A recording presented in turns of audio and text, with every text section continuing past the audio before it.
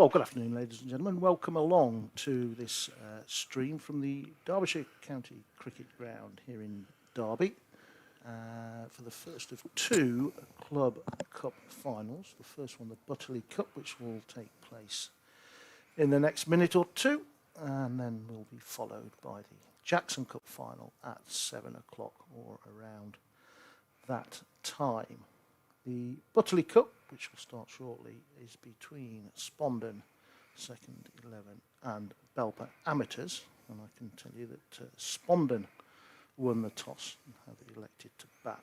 Our match officials are Alison Fletcher and Stephen Sargent, the umpires. Scorers Veronica Harrison and David Sands. The Belper team just in a huddle, a rather loose huddle, it has to be said. Out in the middle, their final chat from the captain. The two batsmen for Spondon are out there, David Simpson and just trying to find it. Matthew White.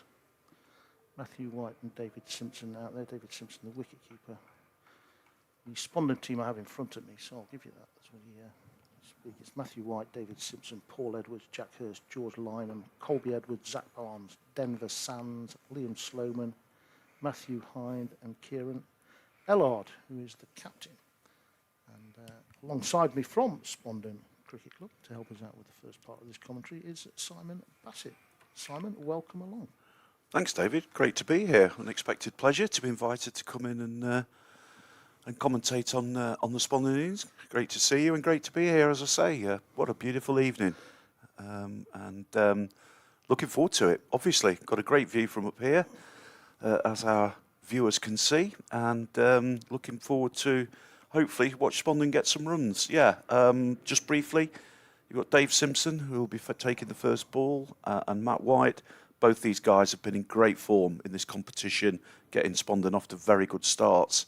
So let's hope they can do it again. Indeed, it is a glorious late afternoon here, as much as the summer has been in this part of the world. In fact, across much of the country, really. Very warm out there. We're quite fortunate we are in an air-conditioned box. And we've got my little fan going at the side to keep us cool here. But very pleasant for cricket out there on the county ground, and a privilege for all these players to play on it as well. Absolutely. Hope they enjoy the occasion. So we're ready to go. It looks as though George Deeming is going to bowl the first set of 5. There is a slip in place, and he's in now to Simpson. First ball bounces on him and hits him in the midriff as he tries to pull it away. There is no run. And Spondon fought the way through 4 rounds to get here. As did Belper, to be fair. They both played 4 rounds. And I'll just take you through their scores in a moment.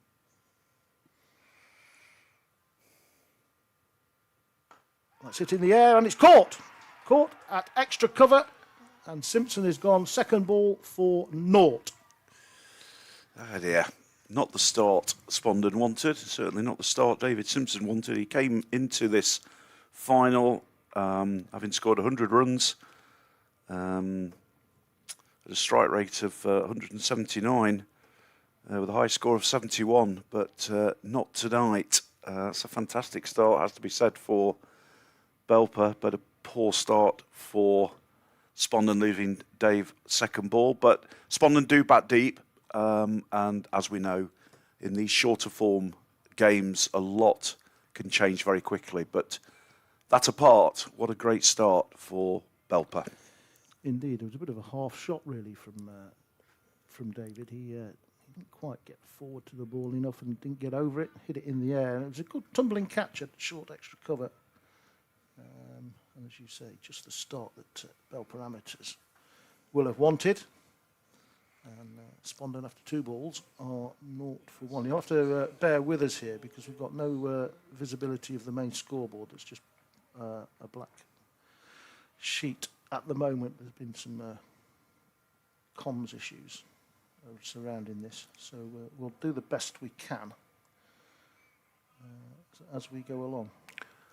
So, New Dave, man that is brings Paul Edwards, yes. Paul Edwards. Sorry. Indeed. It's all right. Left-handed Paul Edwards to the crease. Just for those who are listening to the commentary, our position is almost identical to the stream that you're getting, so you're seeing what we are seeing.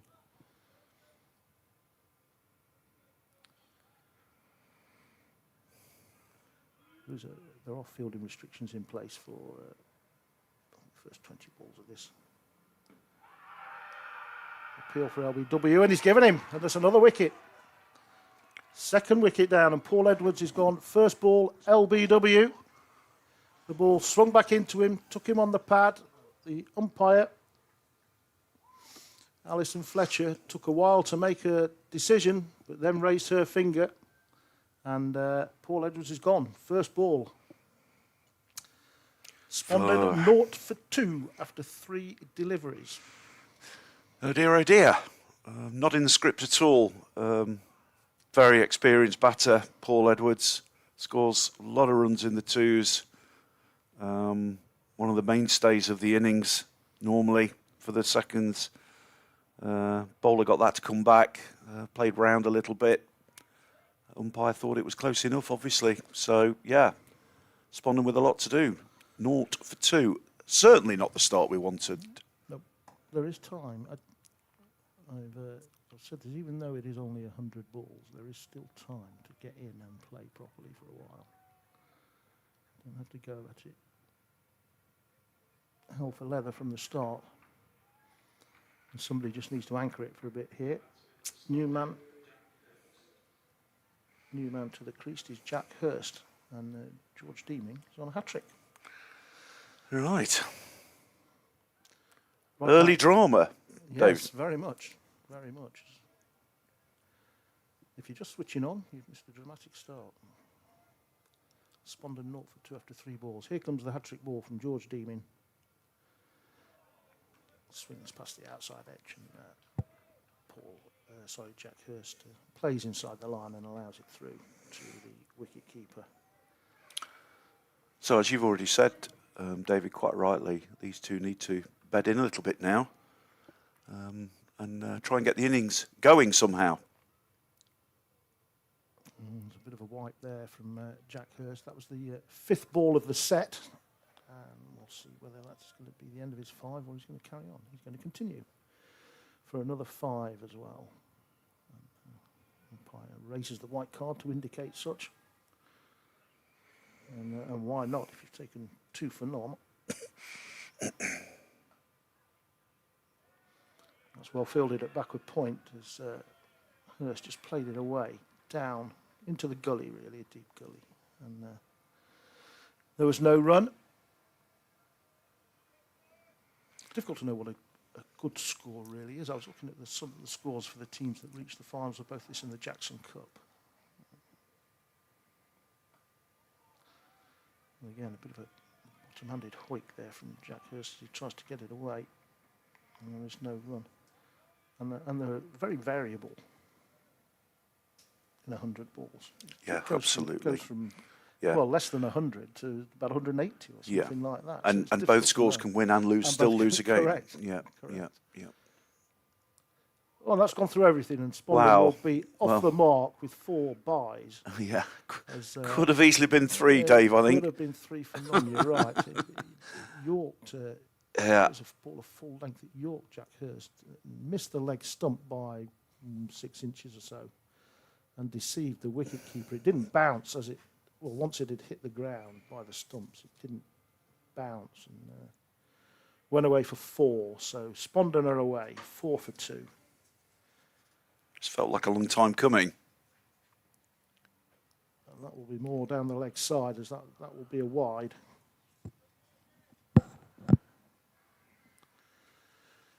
And an additional run, so 2 more.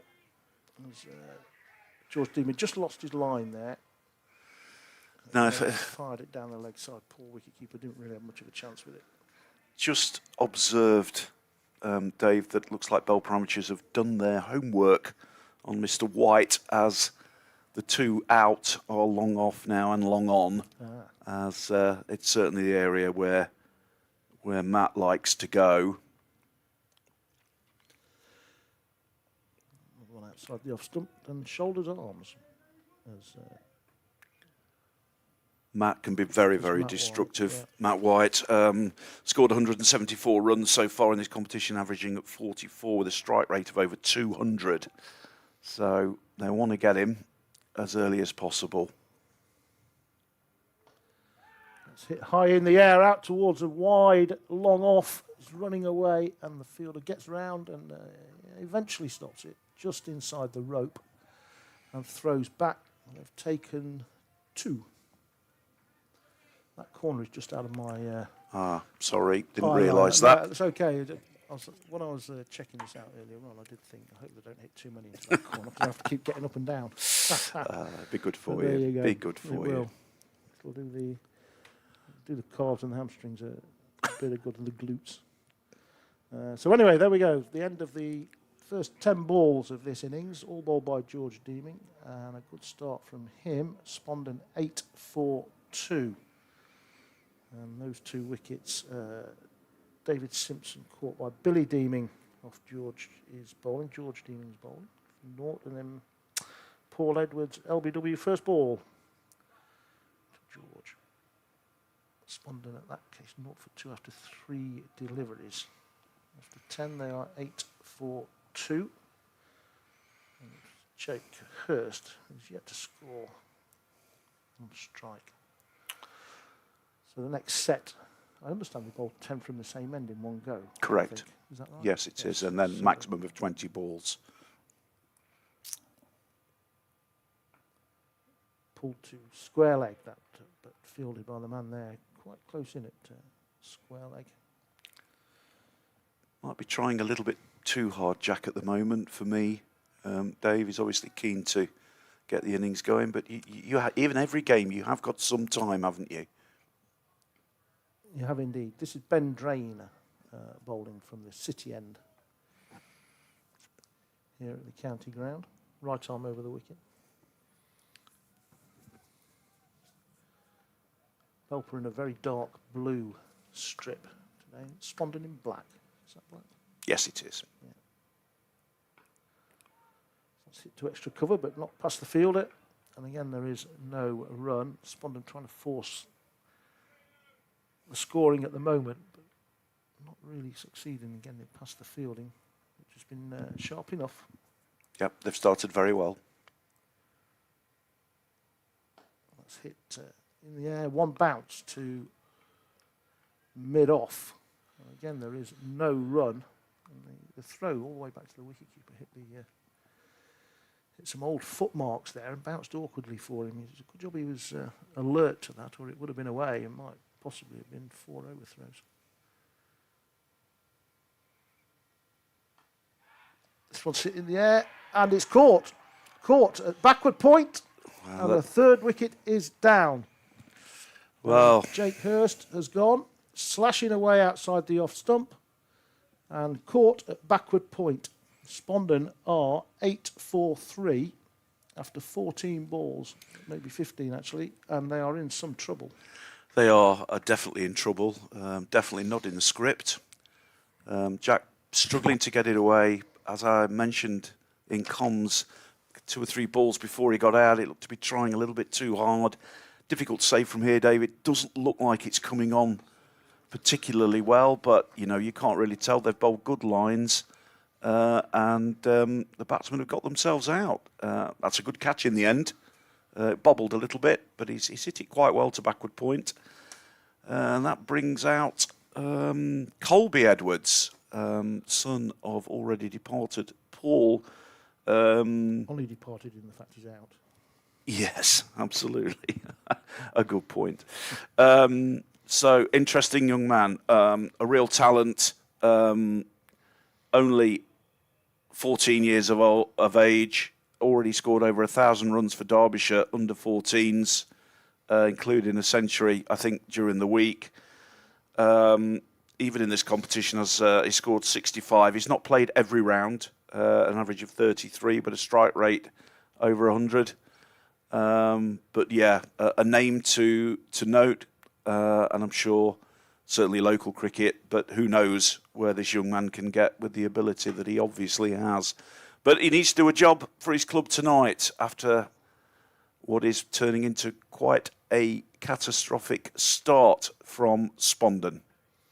There's some delay out in the middle, and a couple of the Belper lads have run off to the pavilion. There's another one going off to the seats that they've got on the away to our left here for some reason. In fact, there's a general drift of players out towards the to the boundary for some reason. I don't quite know why.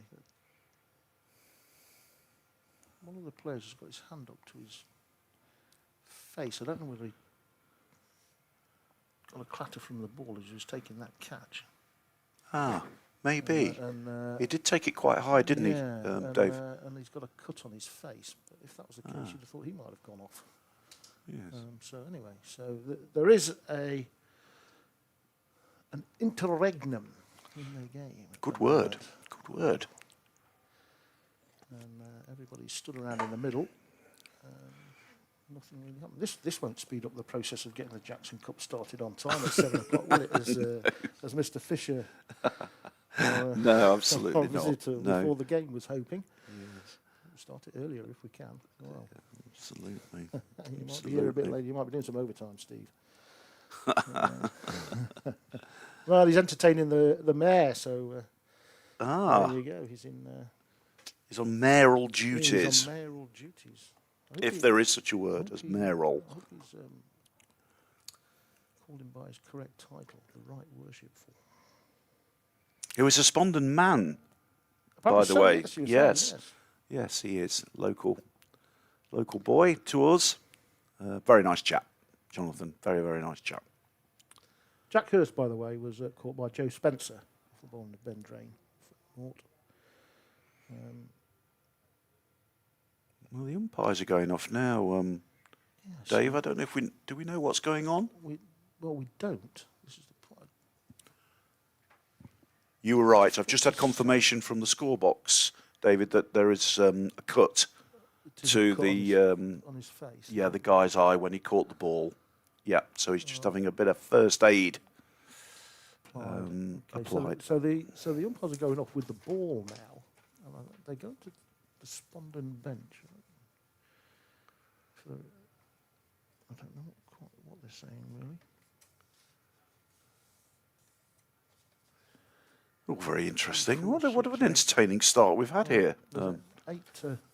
Eight Belper players in a group in the middle. One more just going to join him has finally decided he ought to. He was down at a long leg or long on, somewhere like that. He's come in. One of them's now disappearing again and running off. So very interesting. But I think it's related to an injury to one of the players who I don't think has left the field, actually. Somebody else just disappeared off the field now as well.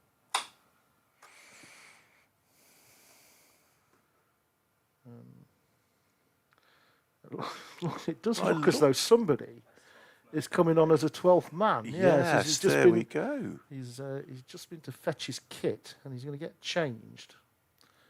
This is club cricket at its best. Absolutely. He's to get changed to his kit. You don't actually on the ground. You don't get this in the 100, do you, Dave? You don't get this in the 100. You don't.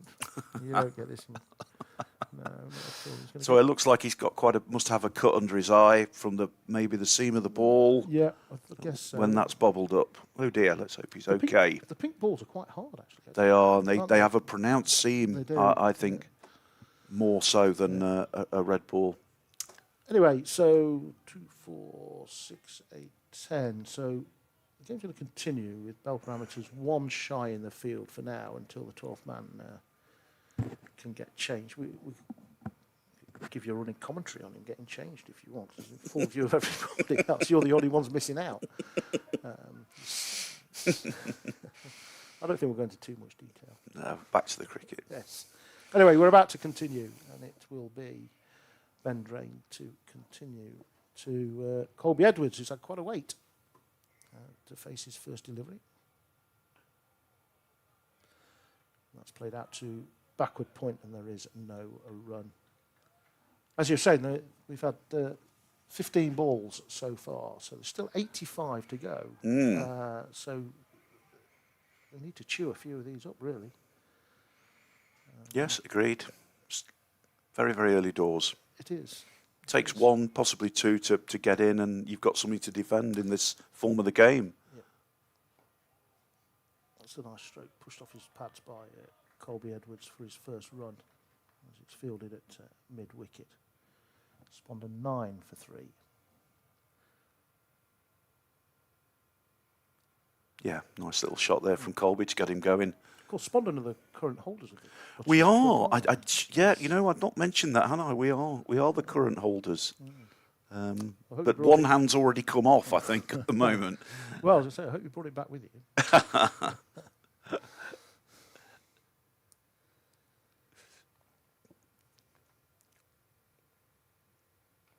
That's a pull, and that could well have been pulled on there by White. It was a somewhat inglorious shot, really, as he tried to pull it away. It wasn't really short enough to do it, and he got a bottom edge, and it bounced just over and by the leg stump. There was no run. He was fortunate.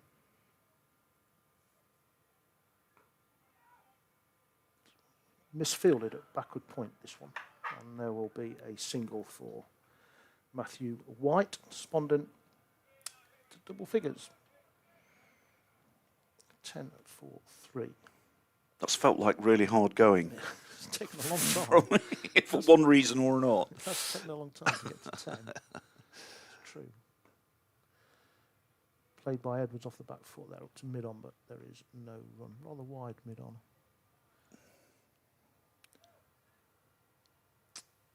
That is the conclusion of 20 balls. So we are 1/5 of the way through, and it looks like the spare. The 12th man is coming on in a pair of shorts and a white shirt. Right.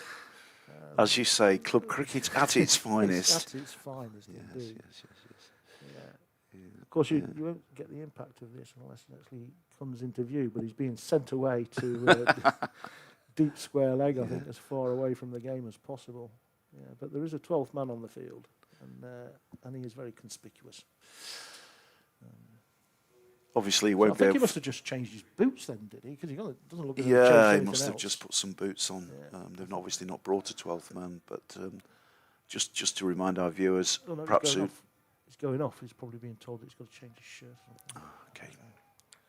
He of course won't be allowed to bowl or bat, but No. the injured party, if he can, will be allowed to bat. Yeah. That's right, isn't it? That is correct. Yep. So we've got a standard actually- field placing for. To be fair, I Mr. think White. the injured man is now down at 3rd man, wanted to come back on. So he is. Here he comes, sprinting back onto the field. So there we the go. 12th man made an appearance without actually being on the field for a ball. And he looks very well strapped up round the He head. So it does. wasn't the eye; it was the head It that looks got like it. a cut to the forehead, maybe above the eye. That's a Terry Butcher. Good analogy, like that. That is. Oh dear. Fired wide down the leg side. This is Pickering bowling for Belper. Josh Pickering. And fired that well down the leg side. Good stop by the wicketkeeper. Yeah, he did well. Did very well.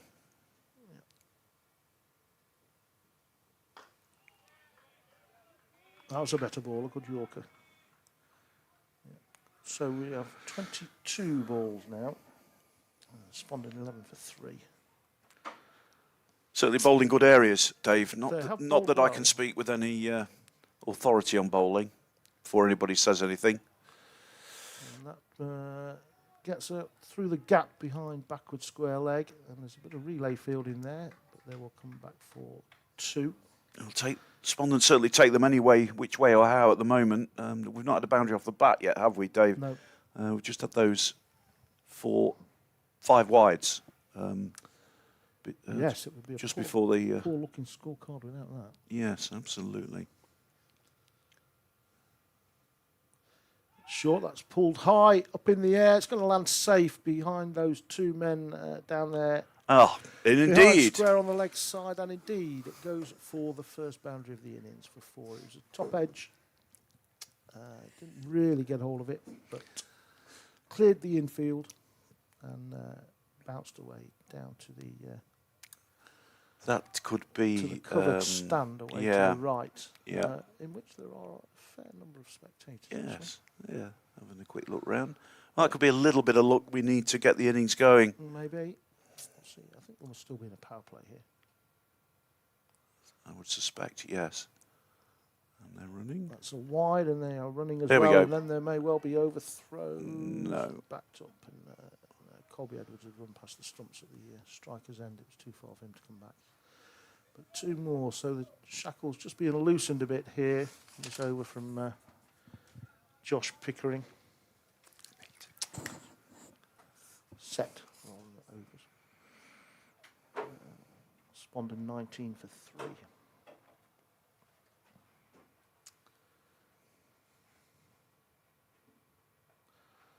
That's guided down to a fine third man. There is somebody down there. And it's just a single. Nice shot. Yeah, it always amazes me that we're obviously just commentating on the cricket, and you forget, that somebody like Colby, how old he is. Yes. To look so in control. It's great to see whoever he plays for. Once pulled away, that beats the 2 men behind square again, and I think that'll run away for 4 down to that stand. Indeed, it does. The outfield is reasonably quick. It is fairly green. That was very much a more controlled shot. Would you agree, It was Dave? a better stroke than the first one because he kept it down. Correct. Maybe he didn't get it out of the middle of the bat, but a better stroke. So we brought the mayor up to talk about the charity. lovely. Thank you very much. Simon will step aside and allow him to come. Oh, it's always me. They've had enough of listening to you, Simon. We'll speak to the mayor instead. The right worshipful mayor, Jonathan Smale. Please come in and sit down, Jonathan. Hello. Good afternoon or good evening. Good afternoon, I think. Yeah, I think we're still in good Cheers, afternoon. I think Yeah. we're still in good afternoon. It is. Thank you very much and welcome. Thank you. Pleasure. Welcome along. Pleasure for having me. Pleased to see you here. We're in your chain of office as well. Like to I am see indeed. that. Indeed, and you're just into your spell, aren't you? Yes, this is about 3 months now. So Yeah. we're 20%, 25% there now. So Okay. it's gone through Enjoying quick. Loving it. Yeah, Absolutely enjoying it. Getting And around it's the great city. to be here for the cricket, though. Yeah. Are you a cricket person? Huge cricket fan. Really? And I am Lovely. a Spondon ward councillor, so I have got Oh, a very you've got much a a vested interest. Vested interest in the game. I have indeed, Right, and okay. that last over was a little bit more promising It because when I was. walked in through the gates and seeing 8 for 3, I was a bit worried. Yes. There's still a way to go. There's a change in the bowling as they're back to the racecourse end, and that is smoked down the ground Brilliant. for 4. The new bowler is, just find out for you, it's Oliver Deeming by the look of it. Yeah, it's just come up on the scorecard. 28 for 3 then. We have had 26 deliveries.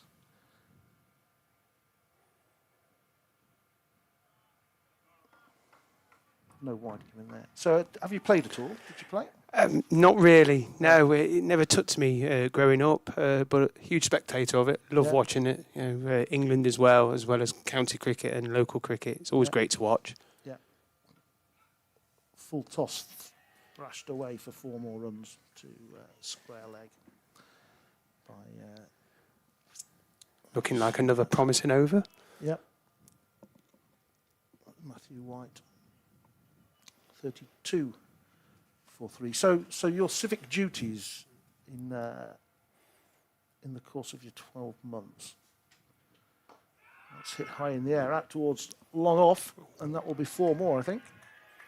Just disappears out of my sight. It's actually given us 6. 6. Given us 6. So a big hit there from Matthew White.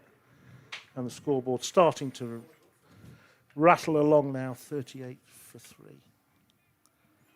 Yeah. So, yes, civic duties, spend the tour in the city, I guess, do you? Is that what you do? Yes, I mean, my role is to promote the city, to promote Derby, to support local community groups. It is everything that's quintessentially Derby, really. This one's hit out to deep mid-wicket. They'll take 1, and that's all it'll be. 39 for 3. Yeah. So does that take you outside the boundaries as well then? As you, Parliament and places? No, the role is meant to be politically independent. The whole role is to work cross-party, work with all the members of the council, as well as support local community groups. It could involve trips to Parliament, but nothing like that's on the horizon as of yet. It will be trips in Derbyshire because, Derby and Derbyshire obviously very symbiotic together, so there's a lot of work together. So there is visits outside of this city that represents the city as well. Yes, of course. Yeah. 39 for 3, and it's just for 1 year, isn't it? Your term. Yes, the term is for 1 year. There's nothing stopping me from doing a second. It would still have to go through a vote through the council. It's not unheard of, but it has happened historically. So what number are you? Do you know? Ooh, I really don't know. But the first mayor was 1638. Yep. So we're getting close to 400 years now. So I did have a look at this. I reckon you're 387, but I might be wrong. I'll tell you what, I'm really impressed in your history there. So you can go and check it out when you're back in your mayor's parlour. Absolutely, I will do just that. So, but I might be wrong with that. But I did have a look because there were a couple of years where there wasn't one, oddly enough. Anyway, there's a change of bowling at the far end at the moment, and there's an attempt to hit that across to mid wicket. No, an LPW appeal. This is Joe Spencer bowling his leg spin from the city end of the ground. So the Mayor of Derby's charities, on which these two competitions are for the benefit are run, and what, does the money just go into a central pot, or are there specific charities designated? How does it work? So Derby City Council have a designated bank account for the Mayor's charities, and I've selected 2 charities this year. Sometimes you can have 1. But I thought I would support 2 local charities that are very significant to Derby. Yep. And they are? So the first one I've gone for is the Derbyshire Children's Holiday Centre, which is in Skegness. I think absolutely, yeah. Many people in Derby will be very aware of the work that they do. This is their 135th year of being a charity, and that's quite an incredible achievement, but the holidays they provide are fantastic. Excellent. There's an appeal again there. Colby Edwards tries to swing this away to the leg side, but there is no run and not out. Yep, okay. And then my second one is Jericho House, the Living Recovery Foundation, a fantastic charity that helps with abstinence for young men who have maybe fallen through the cracks of the system, may have got into drug and alcohol abuse. Helps provide them with mental health support, getting them job ready and getting them ready for life, preparing them for life from post-recovery. Excellent. And those are the charities for the whole year. So whatever funds come from this go into that, and then and then whatever else you do over the course of the year goes in as well. It all goes in one big pot. Yeah, one big pot. And at the end of my term, it is split 50-50, and a cheque is raised to both charities for the money's raised for the entire year. Excellent. Are there other ways of donating to those as well? Yes, we have a direct bank account, but currently I'm doing a skydive next Friday, which is something quite new, 15,000 feet in the air. And I've just raised so far over £1,000 on that one, and I'm incredibly grateful and with the generosity that's been given by the people of Derby to raise funds for that. So that's a pretty good achievement from everyone so far. Well, you're a braver man than me. You won't catch me walking out of a plane. I'm a bit nervous about it, but is it a twin? I haven't got a clue what the situation is. It is a tandem dive. I was asked if I did fancy doing a solo one, but it would result in 3 days training. There's an LBW, and he's gone. Yeah.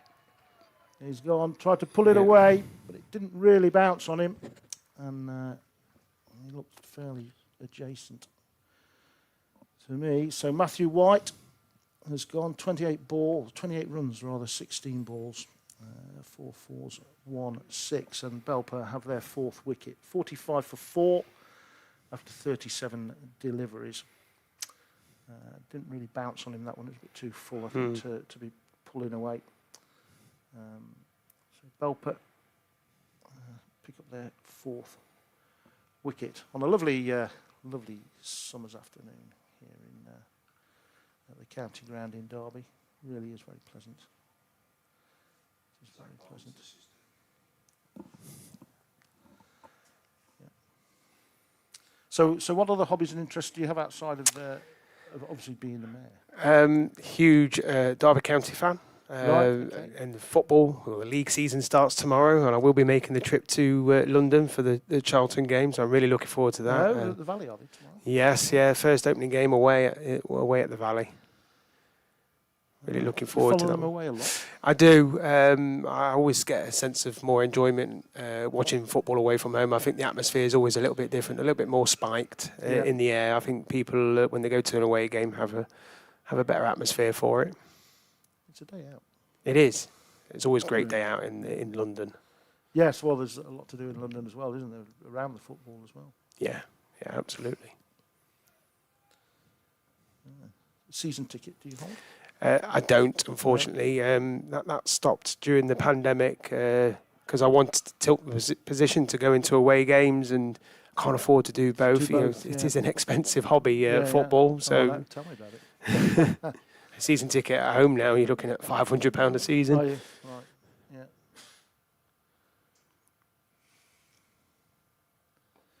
Got a nice action here, Joe Spencer. With his leg break, stands tall, and gives it a tweak. This, of course, is the lad who had to go off for the running repairs to his forehead after he'd taken that catch.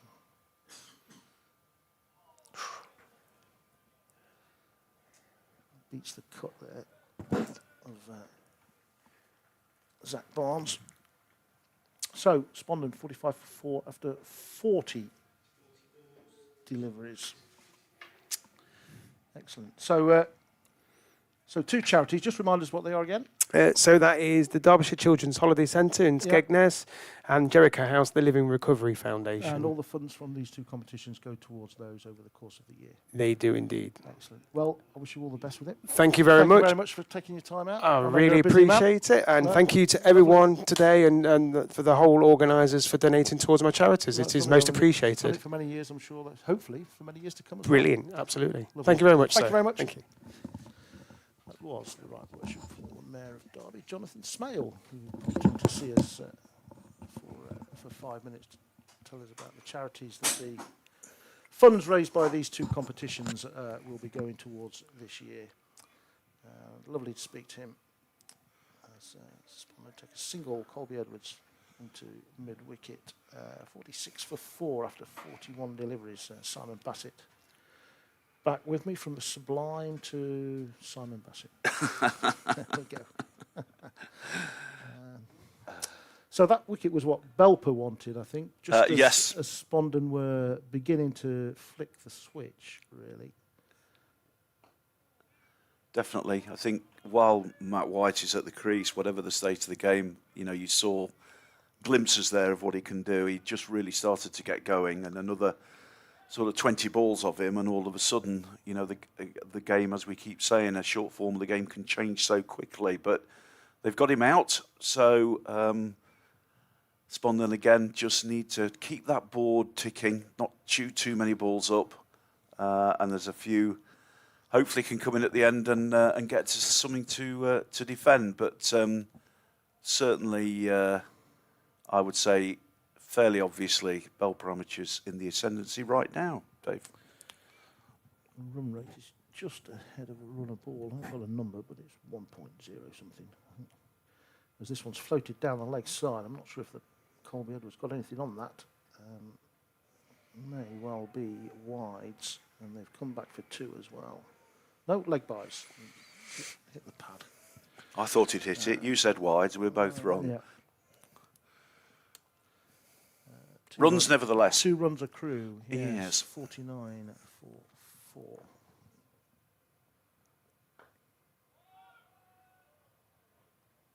stroke up to long on for 1. Ball fairly fired back in with some venom, rather than necessarily. The 50 up after 45 deliveries. So. Okay. Well, it's something to build on. Yeah. It's difficult to say. I think if you offered Spondon 125, 130 now, they'd probably snap your hand off. I don't know what your thoughts are on that, Dave. Well, I think you're right. I think they would, because that's a fair way to go. Yeah. Really. Interestingly, when I was looking at the games leading up to this final for these two teams, and indeed the games for the Jackson Cup finalists, 14 games in total. Only 3 of them were won by the side batting second. Okay, interesting. Slightly different because obviously they're playing in the evenings rather than the afternoon, but yeah, that will be leg buys and just one of them. 51 for 4. Just a quick word on Zach Barnes, if I can. Spondon lad through and through, him and his brother. Zach's been in the seconds for a while, bowls leg spin and bats. We always thought there was a cricketer in there somewhere, and it's certainly come out this season. He made his debut for the first team with the ball last week and took 3 for. So another local lad coming through, hopefully to play Premier League cricket, which is, always great to see. Absolutely. And the way things should be done. Yes, I'm obviously in complete agreement with that. There's been a long history of Spondon producing good players for their own club. Gone back many, many years. Been a consistent conveyor belt of players feeding through the club. Yeah, we try as a club to do it that way. It's not always possible. Obviously, at the top end, as a lot of people listening to this will know, but we try and stick to our guns, if you like, our philosophy. Probably a single as it's pushed into the offside by Zach Barnes. He'll go to 2, I think. 53 for 4. One more in this set. See if Colby can manipulate something. And he can, very comfortably. He does have time. Always a sign, they He's tell only 14, me. but he does have time. Yeah, well, you were a batter, scored many, many runs, Dave, so you would be better authority than me on that. But yeah, I think at any sport, the better players, the most talented players, always seem to have that bit of extra time. Yeah. He looks so he's got some talent, this lad. So halfway through the innings then, 54 Yes. for 4, 50 balls gone, 50 to go. The run rate is 1.08, which is easier to work out when you're halfway through the innings, but it does also say it on the on the scorecard in front of me, so I didn't have to work too hard to find it out. But it is 1.08. So you're heading at sort of just over 100. Well, obviously heading for 108 at the minute, but Yeah. you probably hope to get it a bit further than that, maybe to 125 if you can. Yeah, as I said not too long ago, I think if they got to 125, 130 on this wicket, they would be in the game, I feel. You've still got to chase it down, that's the thing. Change of bowling, and this is Mr. Marshall. Yep. Marshall. I have no first name for him at the moment, but it'll come shortly, I'm sure.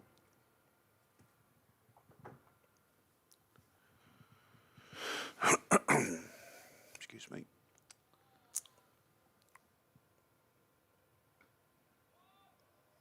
There'll just be one out there. There's a boundary rider at cover point with a good arm on him as well. Oh, the big scoreboard's working. Oh, it is. Have I just... Yeah, right, that must literally have just come on. Surely. I don't think I that's just been thought, there for a yeah, long time. well, there we I go. think we'd There have we noticed go. that. It is.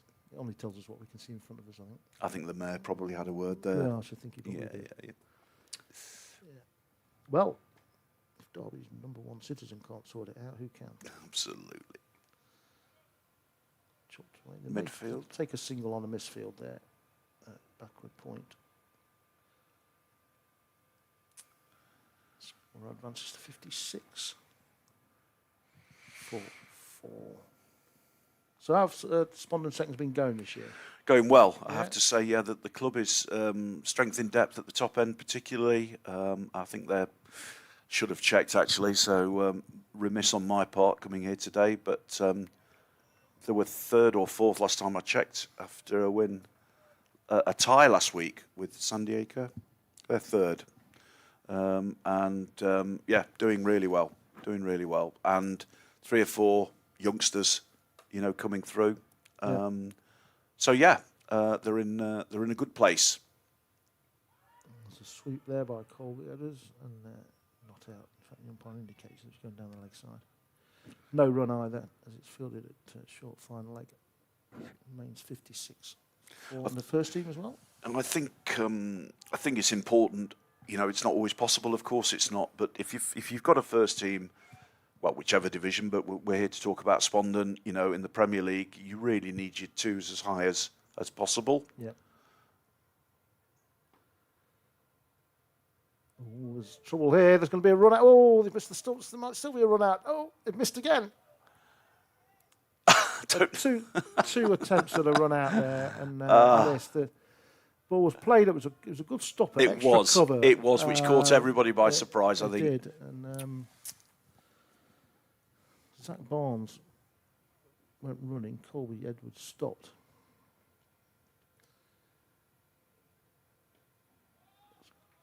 That's hit away. There's a boundary rider there, well fielded actually on a bit of a bouncing outfield, and restrict him to 1. Yeah, good throw. To be fair to him.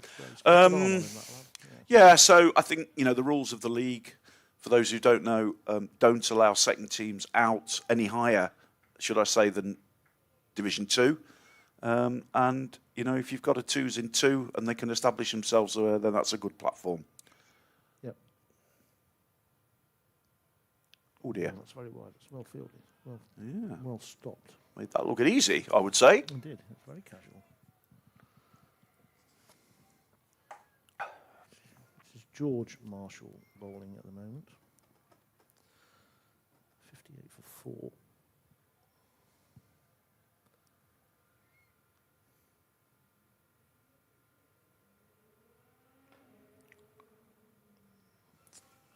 No runs. It's fielded at extra cover. So the field now on the defensive, just 4 in the circle. There's a short fine leg, a mid-wicket, an extra cover and a backward point, and then 5 boundary riders.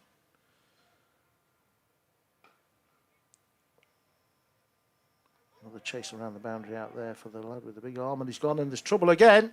There's trouble again, and this time he's run out. Zach Barnes has run out. Miscommunication with Colby Edwards. Colby didn't want to come back. Zach had set off, and by the time he turned, a good throw from out there on the boundary. The lad's got a good arm, and an accurate throw as well. And George Marshall stood by the stumps, collected the ball, whipped off the bails, and the 5th wicket is down for Spondon. 58 for 5. Sorry, David, to put in there. I have to say, for me, that's poor cricket. He hit it well, but it was pretty much to him. For me, there was never 2 there, and he didn't look before he set off, I don't think, and just presumed that Colby was coming back the other way, which of course he wasn't, because the ball was in his hand and he was already ready to throw it in. As you quite rightly say, it was a great throw, but I think we've gifted Belper a wicket there, to be honest. Oh, it was very casual, I think, from Zach at the other end. He turned blind really, but he just turned and decided he was coming for the second, and over-committed. And say a good fast flat throw from pretty much the rope. Had him out. So 59 for 5. It's down the leg side and will be a wide. Smart piece of work by the wicketkeeper who whips the bails off. 60 for 5. After 59 deliveries, so the scoring rate just slowed a little.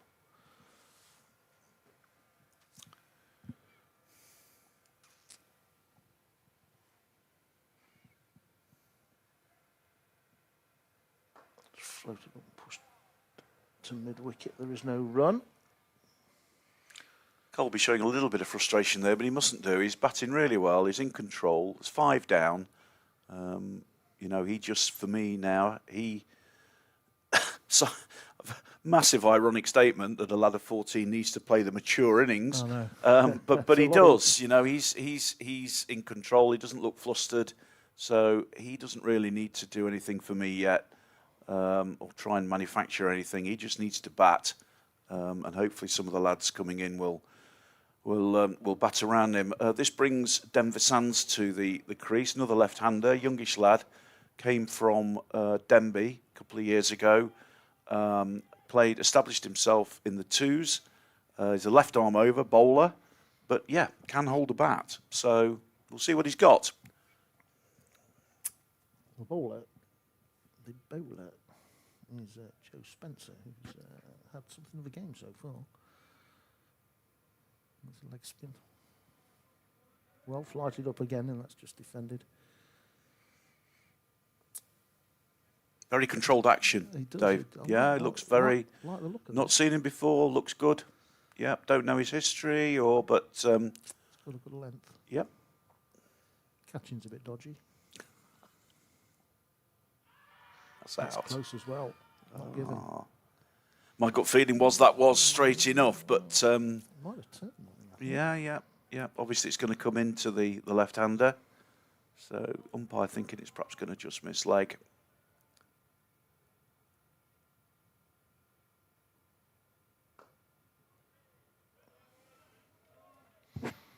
Again, no run. He's got a really good length here, Joe Spencer. And Denver Sands struggling to get him away. Is he a young lad, Denver? He is, yes. He would be 17, I think. Off the top of my head, his father's next door scoring, so... Right. Yeah. Well, there's a lot of pressure on a 17-year-old and a 14-year-old in a cup final to make a score from here, 60 for 5. Nice drive down the ground. There'll only be one.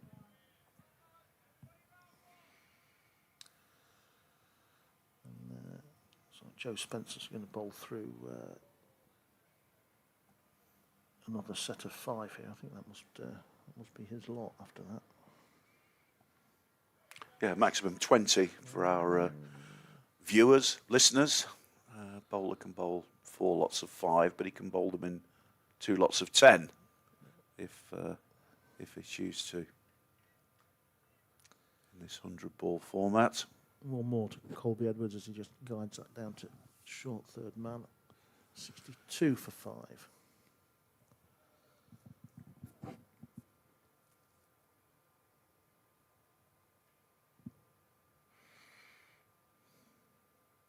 There's Spondon.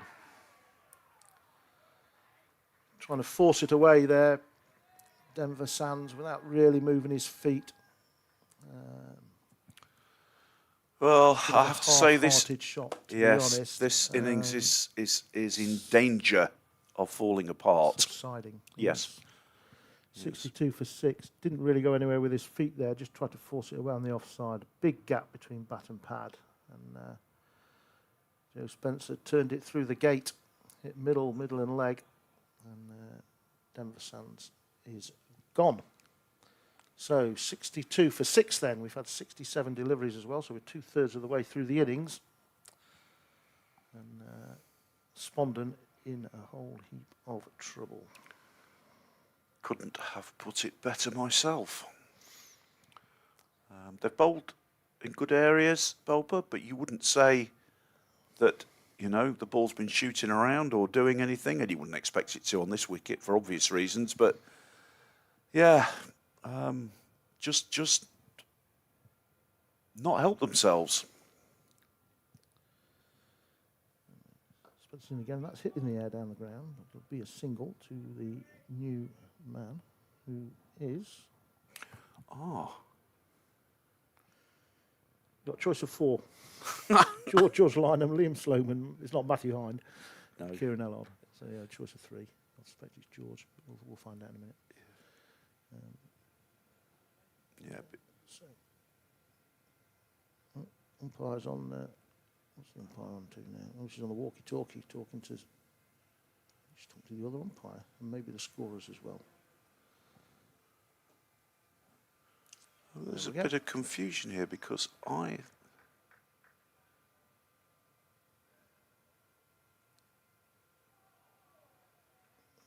There's another good ball from Spencer as Colby tried to hit him over the leg side. Yes, a it's right turn now. here The for him. batter is Caspian Mansell. Caspian Couldn't see him Mansell, and so- George. You got very similar.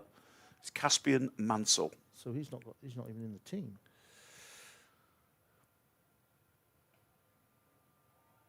It's pulled away. There is a man out at deep square leg who goes down on one knee and throws it. I It'll think- just be one. I think more. George Lynham has been put in the team by on the website by mistake. Right. Yes, So sorry. What's his name? Mansell. Caspian. Caspian Mansell. Yeah, yep. Shouldn't forget that. Hmm. So there we are. Caspian Mansell. That's Yeah. what's yes. That's probably what's throwing the scoreboard. I think so. Scoreboard And then as it's well. Liam Sloman and Matt Hines. So Kieran Ellard isn't playing. He's here, Oh right. but he's not playing. So I who's- think that's. So who's the captain then? I would presume. Because Kieran's down as the captain in the team sheet.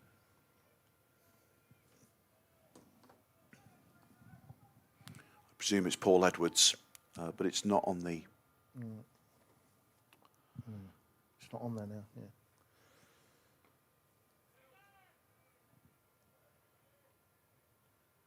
No run again. Ben Drain is the bowler. Astonishing figures of 1 for 2 from 11 deliveries at the moment. 12 deliveries. Not bad in this Very, form of very, cricket. very un-hundreds-like bowling figures there, aren't they? I'm not expecting Far that. too good. Far too Expecting good. that. I don't know if there's a player of the match award, but if there is, these bowling figures always conceded a run. Ruined it. 1 for 3 now. 13 deliveries.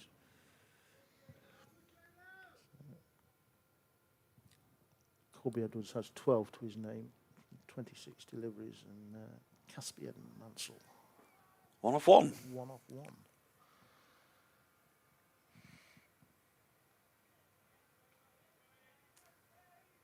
It's a struggle out there at the moment. I mean, you never know, do you? As we know, No. you've played more cricket than I have, Dave, over the years, but you never know until both teams have had a go. I Yep. think that's. That's Yep. absolutely true. Yep. Absolutely true.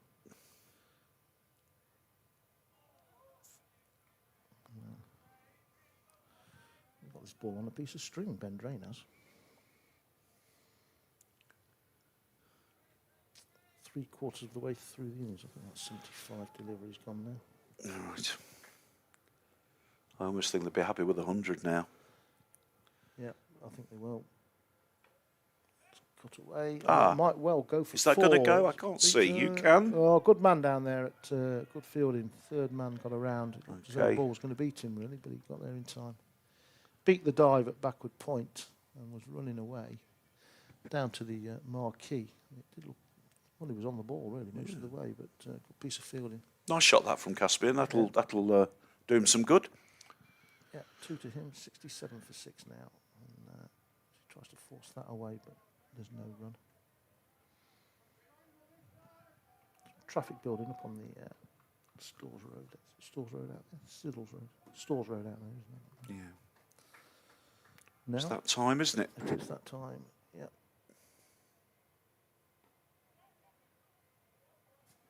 There's a poor man at backward points. Oh, they're in trouble again. Oh, my God. Apologies to listeners. Getting caught in the game there. Yeah. Caspian was coming back for the second, and Colby wasn't going away for it. No. And they ended Caspian is very quick. up 2 at the same end. Well, he had to be quick to get down there, and the Yeah. throw came to the wicket keeper, which meant he had to relay it down the pitch, and it wasn't very accurate. This is carved away, but there's a man down at third man He picks up and throws. Good throw to the wicketkeeper. One more accrues. 70 for 6 now. That's 79 deliveries.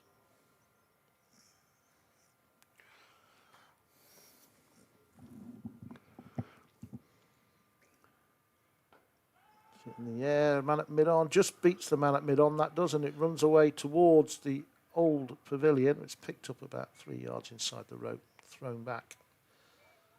I think there may only have been one there. I've run 2. They did run 2, didn't they? They'd run It 2. was Colby, was it? Yeah. Yeah. Okay, yeah, they ran 2. Nice shot though, showing a bit of purpose, Yep. which they need to do, but batting well, and as I keep saying, maturely for such a young man. Just looking at the scoreboard here. I mean, Spencer 20 balls for 9 runs, Drain 20 balls for 10 runs. I mean, these are really good figures in any form of cricket. Yeah. So George Deemin, who started this innings an hour ago, is back into the attack. And It seems a long time ago. There's so much happened. Yeah, I know the score is only 72 for 6, but there's a lot happened in this hour. Definitely. Well, that'll help a bit for Spondon. Wide down the leg side. Remind our public that he was on a hat trick at one stage. He was on a hat trick in his first set, wasn't he? Yes, he After was. 3 balls, he was on a hat trick. Yeah. 5 men in the ring. This takes Caspian Mansell on the pad. And, scramble a leg by 74 for 6.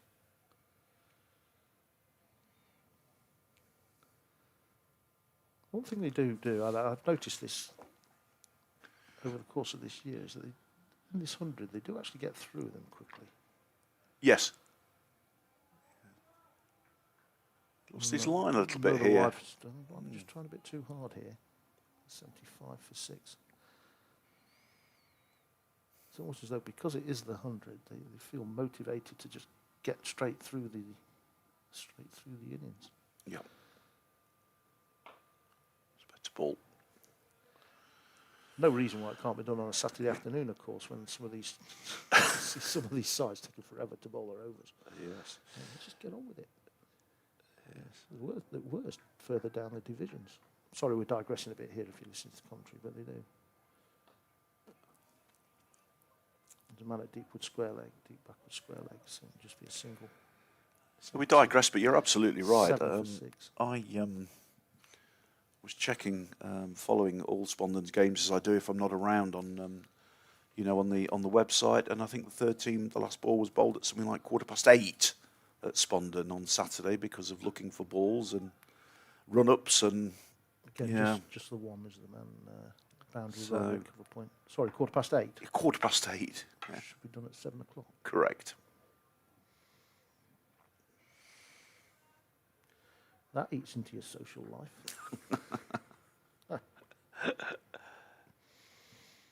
77 for 6. That's a very good stop. That was a great piece of fielding there. Very good stop. That might well have gone for 4. Yeah, there's nobody covered. Oh, there is a man out It's here. a long on. But Yeah, he had to get round though. he Would have had to get a long yep. way round to get that. Yeah. Like you've already mentioned earlier on in this innings, David, from a comms box, if it's going this way, I'll tell you. But if it's going that way, you're going to have to tell me. We're not complaining about the comms box by any stretch Oh, of the no. imagination, because it is Great view. such a great improvement on the original one, or the original ones that used to be here, going back many years.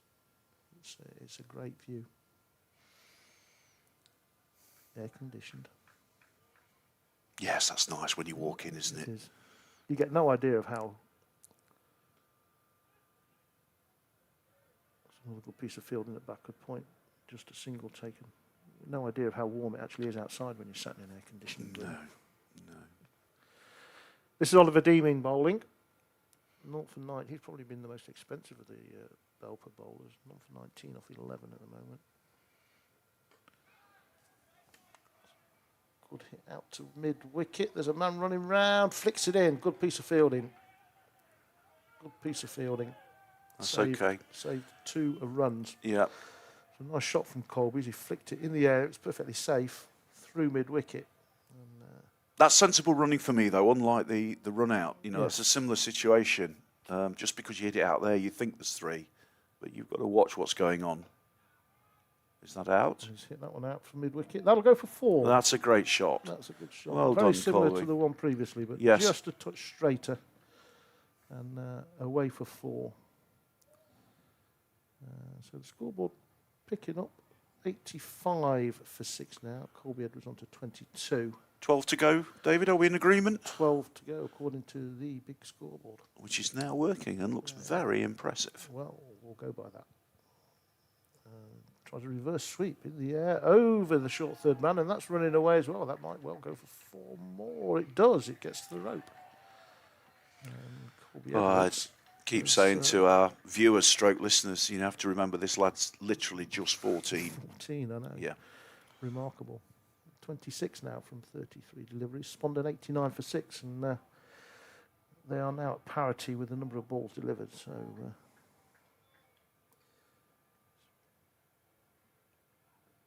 Well, he's ramped this one out to short third man, and they've taken a quick single as well. Showing his full array of strokes now is Colby Edwards. He's doing a great job for his team. To 27, he's held it together really by Yes. just sticking in. And I mean, and how often do you say that during an innings when somebody you say, well, you always need it. yeah, absolutely. There always has to be some glue in the innings. Yes, good analogy, like that.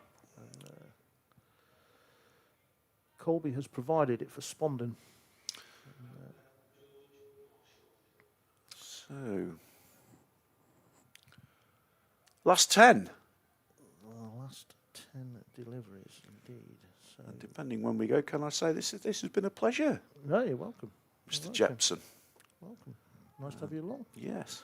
Thank you for your insight on Spondon Cricket Club and the various players.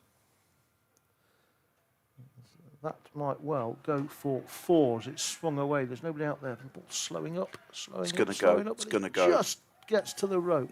Just has enough pace. That's what you call a teasing.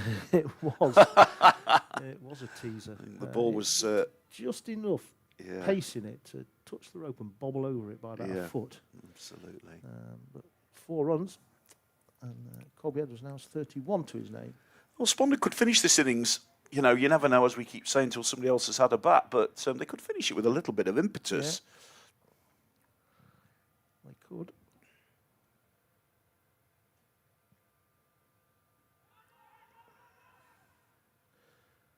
We'll take a leg by there. As Colby was trying to reverse hit that, I think we'll call it. Bounced off his pad into the offside for 1 run. So 95 for 6. 8 to go. So our 100, your 100, 105 looks very good at the minute, Jeppo. Well, these two have actually gone pretty well together. That was a good delivery, really. Is it? The wicketkeeper obscured us, but it looked about a Yorker on the blue line. Yeah. That's very difficult to hit one of those with Caspian's any. pointing out to He thinks it was a bit wider than that. yeah, but I'm not sure. comments and like that can get you into trouble. Well, let's hit that one back to the bowler.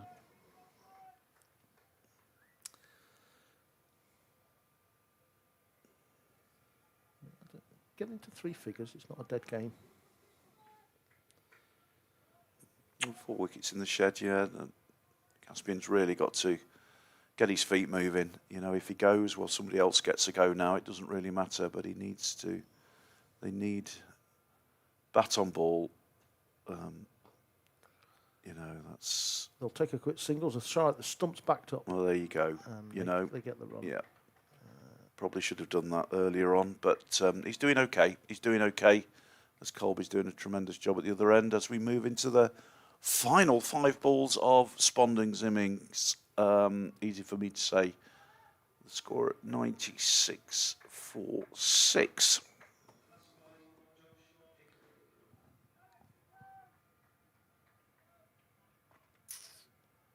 So, new bowler.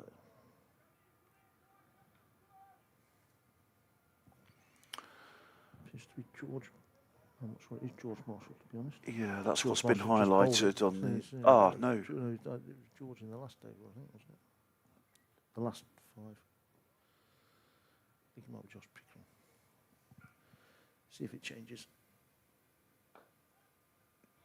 That's flicked away. That'll be a couple out towards deep mid wicket. Colby Edwards. Yeah, hits it in the air, but it's perfectly safe. There's almost a sense here that Belper will settle for whatever Spondon end up with here. And Spondon will just try and get as many as they can off these last few deliveries. Yeah, yeah, And agreed. Belper will say, actually, we're quite happy with that. Yep, yep. Shot from Colby. It'll just be a single as the man dives across. You probably just pick that up on the feed there, just in sight.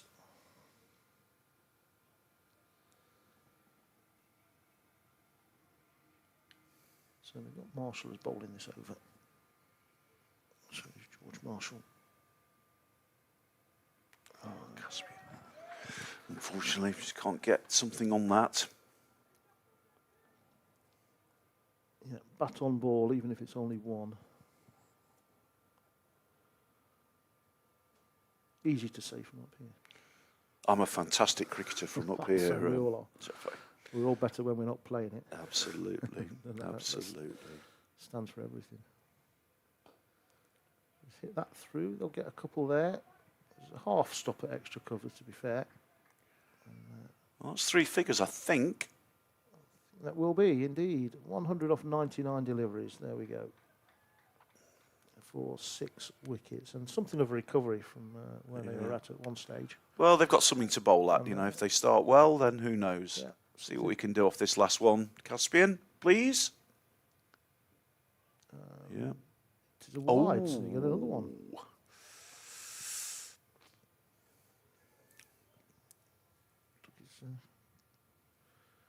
Took his time thinking about that wide, did Stephen Sargent. But, gave it in the end, so that's a bonus run. 102 for 6 then, 1 delivery to come. That's forced away. And there will be 1. They'll Come on, back you for got to run. 2, You got to run. and they will get 2. Well done. And, There you that go. will be it for Spondon. The innings will close at 104 for 6. Then Colby Edwards with the innings, the best innings, 34 off 38 deliveries. Caspian Mansell supported him there at the end. 13 not out from 16 deliveries. I didn't take a note of when the 6th wicket fell, but they added a fair whack between them, those two. Must have added 30 odd. 6th wicket fell at 62, so wow. yeah. Yeah, So they added 42. 17-year-old and a 14-year-old, is that what you're saying? That's what I'm saying. Yeah. Yep. I Well, might be. that's, I might be out a year either way with those two, but Pretty impressive, that. And it's given Spondon something to bowl with. Whether Yep. it's enough or not, we will find out Definitely. in the next hour and a quarter or so. Simon, been a pleasure speaking to you. Thank you very much for coming Mr. in. Jepson, And hopefully we'll see you again soon. honoured. Thank you, sir. And yeah, have a good evening with the rest of the games. Yes, enjoy the rest of your evening. You have to watch some football, so enjoy. Yeah. Thanks a lot. Okay. I'll be back with you in within the next 10 minutes as the Bell Parameters innings gets underway. But for now, Spondon close at 104 for 6. We'll be back shortly. Thank you.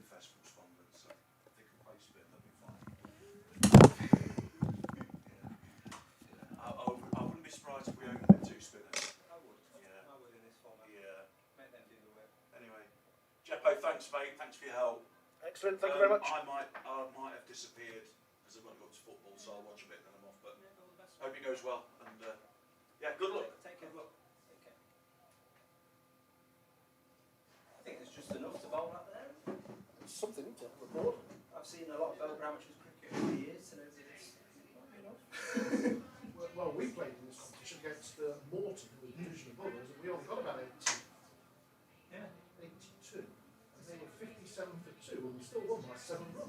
put a bit of finals pressure on. I've seen a few of our innings in these situations over the years. So I'd always, if I won the toss, I'd always bat first in these things. And Yeah. just say, well, that's what we've got. let's go, Bob. Do you want any water before you start? I'm all good, thank You're you okay. very much. Yeah. Well, we'll get back on just before the first thing.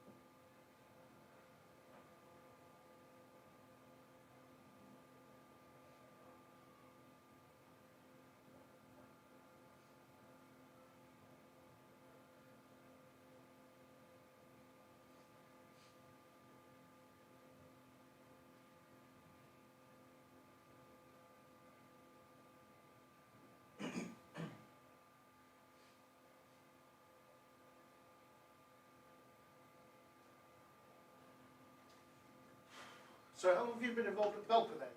As a player, well, still a player, not really any formal. I've been there since 2006. Right, So 20 years. 20 years, yeah, and then did a little bit of quick cricket with them before that as well. Yeah. Have you always been up there? Yeah, never You've really. been your club? Yeah, never really. Good. Do you live in Belper? Not anymore, but that's where I grew up. I'm living in Leicester at the moment. Oh, are you? Yeah, Just so, travel back? yeah, just got the train back. But I work in Derby for the university, so. Oh, do you? So it wasn't too bad. Yeah. Which club are you? Are you? Darley Abbey's Oh, my club. Darley Abbey, Yeah. Yeah, Darley Abbey's I my remember club. playing against Tim Pickup. Yeah. Good He was one of player. my Very good. protégés, Tim was. Very good player. Yeah, I brought him up. Tim. Yeah, he tonked me around back in the day. He's not playing, well, I say he's not playing, he's moved away, he's the other side of Nottingham now. I think he's attached to a club over there, it might be Keyworth. Yeah. I don't think he plays much, to be honest. Yeah. I did see him, he came back last month to see us. Yeah, good player. He was a good lad, yeah.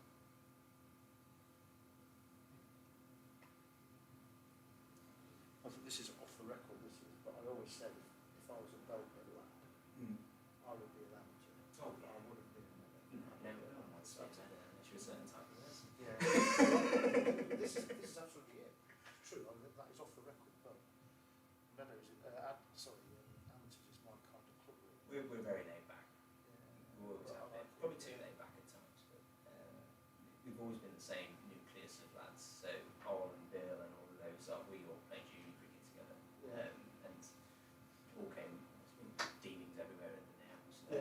yeah, well, yeah, go all the way back with Jamie. All the Yeah, way yeah. back, yeah.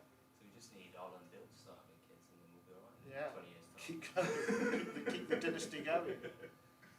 Yeah, it's good up there. On a nice summer's day, there's no better place to be. Oh, well, I mean, it's an interesting place to play when the weather kicks in. I mean, I've played there when they've had all four seasons. Yeah, I've played in snow up there. Yeah, but snow and hail and rain, and then 5 minutes later you can see to bloody Lincolnshire or Yeah.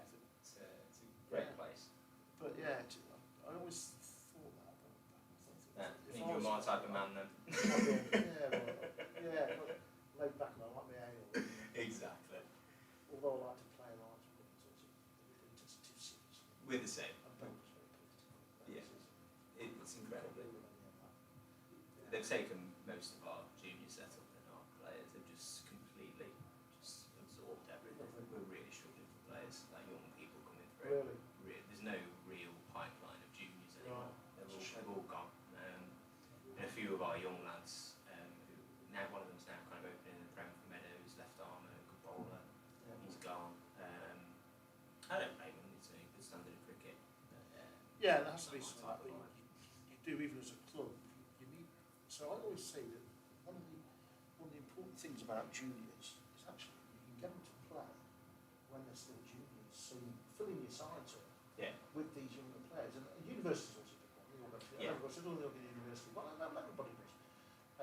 But you can stay with them for 3 or 4 years before they go to university. Yeah.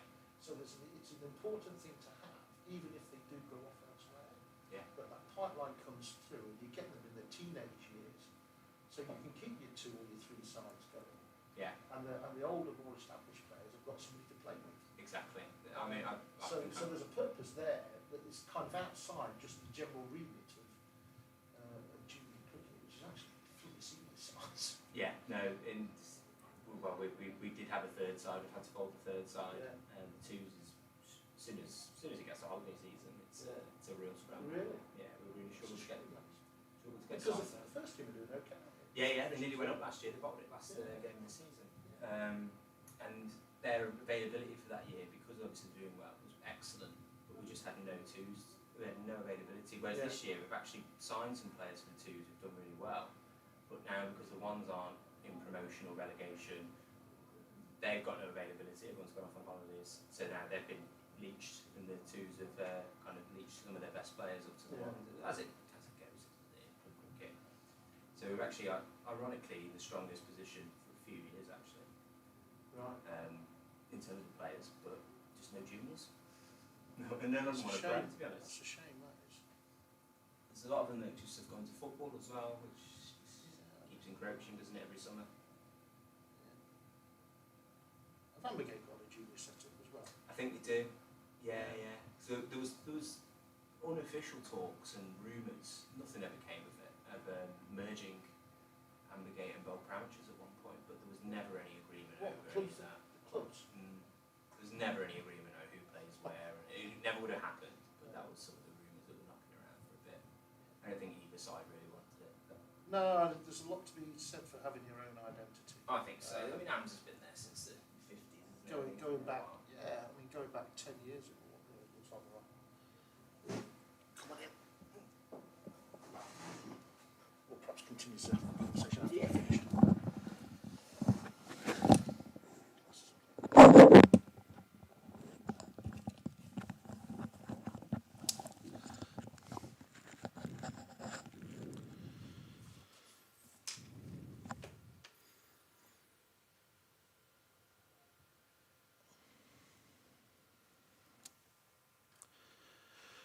Welcome back, ladies and gentlemen, to the second half of the Butterley Cup Final here at the County Ground at Derby. Spondon batting first, 104 for 6 in their innings. The umpires are out in the middle, Alison Fletcher and Steve Sargent.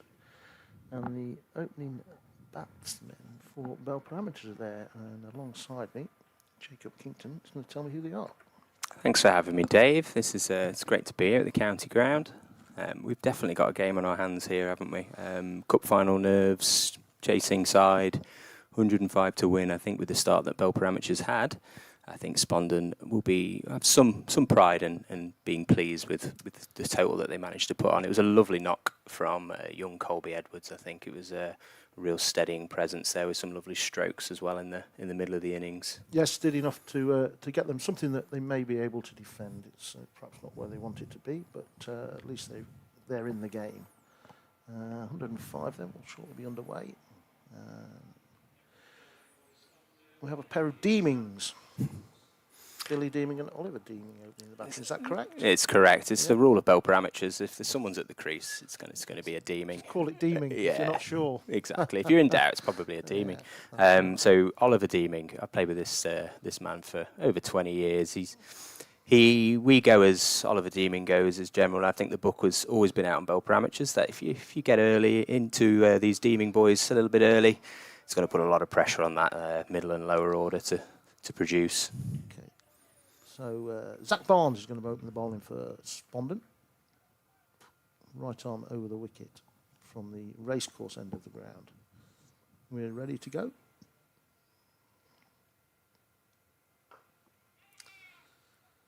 And that will be a single out. There is a boundary rider at cover comes in and collects. So the two fielders out, one at square leg and one at deep cover.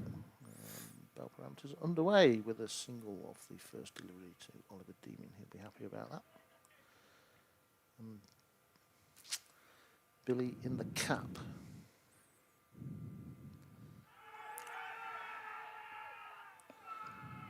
Big appeal for LBW. It's a strong shout. Not given. Not quite in line here, so difficult to tell exactly where it hit him, but umpire. I like the opening with spin. I think you really put the onus on the batsman. Yes. It's a good idea.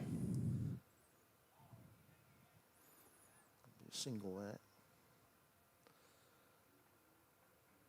Two without losses. Well, I think it's it's underrated in limited overs cricket, but I think people are wise to it now. Absolutely. Actually, it's a very useful weapon to have in your armoury. That's smote away to mid-wicket and didn't really get hold of it. They've got one. Coming back for the second is Oliver, but Billy's not running. He gets back in time. It's actually a no ball as well, I think. Zach Barnes not very happy about that. So it is a no ball and a free hit. So somebody's been... I'm not... well, they've changed the field, actually. I'm not sure that they were supposed to do that, really. They've sent a deep mid-wicket out for this free hit, which is short and hit around the corner, and they'll take one, actually, so make the best use of it. Just rotating the strike. You think that two brothers that have played together for 15 years or so would be able to do that? Ought to be able to run together.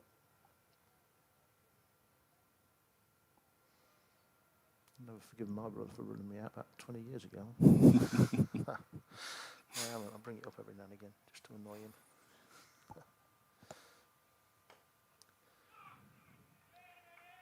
No run, that's well fielded. Of course, he blames me for it. So we never reach consensus on who was right or wrong. We just... I just feel the aggrieved party. Yeah, we tend to stay out of it in the dressing room when they're having that discussion. Yeah, so I'll leave it to the Deemings. Here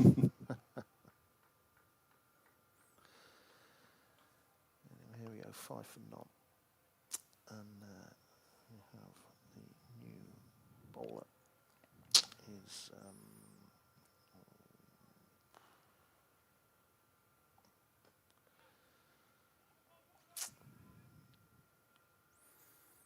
Matthew Hind is the new bowler. First ball goes for a single. So, is this Belper Amateurs' first appearance in the Butterley Cup Final? That is an excellent question. I'm going to go with yes. It's definitely the first appearance at the county ground. For the men's hardball, anyway.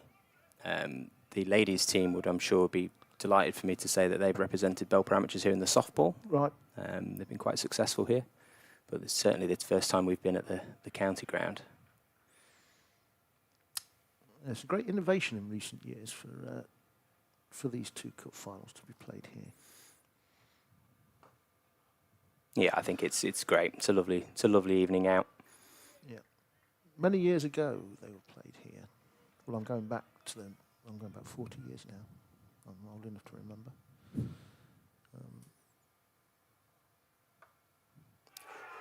And he's bowled him. That is a big wicket. A bit of a swipe from Ollie Deeming, and he's gone for 3. Matthew Hind has broken through. And Belper Amateurs lose their first wicket, 5-4-1. And rather an unnecessary stroke. That is exactly the start that Spondon would want. It is exactly the start Spondon would want, exactly the start Belper Amateurs would not have wanted. Nevertheless, it's happened. 7-1 is the score. This brings Ben Drain, former skipper, to the crease. Probably more suited to limited overs batting. Can be quite destructive, but generally spends his time, because he spends a lot of time bowling, into the kind of lower middle order for Belper Amateurs, but capable and can hit it a long way. Bowled very tightly, I have to say, in the first innings. Yeah, his bowling's been fantastic for a number of years now. Yeah. Really consistent. What his figures ended up at. But he didn't get for many runs early on. Yeah, one for 10 off his 20 deliveries.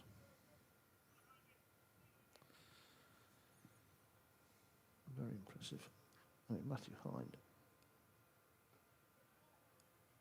has flicked away for 1.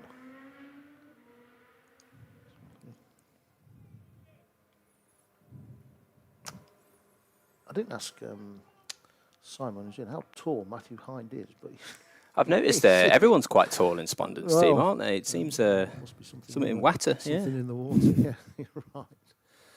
Yeah, he's probably a basketball player, Matthew. Definitely quite useful if you're bowling a bit of spin. Yeah. Anyway, that was the end of his little spell of 5. So 10 balls gone now, and 8-4-1.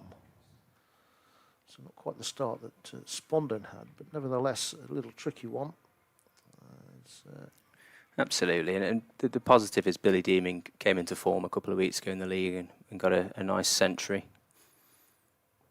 So this is Zach Barnes again, this time from the other end.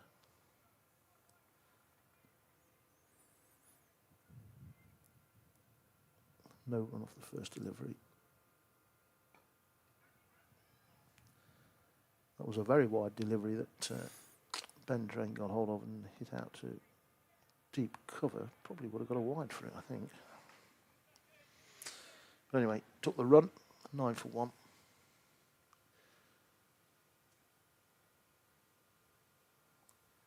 A sprinkling of spectators in today, which is good to see. The many come down from Belper. Yeah, there's a really nice contingent, actually. I've seen people from both sides of the Belper divide at the ground, actually. I've seen some Meadows lads knocking around. So, yeah, you're getting a real nice mix at the ground. It's good. You didn't have a club bus down, did you? No. It's a proper day out, that is. No run as it's fielded at the final of the 2 backward points. How's the season been going for the club? Very middling, I would say. I mean, I think that's gone up and over. That has gone a long way. I think that might have gone for 6. Umpire Stephen Sargent, not sure. He's asking mid on. Here we and go. He's given it 6 runs. It was a low flat hit from Billy Deeming, really. He didn't get too much height on it, but it travelled. It's not normally his forte. That was it's quite surprising to see. Forced a change in the field, so the mid off has gone back to long off, and the deep square leg has come in adjacent to the umpire. Again, no run.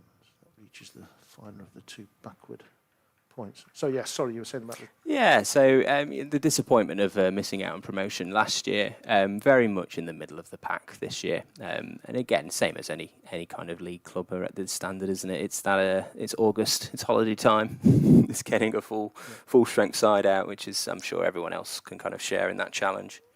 So the promotion you're talking about from Division 3 North, yeah. And it was a real heartbreaker at Langley Mill on the last game of the season.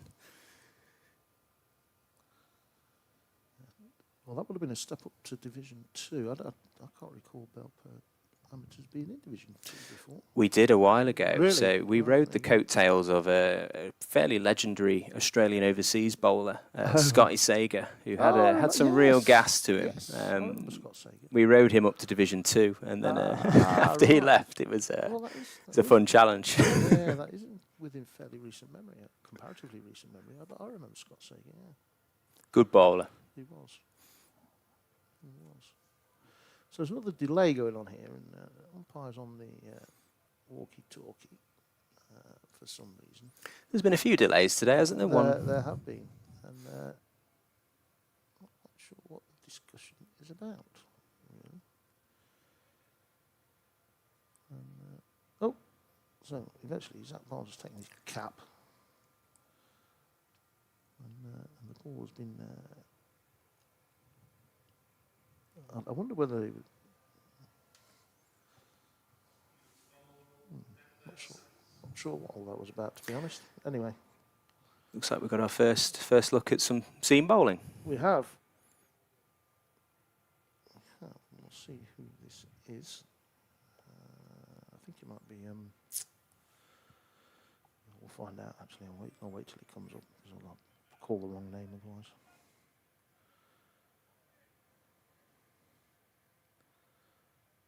See. Left arm over the wicket, it's flicked straight to square leg, and he's out. First ball. First ball. That is a gift. It was a gentle loop. This is exactly where you'd want to be with Spondon. You've dismissed the two Deeming brothers, and now it's time for the rest of the Belper Amateurs batting lineup to step up to the plate. At the moment, they're making hard work of it. Denver Sands is the bowler. Taking the wicket with his first ball. So 15 for 2 after 16 deliveries. Billy Deeming on for 9. So we have, I believe, from what I can see, that's Mark Rathbone, who is a more than capable middle order batsman. Can be quite destructive on his day. Right. There's a number of centuries to his name. Very good, very strong square of the wicket. The wicket keeper as well.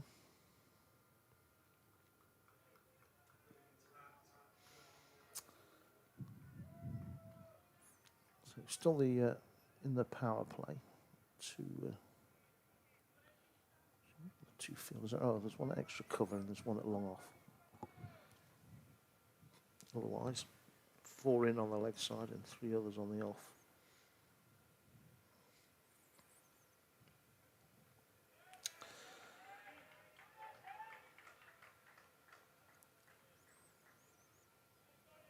Devil the Sun straight into it here. Good start. A fairly lengthy run up.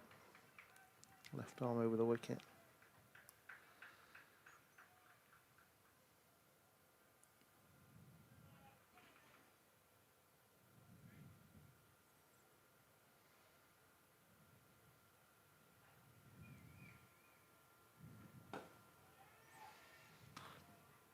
Just the one. Comes in off the long off boundary to field. Score advances by 1 to 16 for 2. And again, rather like the Spondon innings, a period of consolidation here, just keeping wickets in hand and ticking the board over for a while. Wouldn't go amiss, really. Absolutely, I think. Still plenty of time. With that start as well that Belper Amateurs had, I think, yeah, a really, really strong application. No run there. And now coming out bowling, just tight lines, good areas. Make the batsmen do the work. Yes, they can't afford to give any extras away, really. Only defending 104. I think Belper Amateurs had 20 extras, so they'll be a little bit disappointed in that. Especially in Really such as many as that? Yeah. Confess I didn't look. Should be one more.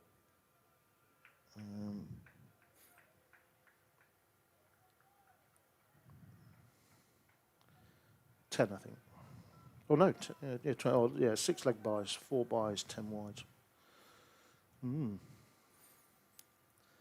Yes, in a total of 104, that's a considerable amount. Well, it's a difference between chasing over 100 and under 100, isn't it? Yeah, it's quite significant, but Yeah. that is done. So there's a job to do now. They have the total. I'm sure if we said at the start you're chasing 105 to win, Yep, they'd have been quite happy with it. absolutely. 17 for 2 in 20. No need to panic at the moment. Just, as I say, just bat for a while. Matthew Hind. He's going to continue. It's driven. That might beat the man at mid-off. It does, and that's going to go down towards the rope in this corner, and it's picked up and fielded and thrown back in, and they'll come back for 2. Nice stroke there from Ben Drain, all along the ground through extra cover.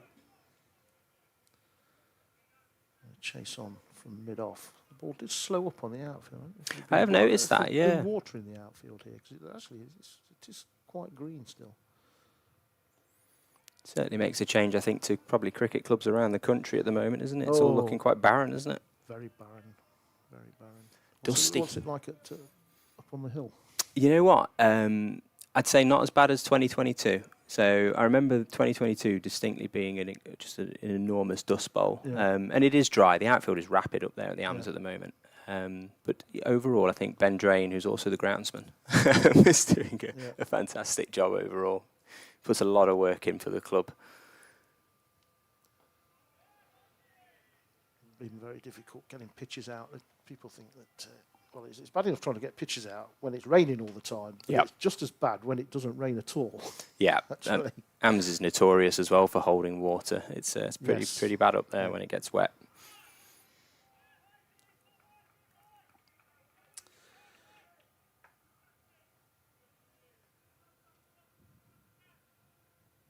But it does have the most gorgeous view on a clear summer's day.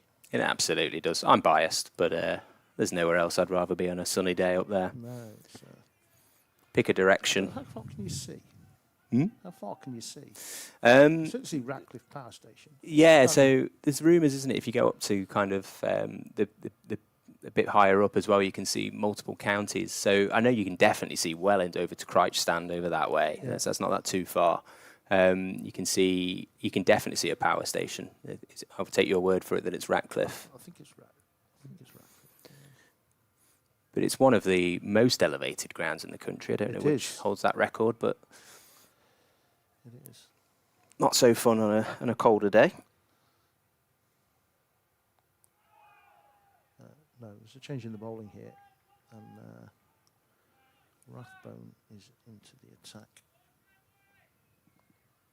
Another leg spinner.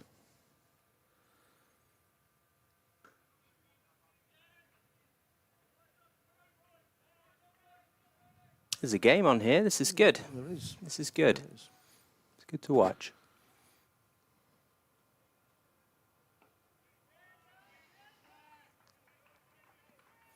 Sorry, this is Zach Bond bowling.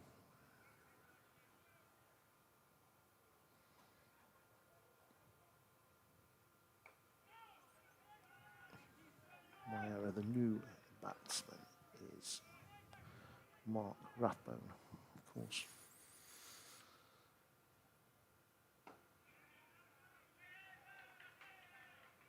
Struggling to get that away. Some good tight bowling. There Just is. got to be patient. Got to consolidate. There were remarkably few boundaries hit in the first innings. Yeah, I think wonder. We've seen that 6 down to the far end that Billy hit, Billy Deeming. I'm not sure if we had another boundary in this innings. I believe that's the only one. Is that You the are only correct. one? Yeah, you are. It's the Yeah. only one. So there haven't been many hit at all in a game. Just finding their footing, I think, with the timing and playing the slower bowling. Well, it may be, as Simon Bassett pointed out earlier, the pitch may be a bit slow. Yep. Maybe because it's been so dry. And it was, interestingly, it was covered when we turned up here. with a flat sheet. I do think Presumably it to favours stop it. it drying out too much, really. Denver Sands is bowling again. That'll be safe on the bounce, and it's an awkward one for the man up at long on, who does quite well to stop it, really, in danger of it bouncing past him. He just managed to, I think he picked it up a bit late. He was in the air, came rushing in for the catch, and then realised he wasn't going to get there, and it got the awkward bounce just in front of him. 1 run, 21 for 2.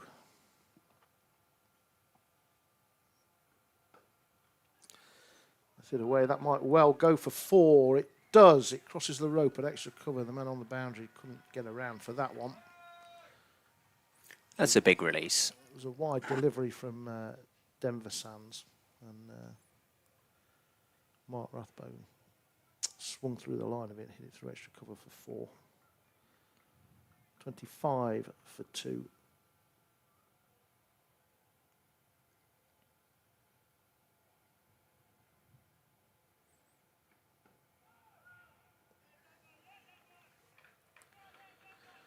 Bit straighter now, just giving a bit of width.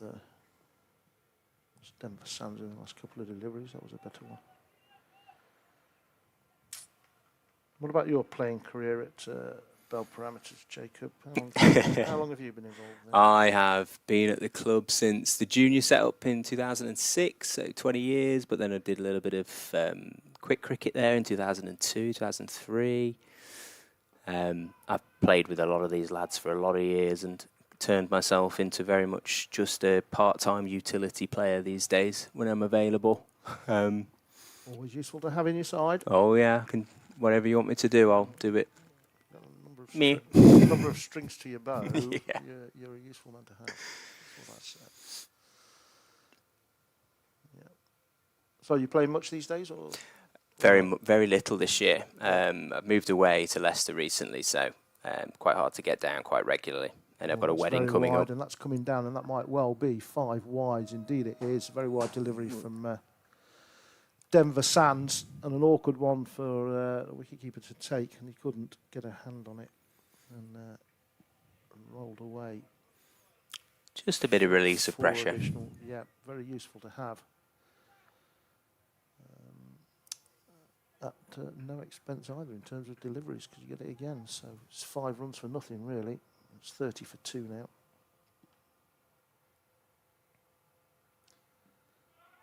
It's a better delivery.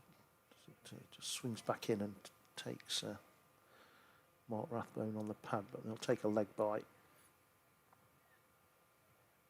And, is he going to continue? No. That's the over. That is the over. A set of 5. If it's still called over. I Yeah. think it is. A set of 5 or something. 100 ball fever. I have no idea. Everybody knows what we mean. Ben Drain has 7, Mark Rathbone 5, Belper Amateurs 31 for 2, chasing 105 to win. 35 balls gone, so just over a third of the way through the innings. We have a change of bowling. Another slow bowler coming on. Find out who this is. A moment or two.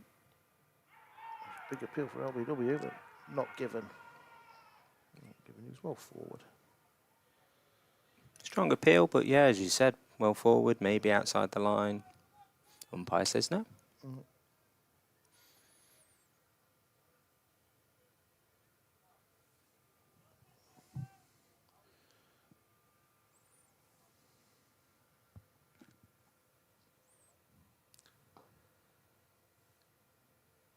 Just be 1, there's a man out at long on.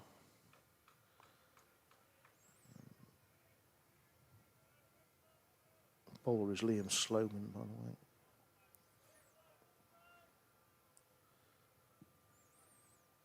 Sloman by name, Sloman by nature. As he comes in and bowls. Off break, that's pulled away to deep mid-wicket. That might beat the 2 men out there, it does, and goes for 4 runs. That's the largest part of the ground out there towards the main car park. And there are 2 men patrolling out there. There's a straightish mid wicket on the line, and there's a deep square leg, and that was perfectly placed between the two for 4 by Mark Rathbone. Pierces the gap, really good timing. Bit of a skip off the outfield as well.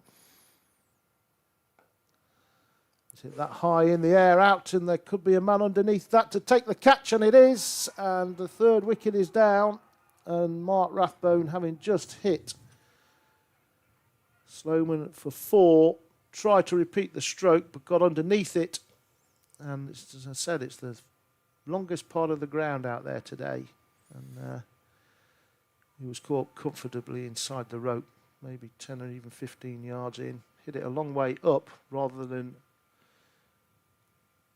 in distance, and he has gone, and that is a big wicket for Spondon. 36 for 3. Mark Rathbone gone for 9. Yeah, huge wicket.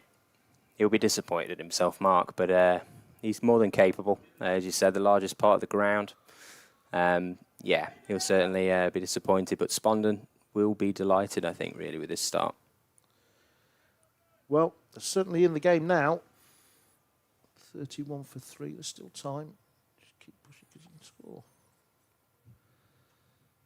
If you kind of work it back, if you say you need 25 off 3 overs, which is 18 balls, so you only need to be at 80 after 82 balls, something like that. Dylan Garnett to the crease. So Dylan has had an exceptional season for the second team down in Division 8 North. He has gone over 1,000 runs already. He is a more than capable batsman, and probably really, in terms of his talent levels as a first team player, there's a huge promotion push going on down there in Division 8. So he's spent the majority of his season down there, but he's a very capable, organised batsman. Well, 1,000 runs in a season is a very impressive effort. He's still got 5 games to go. Absolutely. Left-hander. Very correctly forward to the first delivery. I think there's only a handful of amateurs players that have even crossed 1,000, I think, over the years. Really? Not too many. Dylan joining us from a period of self-imposed exile and retirement. He was previously of Belper Meadows many years ago. Right.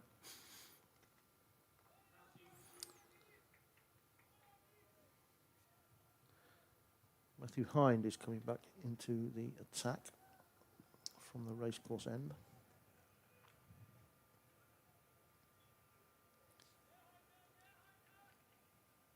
On to Ben Drain, who hasn't seen much of the strike recently, I don't think. Seem to recall it. Field being set very much leg side. 3 out on the leg side, 2 more in the ring. And the boundary riders out at cover and long off as well. And the offsiders. He's in, that's hit him on the pad. That is close. Yeah. And that is gone. That is gone.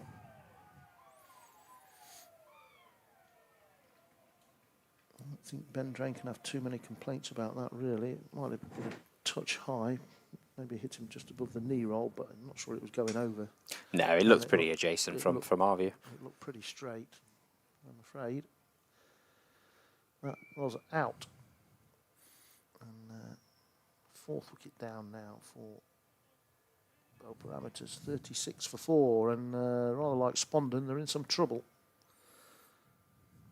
So where is that kind of consolidating innings, isn't it? So Spondon certainly had that, didn't they, with young Colby? Yep. Can someone from Belper just keep it ticking along? Just needs to realise there's still 59 deliveries to go, and you need to stay in the game as long as you can, really. You always have a dart at the end. I think if there's a man to consolidate, it would be Dylan Garnett. He can be very patient. This young man, I believe, is Owen Patrick, who's less about consolidating, more about trying to make contact with the ball quite hard. Might have to rein himself in a little bit. Yes, we've got 2 new men at the crease. Neither got a run, obviously, and only faced 1 delivery between them.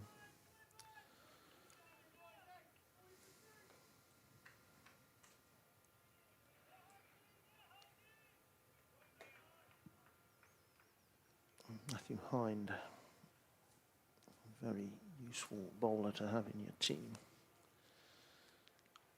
His height,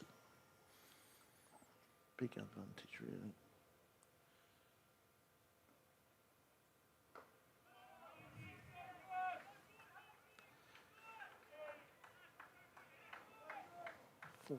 Two deliveries gone in the innings so far.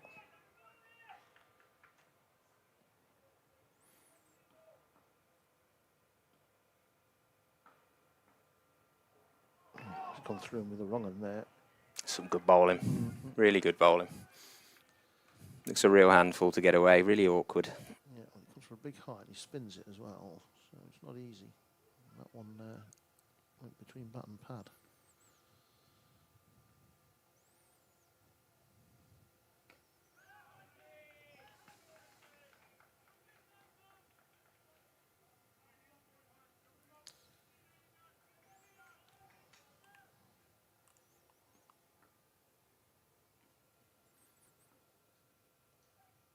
That's going to be close as well.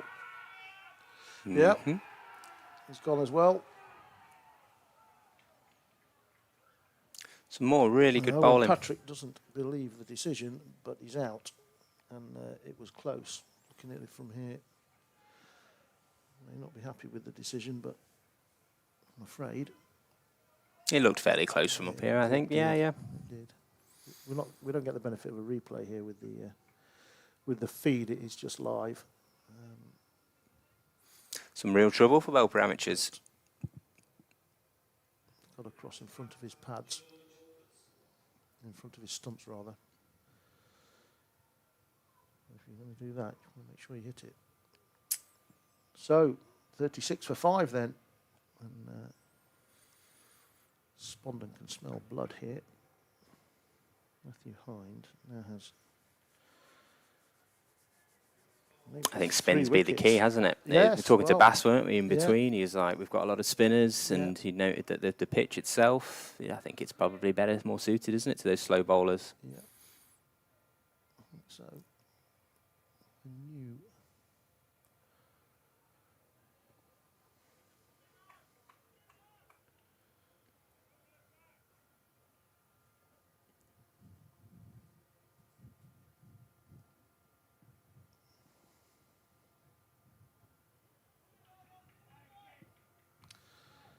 Change of bowling, and it is Ellard into the attack.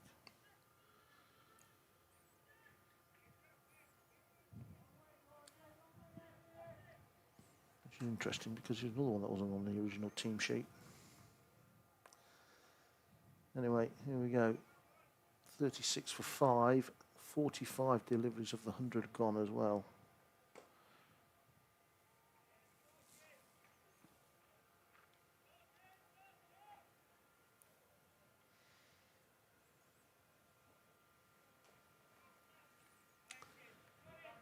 New man to the crease, We've got George Hudson.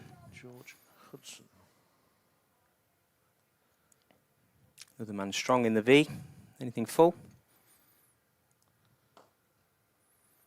No run. He's fielded at extra cover.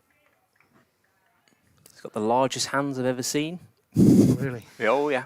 A firm handshake. Oh, yeah.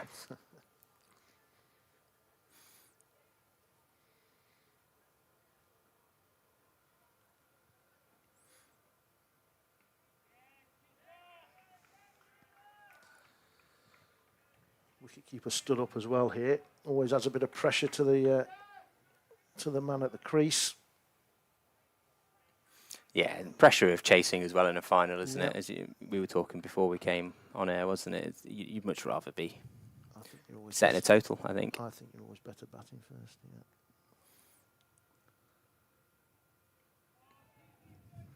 But just disciplined bowling here from Spondon. Just pressure, building pressure. Very competent, very disciplined. Minimal extras. Yeah, Kieran Ellard is the bowler. He's got his line right straight away, outside the off stump. A bit too wide that time. Jinxed him. Good old reverse jinx. Yeah, I did. I was meant to do that. Commentators curse. It was a wide. And it was a wide as well.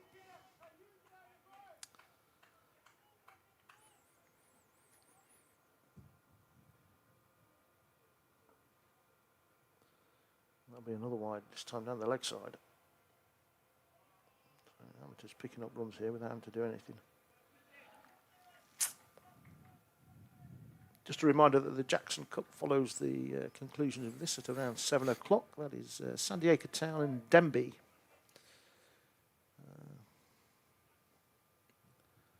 Both of whom are having decent seasons, I think, in the Premiership. It will just be one out to the leg side. It's about a deep square leg. I think it's Denver Sands.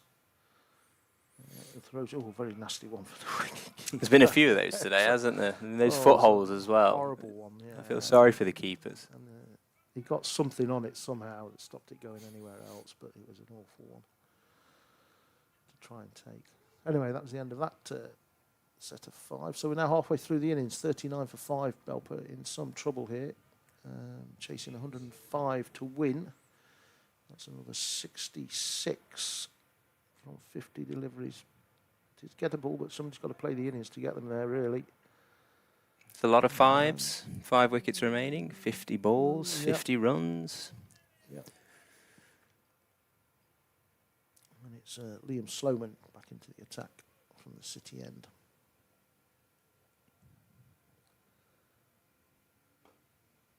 That's driven, that's nice. That'll be 1. They may come back for 2 there. They're going to come back on the throw. He's going to have to run. He's safely home. Good running.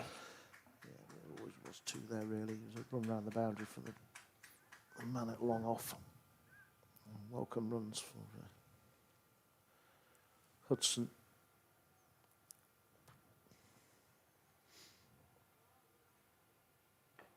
It's hitting, yeah, that might be caught at extra cover. Oh, just over his head. Ooh.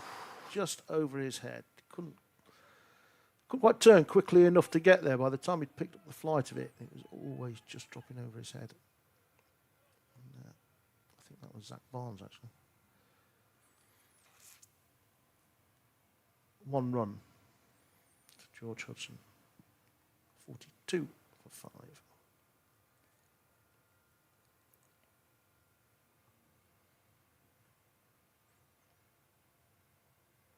Oh, he's bowled him. And he's bowled him. Well, difficult to see what happened there with the wicketkeeper in front, but he's taken his middle stump. I think he must have just played down the wrong line. I It think so. Might have turned a bit, but There hasn't been huge amounts of turn, I don't think. I think you might be right. I think it might have been the wrong line.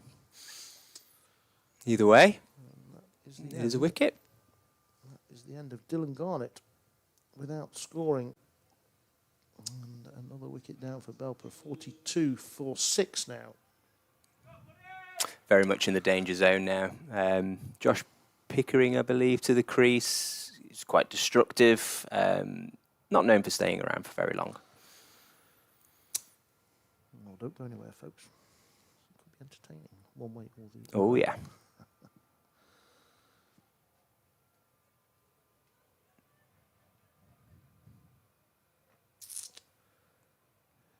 Yes, the innings never really got going, has it? Ever since Oliver Deeming was out, really. No, they started with some rotation of strike, looking quite comfortable, didn't they? And then bang, bang. Never got back on course, really. There'll just be 1 there, although there is a misfield, but Denver Sands is coming in off the boundary to cover. I do apologise. It's actually another one of Jamie Deeming's children at the crease. It's George Deeming. So the last of the Deeming clan. A trio of Deemings in the side today. I think the most we've had is around 6, 7 in a side. It's quite homogenous. He's taking 2. There's going to be trouble here. Oh, couldn't collect the ball. Again, another throw on the half volley that the wicketkeeper had to try and take. A direct hit. And Hudson would definitely have gone. And actually a good throw. And the wicketkeeper Yeah, I think a good throw there still gets Yeah. him, even if it's not a direct hit. Yeah. But it was another one of those really awkward ones that bounced in the footholds of the pitch just next to the one we're playing on, and very difficult to pick they are. Yeah, you As a wouldn't want to be a wicket-keeper. wicket-keeper, would Well, you? he's wearing a helmet, ostensibly because he's stand up to the stumps, but really he's protecting from the throws that are coming on off volley, I think.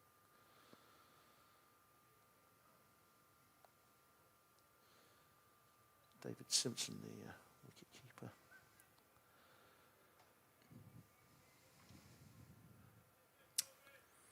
So another change of bowling. It's Edwards coming into the attack.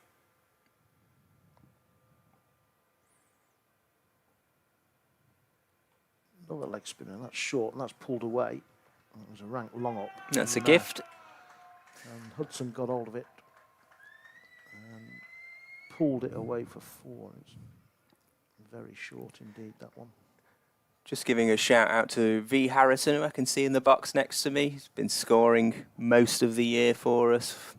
Fantastic. Veronica. Veronica, yeah. There you go. So, Belper 49 for 6 then. It's a better flighted delivery, and it's away, and will that beat the 2 men? No, it's a good piece of fielding. In fact, bit of relay fielding to get the ball in there. Smart work. And they'll come back for 2. Belper's 50 is up off 57 balls.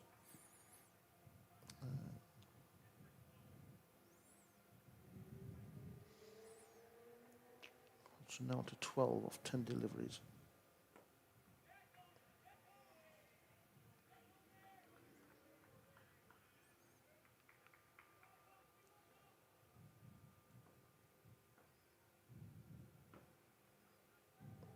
Taking a quick single, there's trouble here for the run out, and that's gone.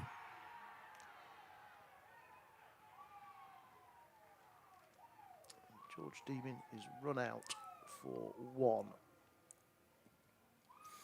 That is Hudson went, Deeming didn't. It went straight to the fielder at extra cover, whose throw this time, even though it was on the bounce, was good enough for Simpson to collect and take the bails off as he pleased. And I'm afraid amateurs are subsiding here, 51 for 7. Just there's some hints of momentum there with the boundary, and then there's no real need to do that. Still got time in the innings. Still got 42 deliveries. Effectively 7 overs. Yeah, judging by the height and the announcement, we've got Joe Spencer, son of Paul Spencer. People who played in the Derbyshire North Leagues might be quite familiar with Paul Spencer. He's a character. Yeah, I know Paul. AMS legend, leading wicket taker all time at Belper Amateurs. His son, he's a good leg spinner, and probably has about the same level of batting as his father, if you've seen Paul play. Oh, that's interesting. Well, send him my regards when you see him next. I Because will. I haven't seen him for a while, but shared a field with him many times, haven't I? Yeah, he's a good man, Yeah. As you if you said, play with him. he was all right. He was all right on the field. He was fine. Paper tiger. Well, Joe's had an interesting game because he bowled well. He also took that clunk on the head when he was taking the catch. Still got the bandage on. Well, he's not happy now. He's gone back off now. Yeah, he came running out like Terry Butcher, Paul Ince, didn't he? He was sprinting onto the field and then delivered a good few sets of bowling. He's really suited to the limited overs bowling. And now he's gone for the cap. Oh. Yeah. This bowling holds no fears for him. Such bravery.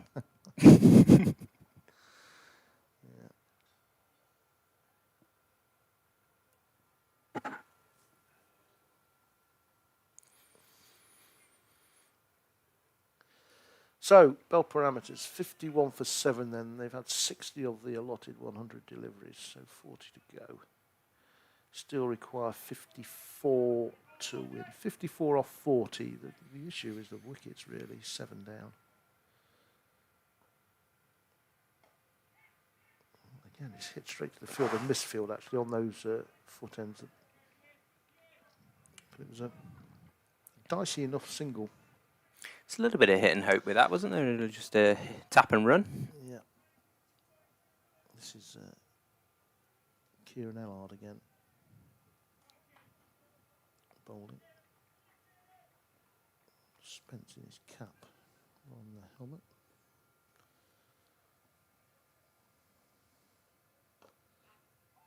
Pushing to the leg side. It's trouble here if it's a direct hit. Oh, it was a poor throw, really. Too high. Well backed up at mid-off to prevent any overthrows. Back to back now. Bold strategy, really. Not sure it's sustainable. I think that was Colby Edwards doing the fielding there at mid-wicket.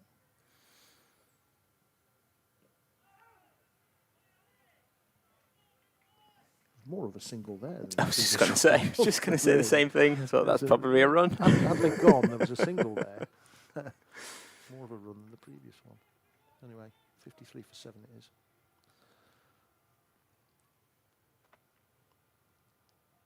A couple of good blows gets us back on track. It's not done yet, but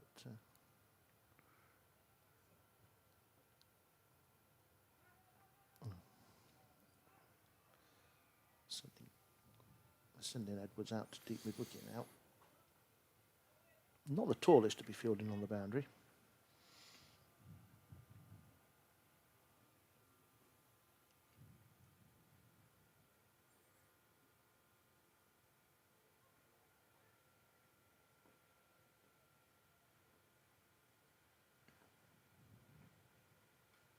Must be a wide.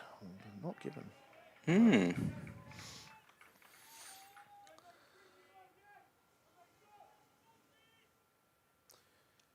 Dragged that one down, did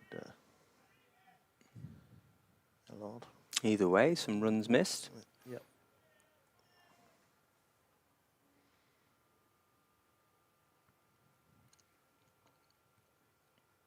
And that's it. That's out towards where Colby Edwards is fielding, actually. And he's taken the catch. There There we you go. go. Man placed there precisely for that stroke. Exactly the right height. Colby Edwards didn't miss it. Came in off the rope about half a dozen yards or so. Always underneath it. And took the catch comfortably in front of his stomach. And that is Hudson gone for 13. Belper Amateurs 53 for 8. They've had 64 of the allotted 100D deliveries. And it's never over till it's over. But there's a long way to go now. Absolutely. So this is Josh Pickering. So he can shorten a game if he gets hold of it. But yeah, I think with the wickets that have fallen, I think you're absolutely right.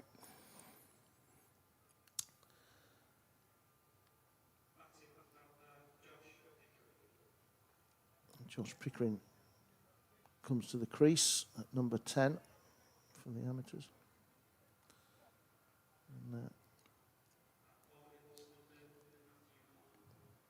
And, man had been placed there just 2 balls before for that stroke. And,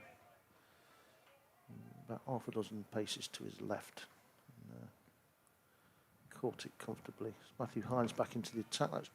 That'll be a single down to long off.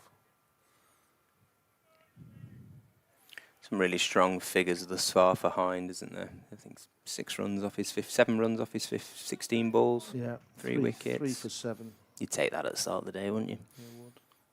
Interesting Player of the Match award. That's in the air, but there'll be one there. That's Joe Spencer. Keeping that one up to long off. Certainly, Matthews bowling figures 3 for 8 as they stand at the moment. I think Colby Edwards 31 had made the game really for Spondon. It really did, didn't it? It really made a game out of it. It did. I'd be tempted to go there with the decision, I think.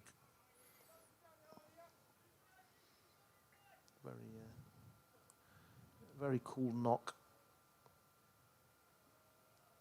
And that's all gone through everything.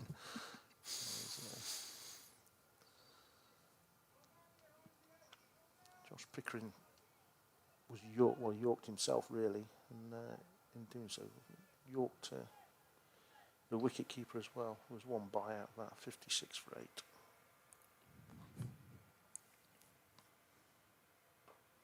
It's in the air, caught at mid wicket, 9th wicket down, and Joe Spencer has gone for 2, and Spondon closing in on retaining the Butterley Cup, which they won last year. 4th wicket for Matthew Hind.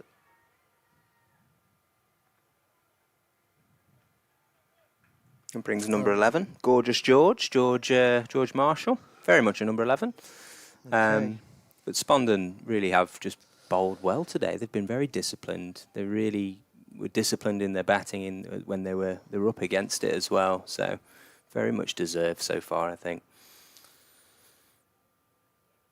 Yeah, and they recovered from a very poor start. They were 3 down for 8, I think. Absolutely. And recovered to get enough on the board to give them a chance. And they've steamrolled the way through it, really. In fact, there's only George Hudson who's got into double figures in this Belper Amateurs lineup. So Liam Sloman is back into the attack. He's taken 2 for 11, 10 deliveries so far. Bowling to Josh Pickering. Floats it up and hit down the ground. That might be 4, actually. Yes, it is. Job. Dive from the man at long on. Couldn't stop that. So Belper up to 60. Pickering up to 6. Was the floodlights have come. Nothing like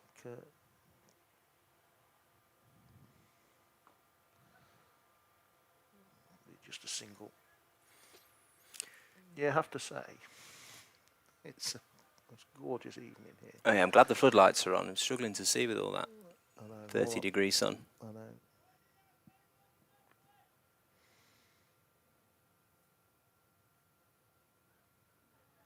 I don't know does it get dark by the end of the second game? So this one's very wide. It's signalled a wide. 62 for 9. If they start at 7 o'clock, they're done by about 8:30, aren't they? 20 to 9. Anyway, the floodlights are on for the second game.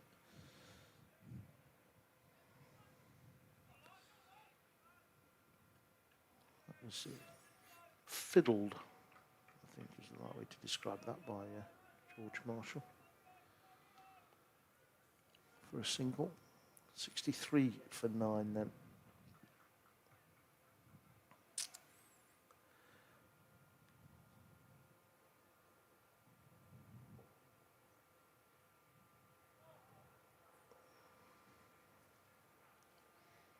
Swing and a miss.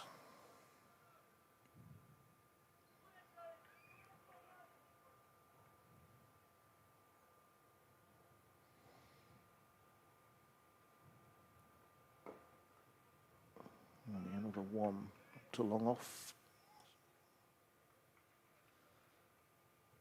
Another throw that comes in like off volley. Some work to be done, I think, across the innings on these throws. Well, they've got to throw it a little harder. Throw it from a bit closer.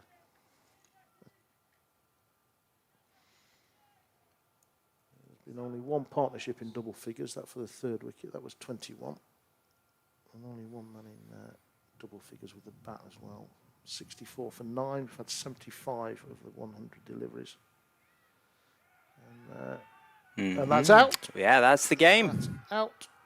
Marshall is stumped by Simpson for bowling of Zach Barnes for 1, and Belper Amateurs are all out for 65. Spondon win the Butterley Cup for 2026 by 39 runs, and thus retain it, having won it in 2025. And in the end, a comprehensive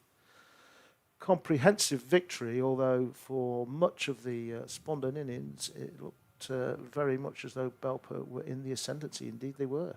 Had them down 3 down for 8 early on, 64, 62 for 6, I think, something like that. And then the partnership between Denver Sands and Yeah, Colby commiserations. Edwards. Yeah, great knock from Colby Edwards. Commiserations to the boys at Belper Amateurs, and congratulations to Spondon. Well, it's been a on the great run to victory. get to the final for Belper Amateurs. It's a shame that they couldn't see it all the way through for them, but congratulations to Spondon, who were on the back foot for much of the game, but have pulled through to win by 40 runs. So congratulations to Spondon, winners of the Butterley Cup in 2026. So that's all for now. Jacob, thank you very much for coming in. It's been a real Thank you pleasure very talking much, to you. Dave. Hope to see you soon. Send my regards to Paul Spencer when you see him next. I certainly will. Because it's a while since I've caught up with him. It's been a pleasure. But yes, thank you very much for your time. Much appreciated. That's all from me for now, but I will be back for the Jackson Cup final between Denby and Sandiacre Town, which is due to start at 7 o'clock, but they may try and get it on a bit earlier than that if they can, depending on turning around the game and the lot. But that's all from me for now. Hopefully speak to you in about half an hour. Thanks very much, Dave. Oh, thank you, Nick. Well, that's really good. That. Really enjoyed it. Yeah. Yeah. Shame it didn't work Other out than the for result, us as well. but I'm used to it. Well, you did say at the start that it's not a I did. struggle. We were talking to some of the other my pals that have been around, and we were like, as soon as it gets above 80, it's I know what we're like. Yeah. And if you do get the deemings out, Yes. it's a common theme. Yeah. Common theme, unfortunately. More deemings or more young talent? Well, it's a good effort to get there, really. I think so. Yeah. I think so. They tend to do better in the short format, actually. Do they? I think it just releases a lot of the pressure. Yes. They tend to be a bit more just free. But not today. That's one of them. Oh well. You got the comms for the next game as well. Yes. Yeah. Just want to mute them all. Just want to mute them all. It's just still coming through.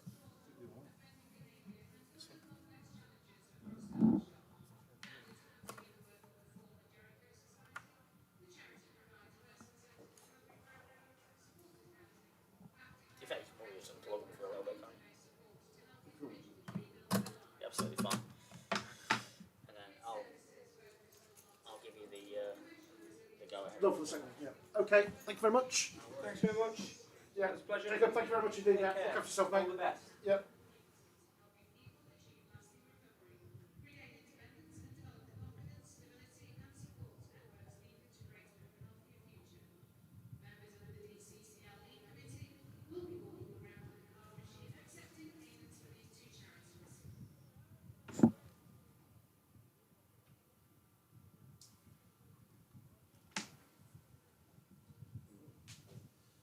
So there you go.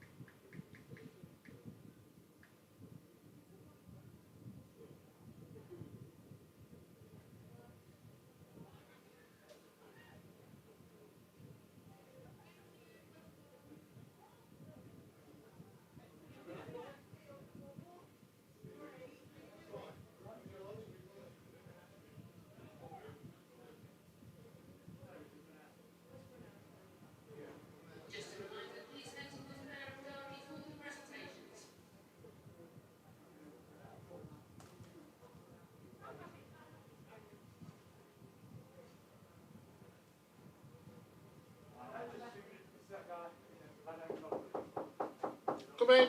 Come in. Mr. Clare. How are you? Very nice to see you. Yeah, good to see you. Doing all right? Yeah, I'm all right.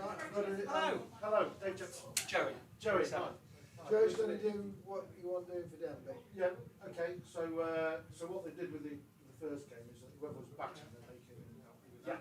So we'll just have a go through. Yeah, it's fine. Yeah, Just sit alongside and we'll just talk away through it. yeah, I had listened to the previous. So you've got an idea. Yeah, absolutely. Sorry. No, that sounds fun. Yeah, I'm going to shoot up out of the way. Yeah, that's fine, mate. Yeah, good to see you. Yes. Yes, I've had a knee replaced since I last saw you. I was a hip last time.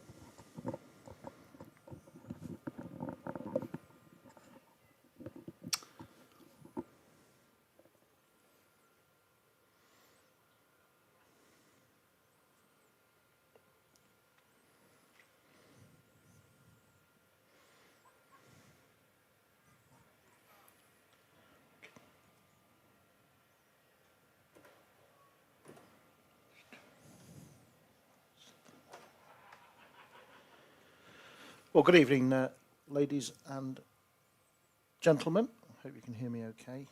Welcome back to the county ground at Derby for the second cup final this evening. The Butterley Cup earlier won by Spondon, who beat Belper Amateurs by 40 runs. The second final, the O.J. Jackson Cup between Denby and Sandiacre. Sandiacre have won the toss and elected to bat. The Denby side just taking the field, as are the Sandiacre opening batsmen. The two umpires out in the middle for us, Christopher Smith and Graham McDonough. Our scorers are Simon Marshall-Clark and Angie Marriott. And we will soon be underway. Alongside me, Danny Green from Sandiacre. Danny, welcome along. Good evening. Good to have you with us. And an interesting game, this. Denby and Sandiacre both going well in the Premier League. Denby going a little better, I think, at the Denby moment. are going a little better, but they're both in the top four, I think, aren't they? Yes, it's been a good season for Denby. Yeah. So an interesting match on our hands. If they're playing on the same pitch as they did in the first game, very much favoured the slower bowlers. So it'd be interesting to see if the same happens in this one. The first game, Spondon, in all sorts of trouble, scrambled the way to 104 in their innings, and eventually won by 40 runs. So a low-scoring game in which the spinners held sway. And I'm interested to see if the same happens here. So.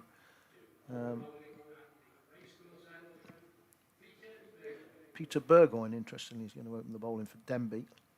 He is one of the spinners in the Denby team.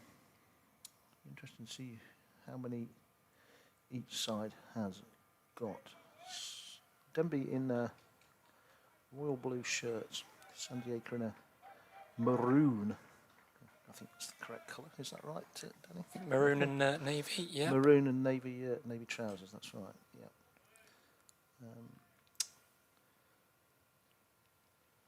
We will soon be underway. Opening the batting for Sandiacre.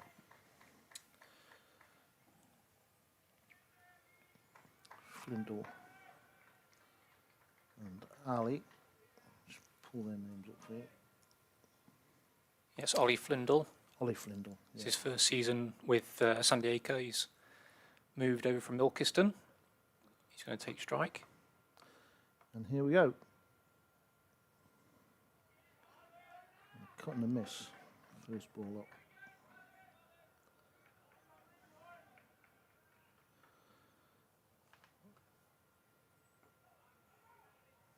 Oliver Flindle and Rahib Ali, the opening batsman for Sandiacre. Sandiacre played 3 games to reach the final, as indeed did Denby. Beat South Wingfield by 85 runs. Ilkeston Rutland by 50 runs and Swarkston by 28 runs, so certainly favours them to bat first. Denby beat Corner by 8 wickets, Belper Meadows by 11 runs and Spondon by 6 wickets, so you could say they might prefer to bowl first, so we'll see. That one's down the leg side, may well be wides and may well be 5 of them. Nope, it's off the bat. It's off the bat, not leg side. Gone away for 4. So Sandiacre underway. And Flindle has 4 to his name. Do they prefer to bat first, Yeah, I think Danny? I think they do. It can you put a score on the board in a game like this, as we saw in the Butterley, really, and it can be really difficult for the team chasing. But you've got to put a score on the board first. So Yes. Yeah, you've got to give yourself a chance. that was a tight start from Pete Burgoyne, just It the was. little freebie down the leg side, little tickle on its way to get Ollie Flindle off the mark. Yeah. Just going back, I mentioned this in the first game, of the 4 sides that are here, looking at their games to get here, of the 14 games, 11 of them were won batting first. Right. Which tends to suggest if you can get yourself something that the second innings pressure in such a short format probably has an effect. So, Left arm seam of Ben Scott. it is Ben Scott indeed.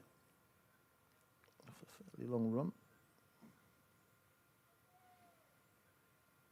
And a no ball called, which will mean a free hit. Not short on a little bit of pace, that delivery from Ben Scott. Who are the players to look out for in this Sandiacre side? Well, clearly a good side anyway, but Well, I think Connor Marshall is a very key member of the team. He'll be in at sort of 4 or 5, and with his leg spin, really consistent leg spin, it can be difficult to get away. Yep. And obviously, you can't really look past the fast bowlers, the overseas, Callum Cameron, Dan Wielden, and John Jordison, who still goes. so he's carved away into the off field and is bouncing away. We'll go for 4. Yeah, a little bit of width, and Ollie Flindle's just really thrown his hands through that with no fielders out on the boundary on that side. A bit of a freebie if you can get hold of it. Yes, off the no ball as well. So it was indeed taking full advantage of a free hit. 9 without loss then. It'll be extras as well. As a wide is called. By the umpire standing at this end, Chris Smith. Lights are on here.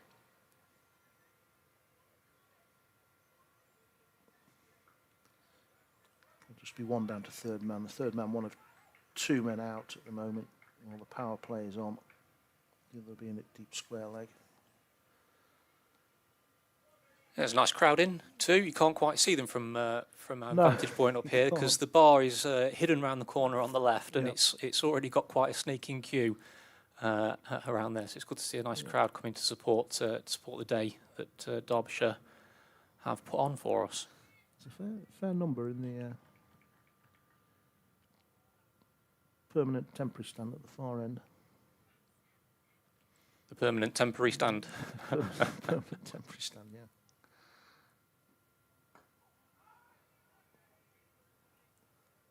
That was Rahib's first ball actually there. He's managed to dig Was, out the Yorker. Yeah. 11 for none, Sandiacre, after 8 deliveries. Yes, floodlights are on, which might sound like an anachronism, given the gorgeous weather we've been having. But there'll only be a single out there. There's a man coming in off the square leg rope. It may start to drop a bit, the light towards the end of the game, which is why the lights are on now. Yeah, a bit of cloud cover coming across, and the wind was picking up a little bit before the start of the game. I had a wander out in between in the games, and actually it was fairly pleasant out there. Suddenly the heat of the day had dropped, and there was a breeze, a warm breeze. Which actually made for quite a pleasant evening, really. That's the end of Ben Scott's little spell of 5. It runs from it. At the end of 10 balls, Sandiacre 12 without loss.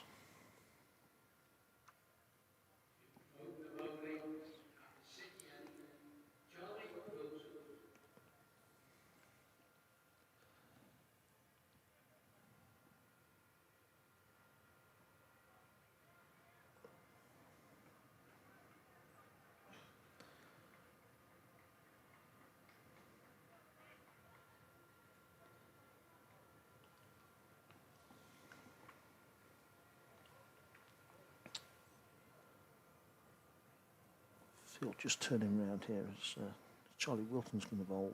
Charlie Wilson, sorry. Yeah, the pitch looked good. Looked like a good deck that. bit of zip from Seems Ben to be Scott. a bit more pace in it there than there was in the first game. I mean, that might be to do with the level that was standard of the cricket that's being played, but he certainly got it through.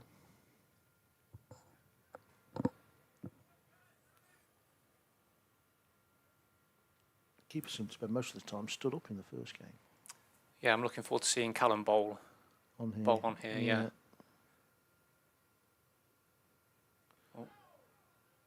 Well, some fair bounce in that. Yeah, a little bit surprising. I think he Yeah. caught Rahib out a little bit there. How quickly that got up for the back of a length.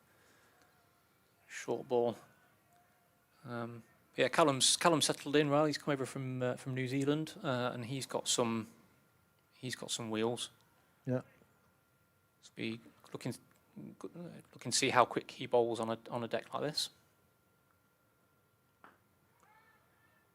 It's in the air, but safe, and it actually beats mid-off, and we'll go for 4. Sure, he got it out of the middle of the bat there, Rahib Ali, and it was aerial. Had enough on it to beat mid-off. Yeah, he might have had his heart in his mouth for a moment there. I think he would have done. Yeah, as mid-off was coming around. It hung in the air, didn't it, for a while?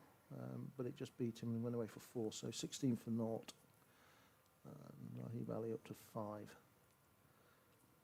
He's down the pitch and he's hitting again to mid. Oh, that takes an awkward bounce, and that'll go for 4 more as well. That was in the air again and bounced just in front of the fielder at mid-off, and then almost like a leg break, really. It didn't bounce straight to him. It ducked left and went away for 4. That was a nasty one. Yeah, but he got a lot more on that. It was coming a did. lot quicker. He did. And I think the fielder might be slightly disappointed he wasn't able to get more on it. Took a wicked bounce.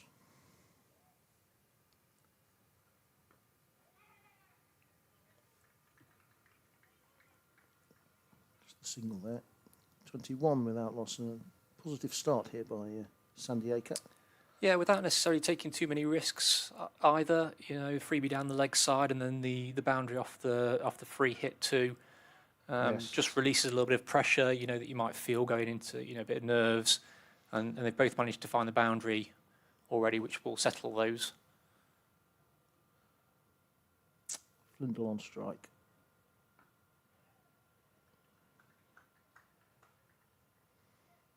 Just dropped away for the single there.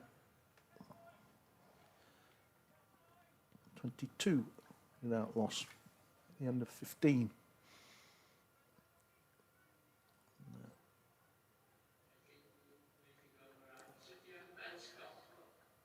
Ben Scott coming back on. Yeah, change of ends. I don't know if that's a preference, if he fancied having a look at bowling from the far end now. I mean, it didn't look there wasn't getting anything bowling from this end. Just struggled to find his line. Maybe there's some thinking behind the switch of ends. Interesting. Anyways, left arm over the wicket from the city end. That's Nice. hit through mid-wicket, and we'll go for 4 up to the Old Lund Pavilion. And we'll keep rolling as well, almost to the gates. And that's just a proper cricket shot. Even in the shorter formats, you can still get rewarded for just playing nice cricket shots. Yes, very nice stroke.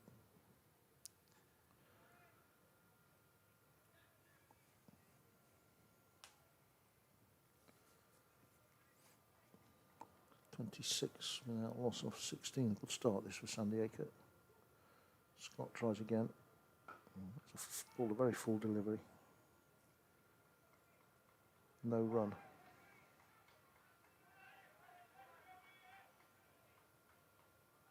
I don't know if he just tried to take a little bit off that. It seemed to take a little while to get to Rahib there, and he was waiting to try and punch it through the covers, but.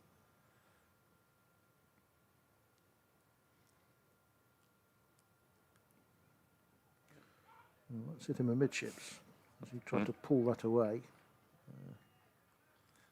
Yeah, don't rub it. No.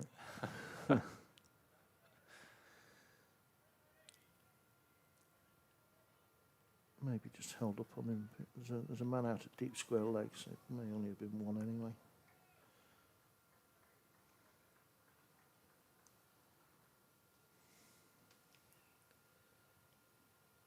And that's taking him on the pad. That one actually kept a bit low. And Rahib set off for a leg bye, but was wisely sent back and just made his ground as the throw came in. A bit uneven, that. Yeah, it almost looks a little horrid all of a sudden, having looked quite at ease.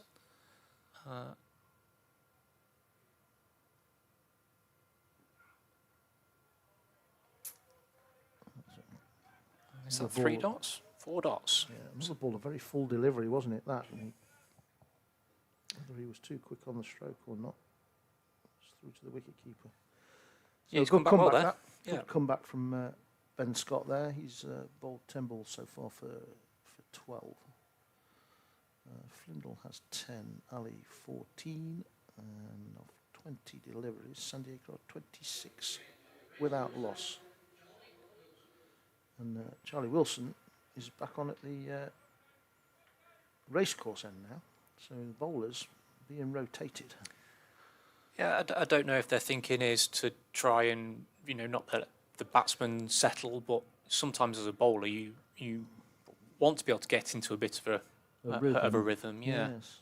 Yeah. It's not unusual to see necessarily one switch ends, but to see 2 switch ends. Happens less often. Anyway, it's Wilson. There'll just be one there as the boundary rider comes in. Oh, they're going to take 2 on their misfield as well. That's good running. Very good running, very quick running. Just a slight misfield out at deep point. And Flindle was back for the second. Yeah, they're quick. Flindle and particularly Scamp as well. Yes, well, he did so there. He's up to 12 now.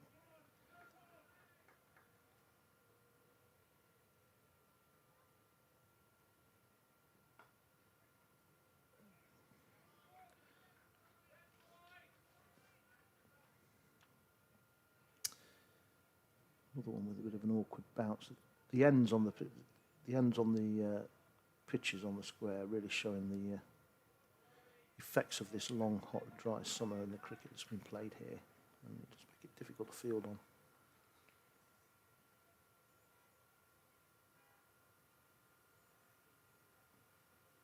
Down the pitch, I think it's a slower delivery, that, and Flindle was flailing. Yeah, clever bowling. Look, it was out the back of the hand, just gripped a little bit, no real pace. Flindle groping outsider, off stump. Just all of a sudden a little bit of pressure now back on the Sandiacre batsman with, what have we had, 6 dots out of the last 7 deliveries? Yeah. Still ahead of the runner ball. And that will go away for 4. That will help.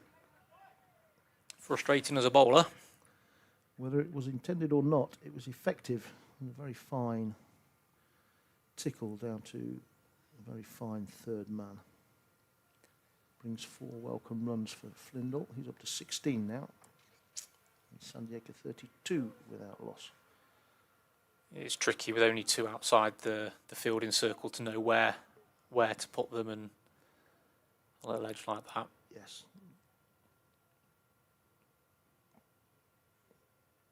I'll sneak a single there as well, so that's just dabbed down between the 2 men behind square on the offside.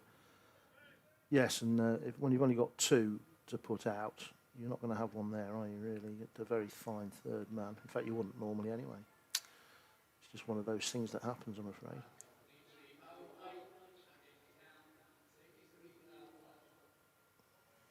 It's at the end of the power play, I think. 25 deliveries gone. So now they are allowed more out. The field has spread, so I think we can assume that's the end of the power play, yes. It's Peter Burgoyne, bowled his first 5 deliveries for 4 runs. He's back into the attack for this 6th set of 5, so only 3 bowlers used so far. But being rotated. Burgoyne's back on again from the racecourse end.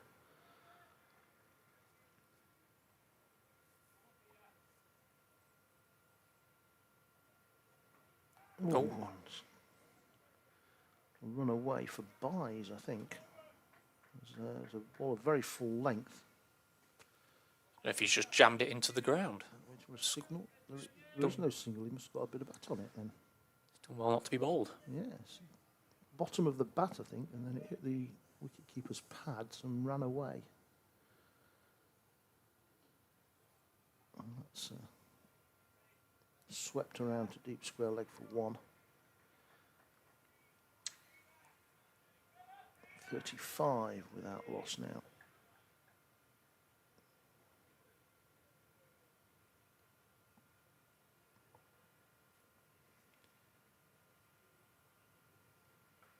Let's cut away. That might well go for 4 as well. Not sure that's in quite where he intended to play it. It was very fine, wasn't it, in the end? I think it was quite a thick outside edge. It was a top edge, wasn't it, really? Yes, I think you're right. It runs away. It's effective. It's 4 more, 39 without loss. And Sandiacre picking it back up again now. 39 of 29 deliveries. And Denby could do with a wicket.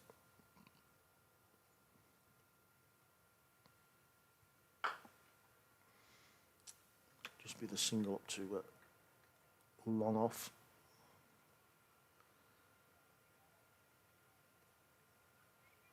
Bergman finishes that set of 5 and is not required for another set. He wanders off with his cap in his hand. Players all run around.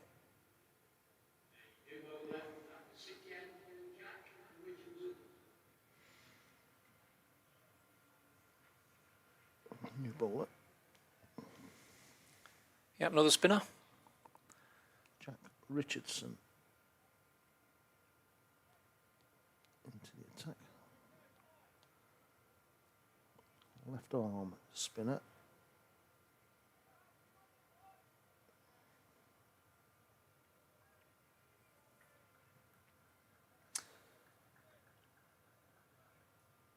$40 for none then, Sandiacre, after 30 deliveries.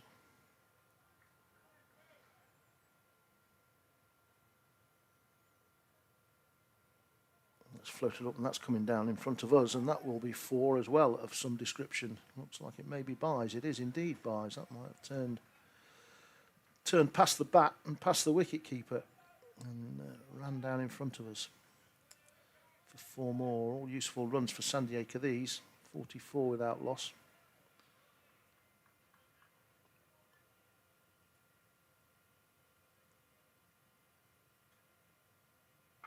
Short from Richardson and pushed through the offside, the back for 2, and again very quick is Flindle.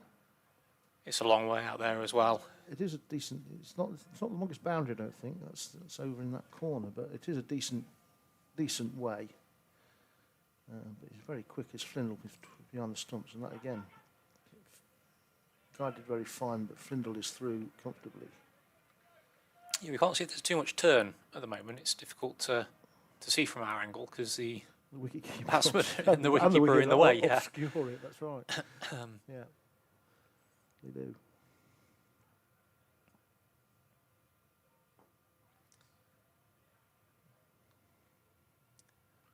One thing that was noticed, I noticed this I said this in the first game as well, is that this format, they do get through the deliveries quickly. Very sharp single that straight to the man, really. And Ali called his partner through for 1, and they took it. 48 then without loss. Sandiacre after 35 deliveries, and going along very nicely.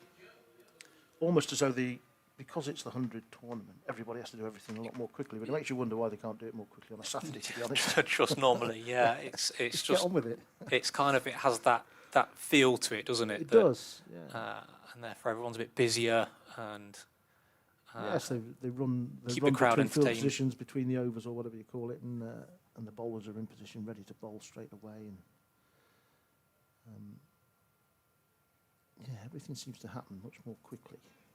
And, you get through it, isn't it? There's no detriment to the game itself. It doesn't Doesn't lessen the game by doing it.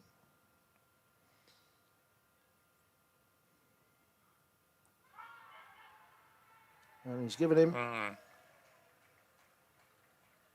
Henry Hubert Ali is going to have to go for 23 LBW as Joe Wilson takes a wicket. I think he was indicating that he actually hit that. He tried a reverse sweep to a ball that was very full. Very straight. And very straight. And if he didn't get any bat on it, then it looked out, I think we can say. So the first wicket down then for Sandiacre. And they are 48 for 1 as Rahib Ali goes for 23. A wicket with his first ball for Joe Wilson. It brings Scott McNeil to the crease at number 3, who's having an okay season. Probably not great by his standards. But he did score 100 a couple of weeks ago. He missed last week. He had a bad back. He's hit that age now where the simplest tasks can put you at risk. But so he missed last week, and he's back this evening in at 3. That was very delicately said. I think he was picking up his daughter and put his back out. So really? Yeah.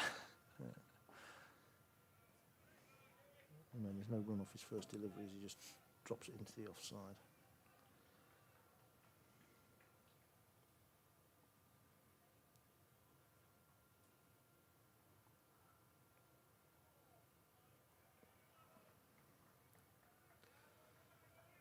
Three men ringing the leg side here and 2 out on the off, just the 4 in the circle. 2 close in front of the wicket.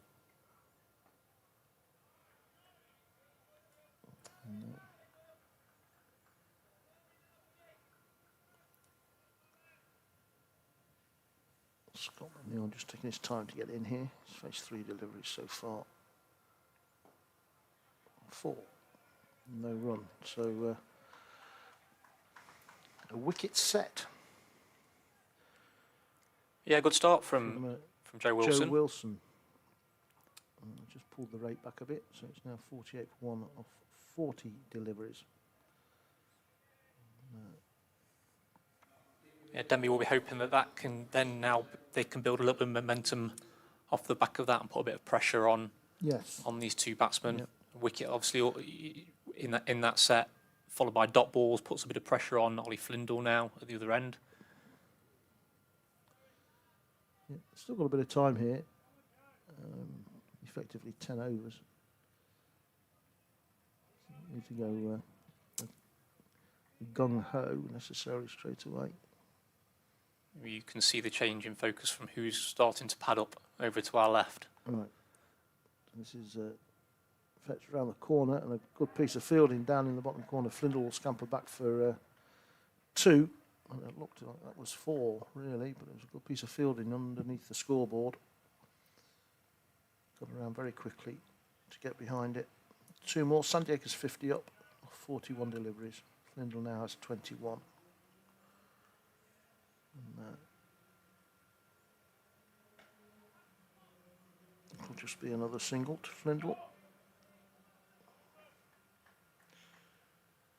We have an anonymous bowler at the moment because he's got no name on his back and the scoreboard resolutely refusing to put it up.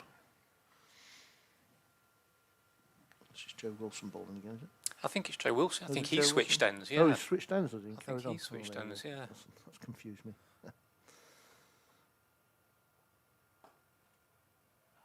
Let's try, but well stopped at extra cover. No run.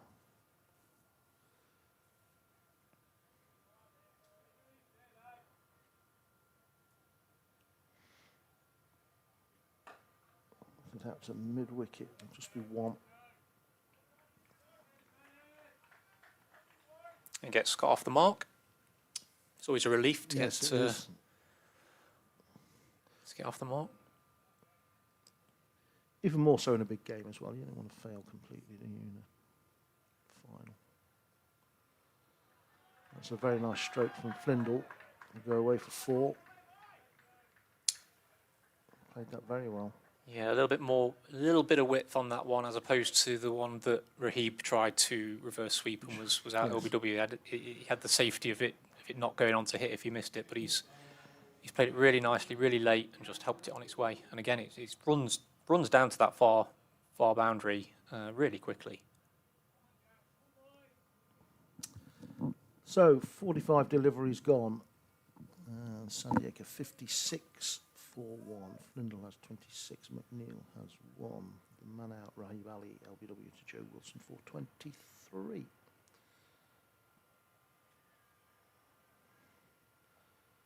This is Richardson bowling. A very wide delivery to start with, but it's very well played by Flindle.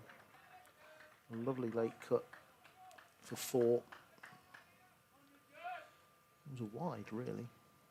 Well, he's picked the gap perfectly there, hasn't he? Split those two fielders behind point, and they couldn't get there, and then they couldn't catch it. No, it was all timing as well. He didn't try and hit it hard.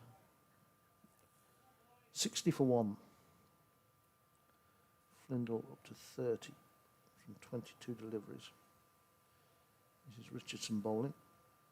And he's tried to heave that one over mid-wicket and missed.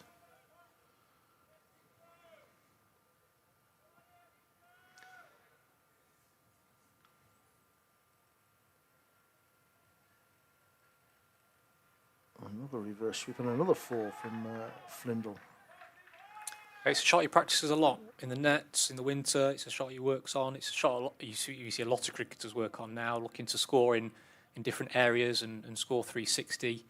And he's executed it twice there very well. Yes, he does play it well. He's picked the right ball and he's hit it out in the middle of the bat. 64 for 1.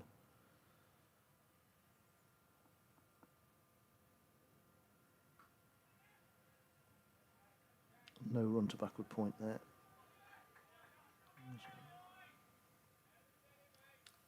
I think he just saw Flindle coming down the wicket and dragged it a little bit. Dropped it a little shorter, so he had to hit it square. Yeah.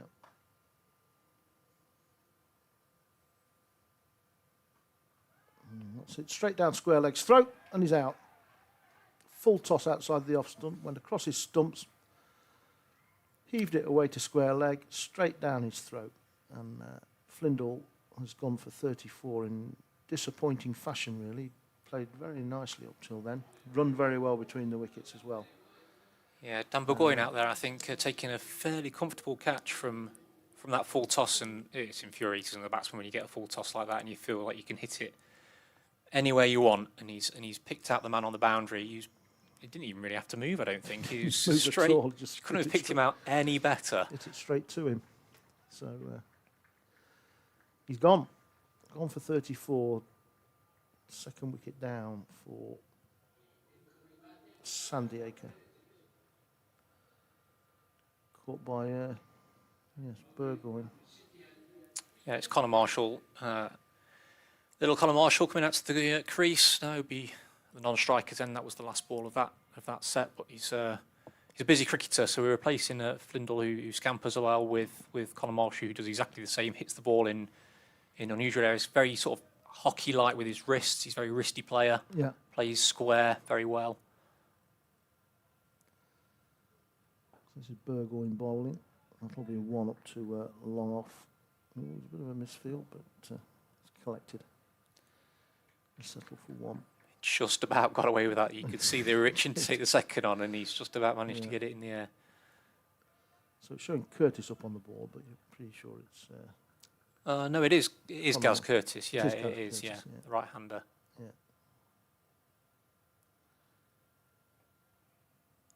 He's away straight away with a single. 66 for 2.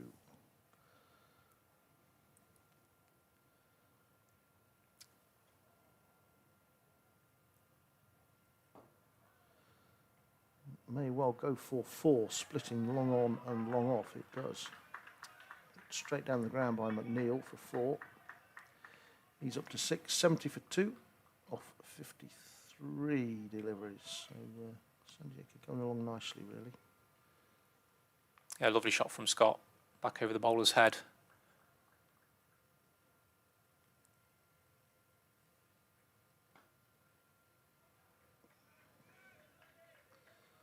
I feel he missed out there, really. It's a bit of a long hop.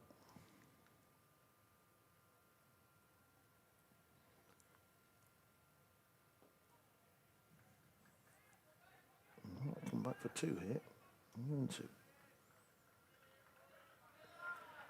Yeah, it's well placed. Just nudged it into the leg side. It's a big space that those boundary fielders are having to patrol out there. Yeah. And he didn't hit it too hard either, did he? No. So the fielder coming in had to go further to collect as well. Good running, 72 for 2.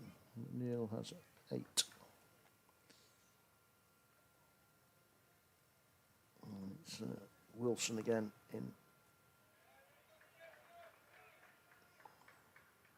he's done a good job for Denby here, Wilson, Yeah. in this middle period. A bit of control for Denby.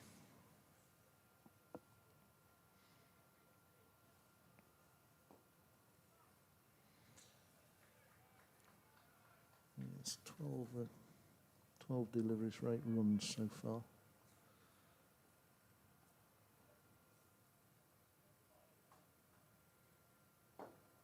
It's going down the ground, that will be 4. So Neil just give himself a little bit of room there and hit straight back over the bowler's head. But in contrast, at the far end of the ground might be the shortest boundary, I think. Just looking at it. Maybe foreshortened a bit from our position. And again, a bit more space, a bit more room to hit through the offside this time, McNeil. And just gets the 1 for it. It's up to 13 now, 77 for 2. Yeah, I think he was probably looking to go more over extra cover then. It's just sort of sliced away to Yes. backward point to the man on the boundary out there.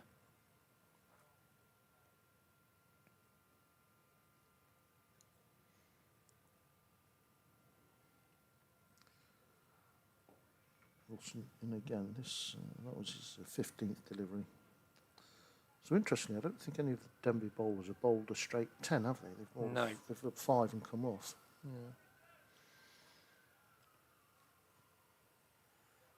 Ring in the changes. 60 deliveries gone, 3/5 of the way through the innings, 77 for 2.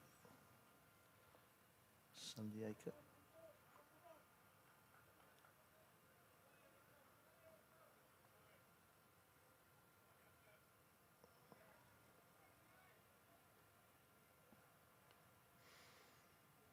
Richardson back into the attack.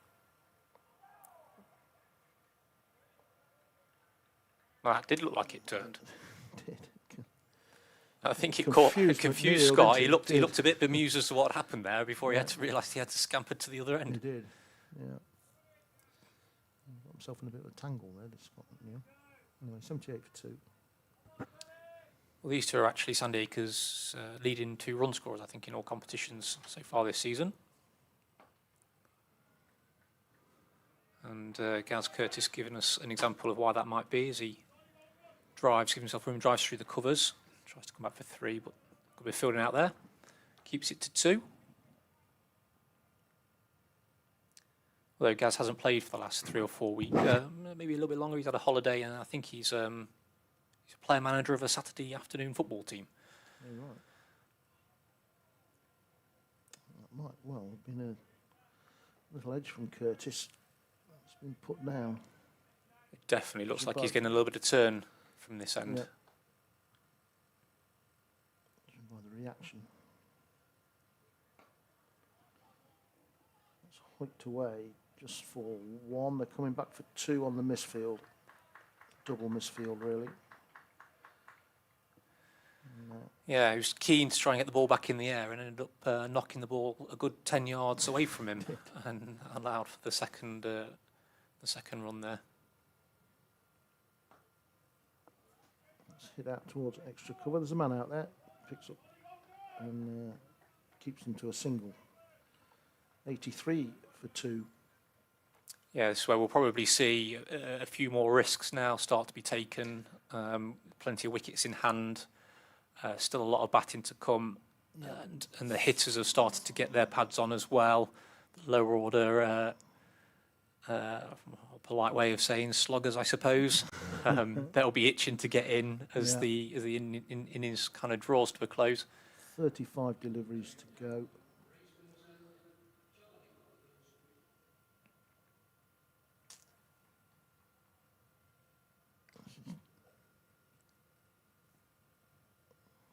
Charlie Wilson back for another set of 5. 5 bowlers been used by Denby so far. Nobody completed their spell yet. It's pulled for 1. Something of a half hit really by Scott McNeil. Big gap at mid wicket. There's nobody in front of square saving 1 on the leg side. So we've got acres of space just to pull that into there. Interesting field setting really. That's in the air down towards third man and he's gone. That's a good catch down there just by the rope as Curtis found a big outside edge and it sailed away in the air down to third man and a finely judged catch. Find out who it was for you in a moment. Just managed to keep himself inside the rope and hang on. So the third wicket down for Sandiacre at 84 and it is Curtis that has gone for 6. Yeah, just looking to give himself a bit of room, I think, and go over point, and he's got a little bit big on him, and it's a good catch down there on the boundary. Like you say, it's Jack Richardson, not go over the rope there. Yeah, I think it was Jack Richardson down there at third man. Just managed to stay inside the rope. It was a tight run thing. And now that has brought Connor Marshall to the crease. He'll be busy. He'll be looked to be busy to push the fielders and capitalise on any width.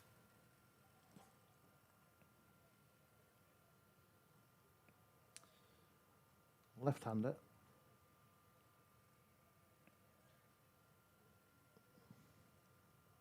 But Denby just picking up these wickets at crucial times. Just managed to pull it back when it looks as though it's starting to get away from them, really.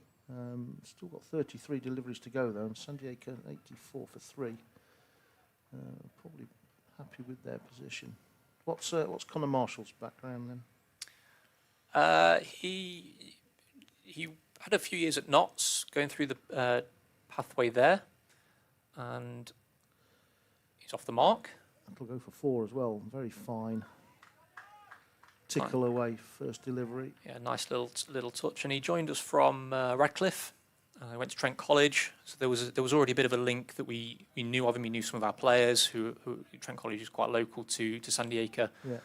Yeah. So he joined a few years ago, and he had a quick stint as a captain. But then he's gone into coaching. He went into coaching with the Notts Juniors, the pathway there.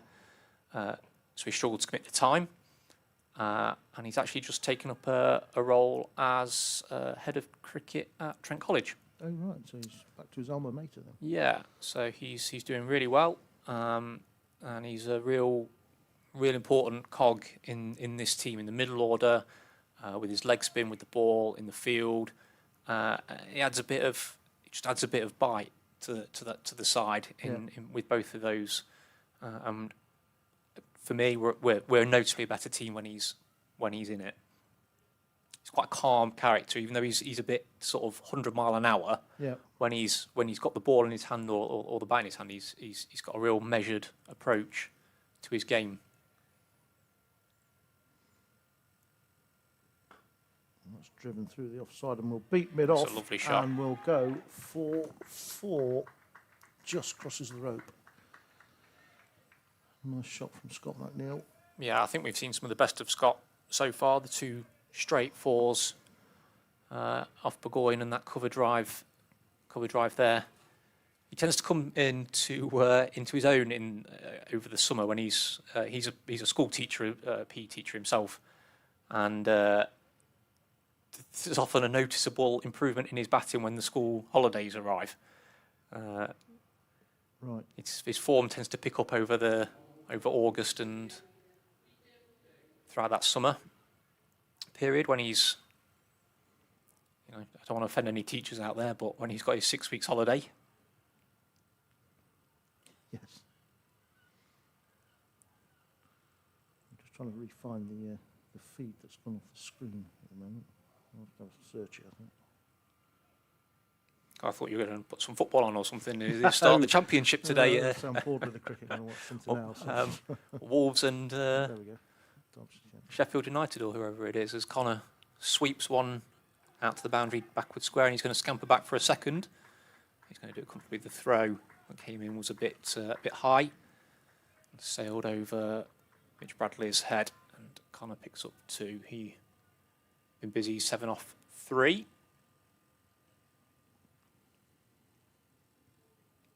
Sandiacre can move on to 95. It's going in, and Connor tries a reverse sweep, doesn't get much on it, but they pick up a single.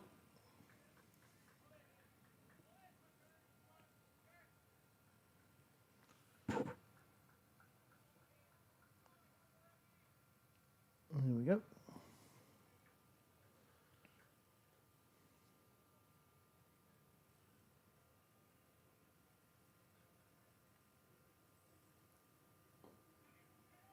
Burgoyne is in. This is just pushed by McNeil out to mid-wicket for a single. Yeah, you could see that Scott was giving Connor 10 years there. Connor was looking to get back for 2, and I don't think Scott was remotely interested. That's a nice reverse sweep there from Marshall. It's not quite going to make the rope, but they'll come back for 2. They're going for 1 on the 3, and Marshall wants it, but it's not there really.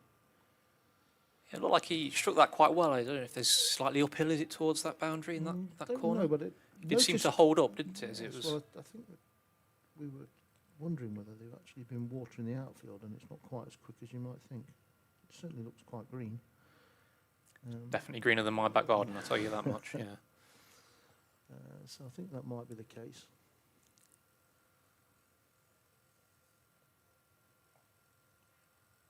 This is what Connor will look to do. We see the reverse sweep, which was not really there for it. It was at his pads, and he's managed to get that away, followed by the more orthodox sweep. But he plays it very late, very wristy, be very busy. And that actually brings the 100 up. Yep, of 75 deliveries, so 25 to go, 3/4 of the way through the innings. So 2 a ball is 150, which would be competitive, certainly.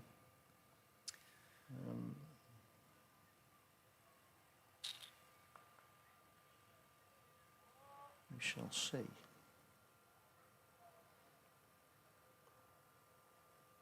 The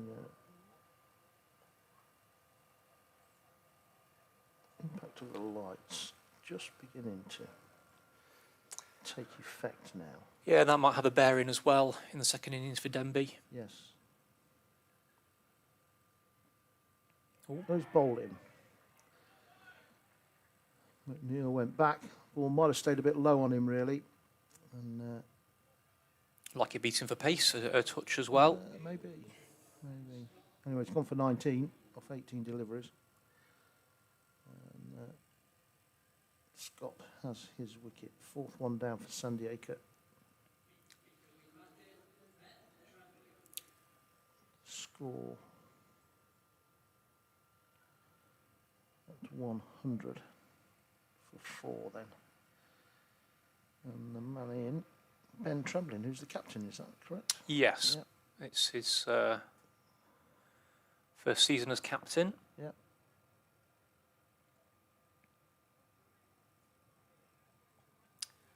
I think he just didn't get forward there, Scott. We've just seen a replay on the screen. I just don't think he quite got forward. Managed to get the feedback, but there's a delay on it now, so we've actually got an automatic replay because we're about 2 balls behind, I think. But I wasn't watching. But He went back, didn't he, rather than forward? I Yeah, think? he just a little bit trapped on the Probably crease. Maybe just trying to give himself a bit of room. I think maybe. so. Yeah. It's a good wicket for Denby. Yes. It brings Ben Tremblay to the crease. He'll look to use the pace on the ball, and he'll be eyeing up, if he hasn't already, the big vacant area at mid wicket. It is a huge gap out there, isn't it? It's a very big gap. Yeah, with the left arm over anything that's sort of, on the pads, he'll be looking to hoy away over there, really. In fact, I don't know if the captain's heard me, because the mid wicket has now gone out to the boundary, and the fielder on the point boundary has come into the circle. First one he gets is a bouncer that hits him on the body somewhere. Not sure if it's on the helmet. It may well have been. It sounded like a clunk. Yeah. And that will cause a little delay here. I don't know if we have to go through the head injury Concussion protocol. Concussion protocols. They might struggle to tell sometimes with Ben. He actually... You said that, not me. He actually, in another life, is a rugby player, and I think he's been told he's not allowed to play anymore. He's an old-fashioned number 8, and stick his head in anywhere. I think he's had one concussion too many, and he's been told he's not allowed to play rugby anymore. He has, because I was following him when it used to happen at the rugby club. Anyway, they're carrying on. Marked contrast to the first one, which was a bounce, and that was a very wide full toss. Yeah, that first one has hit him on the helmet. Yeah. And he's perhaps will feel he's missed out on a bit of a freebie there to get off the mark with a wide full toss that he's played all around. Just that extra pace that Ben Scott has.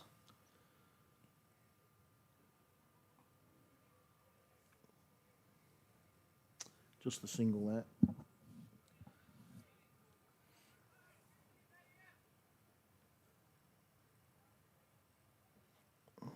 So Ben Trembling is away.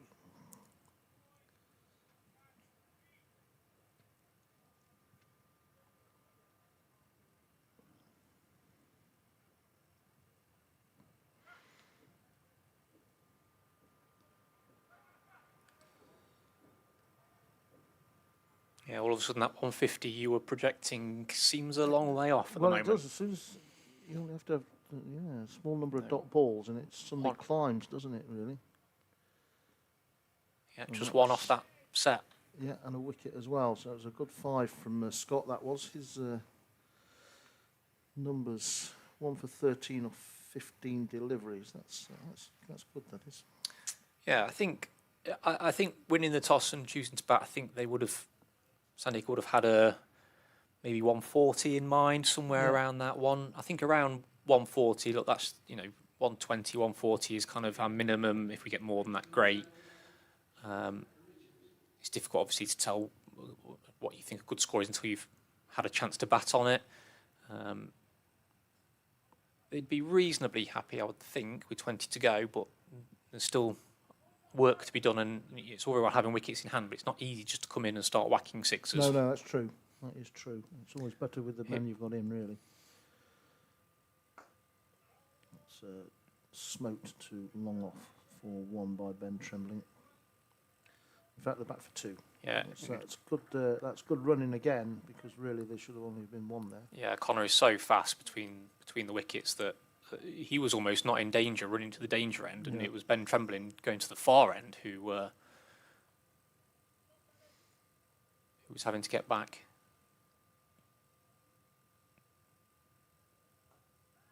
It's in the air to short third man and out, and Ben Trembling goes for 3, trying to give himself a bit of room and hit over extra cover again. Got a thick outside edge, and the ball looped up and was caught at short third man. So the 4th wicket down for Sandiacre at 103, and Denby just putting the brakes on here. Yeah, a good bit of bowling from Jack Richardson. Looked like he just held it back a little bit, tossed it up a bit more, bit of turn, and Ben was through the shot really a bit early and just looped a fairly gentle catch in the end. And it brings Charlie Murphy into the crease, and this is what you often see with at the back end of an innings when you're looking to score quickly, you lose wickets, and it's not easy to score quickly. It's not easy to come in Yep. from the start and score quickly, but at least they have the luxury of trying that. So Charlie Murphy, again, he's done well for us. He's coming over from Shipley, second season. I think he's about 19 now, and he's doing okay. He's still finding his feet really at a Premier League level, but he's a handy bowler and very handy lower order batter. And he's off the mark now, with one up to long off, and that's all they will have. Connor Marshall takes the strike. 5 wickets down now, 104.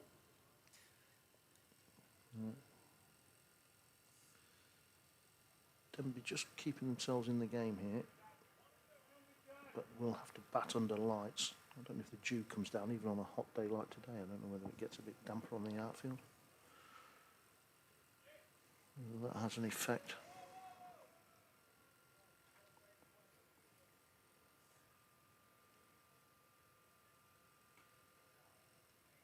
Man out there at deep square leg, they'll get one. They come back for a second on the throw. It's a good throw, but Connor Marshall's quick enough. He was coming back for the second. The fielder had the ball in his hand there. It was a good throw from there. That's a fair distance from out on that rope. 70 metres, 70 yards. Yeah, he was keen to get back for the second as soon as he put it out there, put the fielder under pressure, and it actually wasn't a bad bit of fielding. And it's a long way out there, and he's so fast between the wickets. They might be better off throwing to the end that Connor's not running to. Yep. He moves on to 13 from 8. And at the moment, he'll be looking to probably have as much of the strike as he can. Yeah. So Joe Wilson is back into the attack. So 5 deliveries left. Feel for LBW, but it's clearly going down the leg side by a distance. I'm polite about it. Yeah, a dot ball though at this stage. It's a dot, you're right. That's can be just as crucial. Important. Yeah.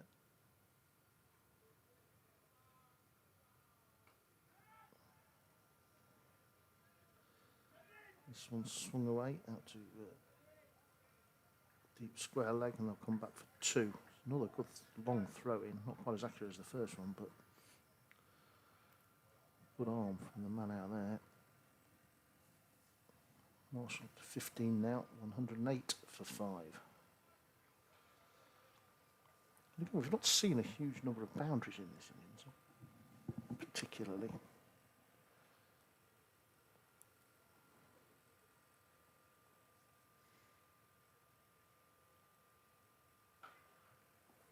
That's pulled away, and there you go. There is one. I think Joey Wilson might be giving you the curse of the commentator well, it's there. the second time I've done it, to be fair. But it was a bit slow and loopy, that one, wasn't it, really, and short. And Marshall found the gap at mid-wicket for 4. 112 for 5.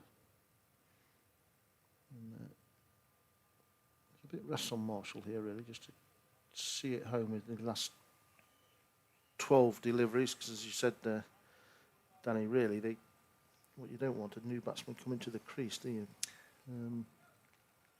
So it always takes a little time to get in.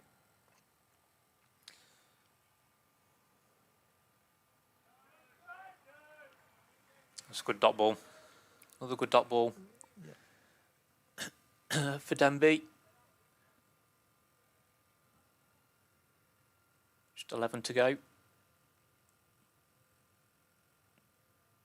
It's swept fine, but off the glove, I think, rather than the bat by Marshall.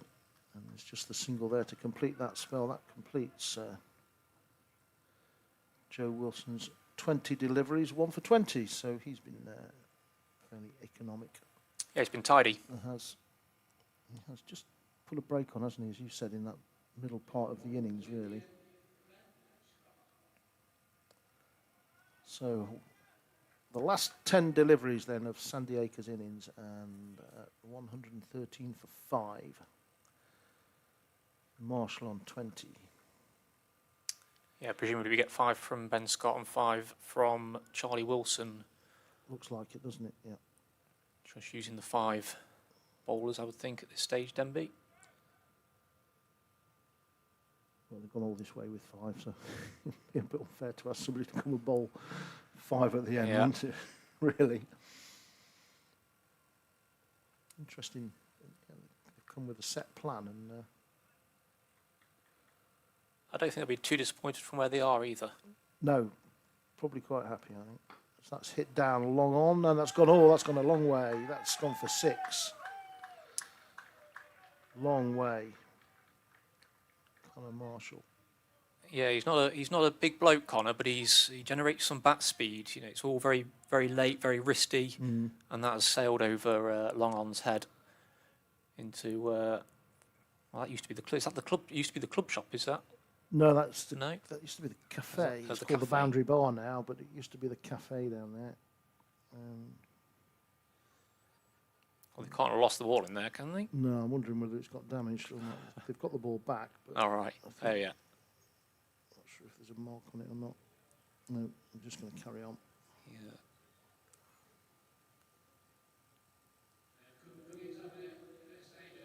First, I thought there was some commotion down there. Oh, Yeah, they've just called for a first aid. I don't know if somebody didn't get out of the way quick enough. somebody got hit.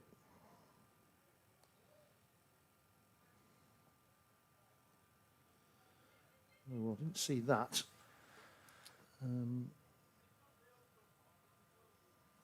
Anyway, the game is continuing. As that's hit in the same direction, but this time he's got right underneath it off the bottom of the bat, and it's a very good catch coming in from long on. And Scott has his revenge. Ben Scott. And Marshall has gone for 26. Yeah, it looked a bit obviously disappointed when you get out. It probably felt like it was there to be hit again, and he just hasn't got hold of it. It was a bit wider, wasn't it, this one? And he was fetching it, really. I think he got it off the bottom of the bat, toe end. And a very good catch in the end. And I it wasn't was- quite sure he was going to get there. He had to come in a fair way, didn't he? Because he caught it to the edge of the 30-yard Yeah, circle. just inside the circle. Yeah. Still a useful knock from Connor. 26 off of 15 with 2 4s and the 6. Charlie Wilson took the catch, Yeah, just just outside the 30-yard circle he was in the end, but he had to come in a fair way to do it. So 119 for 6 then, with 8 deliveries still to go. And Dan Wielden at the crease. He'll be targeting the cheap seats too. The way he plays at this stage of the innings. Could be brief. Well, will be brief. There's only 8 balls left, but Yes. could be entertaining. He won't be looking to do much running, I don't think. That's gone straight up in the air, but it'll be safe because there's nobody in close on the leg side. In fact, it dropped in very much. Oh, there's possibility of a run out as well. He's got back, I think. Yeah, there probably was a second there. I don't know if... They've gone straight away, yeah. but I think Dan spent some time watching where the ball was going before he started running. It dropped safely in no man's land about halfway back to the long leg boundary. Went very high, not too far.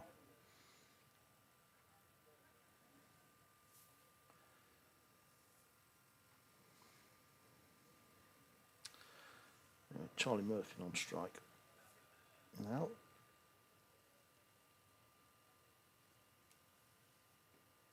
And not for any more because he's just been bowled.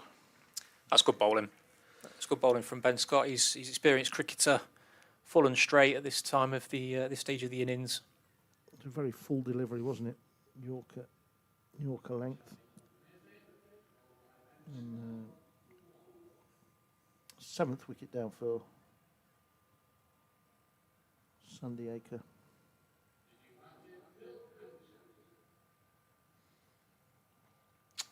For 120.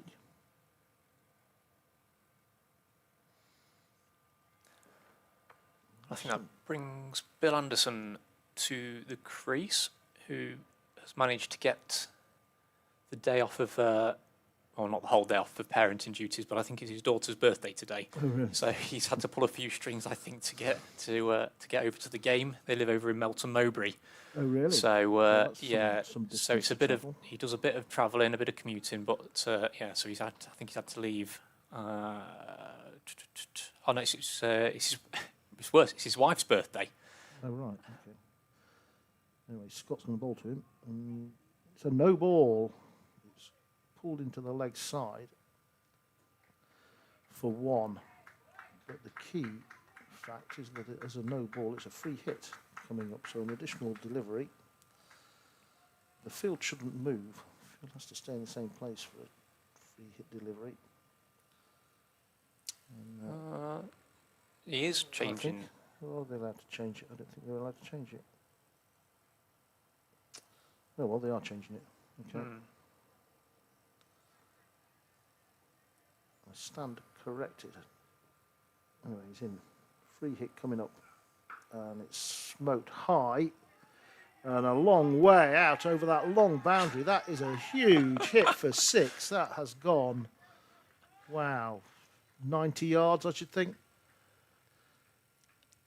Got underneath it and hit it way over the. There is a man out at deep mid wicket on that longest part of the ground, and it went way over his head. Yeah, you need a man in the car park, I think, for that. We may well not hear the end of that one either.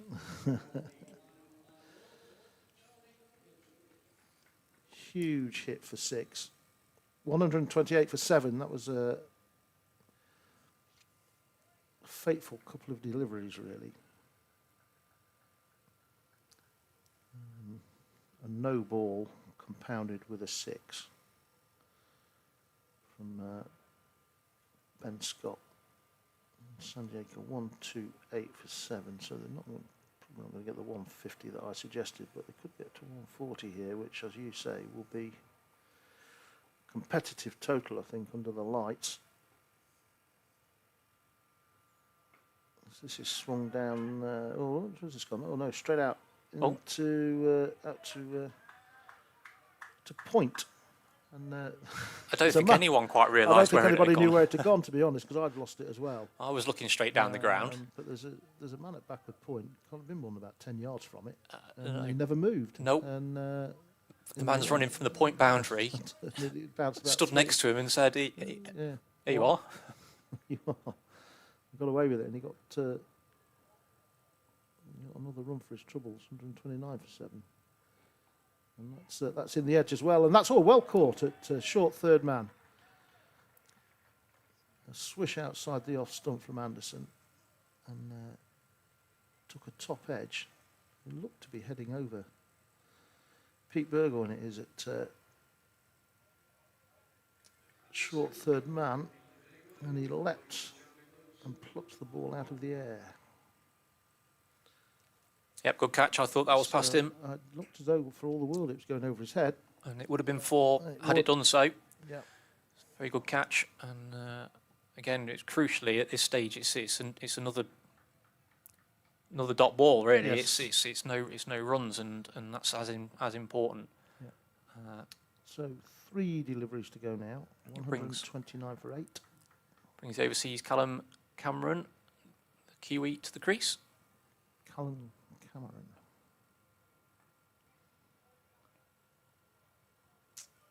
Well, he's off the mark. It's 130 for 8.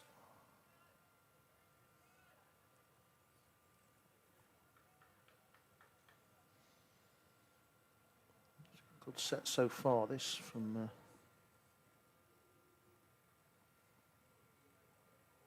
Wilson, Charlie Wilson. 2 deliveries remaining.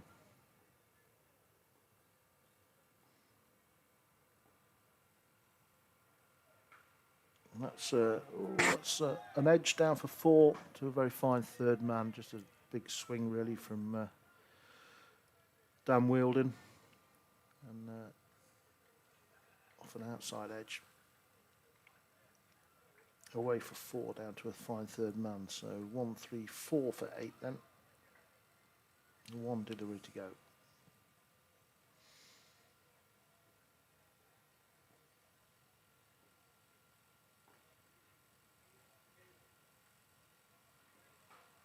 That's flayed away, and that may well go for 4 as well. There's 2 of them go. Oh, it's a great piece of fielding if he's kept that in, and he'll come back for 3.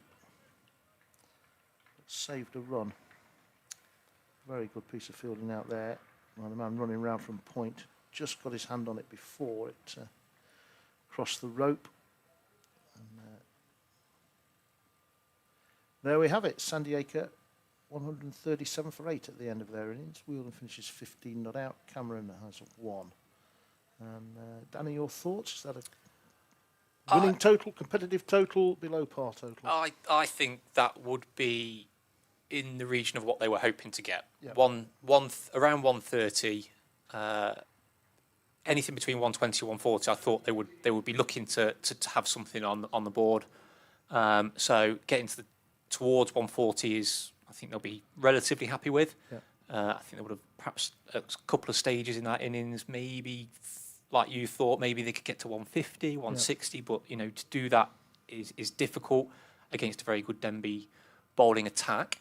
I think they'll be happy because they will feel that their bowling is Sandiacre's bowling is their strength, rather than their batting. They've got the 3 seamers in the overseas, Callum, Dan Wielden and John Jordison.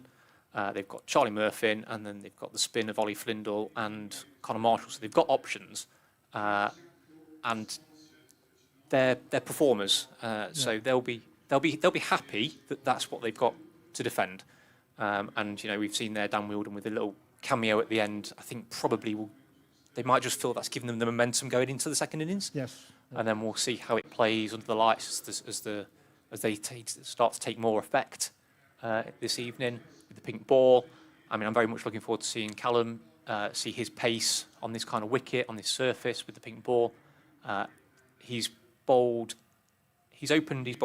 10 in those first 3 games to get us to this stage, and in those 3 opening spells, those 30 balls, I think his figures are something like 2 for 7 or 2 for 9 off those 30. So that pace at the front has really got us off to a good start in those games. Yep. However, we've seen on an outfield like this, a thick edge for 4, a little bit, if you stray with your line or your length, the ball can disappear, and all of a sudden the batting team can be off to a flyer. So I think those first 20 deliveries could be quite crucial in setting the tone. You'll have Dan Wielden from the other end, who's a very experienced bowler, bowls good areas, is very clever with it, and then you have John Jordison following that, who's about to embark on, I think, his 30th year in the Premier League, or has embarked on his 30th year. So there's a lot of experience in that bowling lineup, but Denby have done well chasing scores this year. So I think, is it Braden Laffin, who is he in overseas? Is overseas, I think, has done very well. Yep. And then they bat deep as well. With the Wilsons, they've got lots of handy cricketers. So it's all set up to be a really good second innings. Yep, looking forward to it then. Danny, thank you very much for your time. Much appreciated. You're welcome. Enjoy. Yep, and no doubt we'll catch up again, hopefully. So there we have it. Sandiacre finished their innings 137 for 8. Denby shortly will require 138 to win, and I'll be back with you in 5 minutes or so.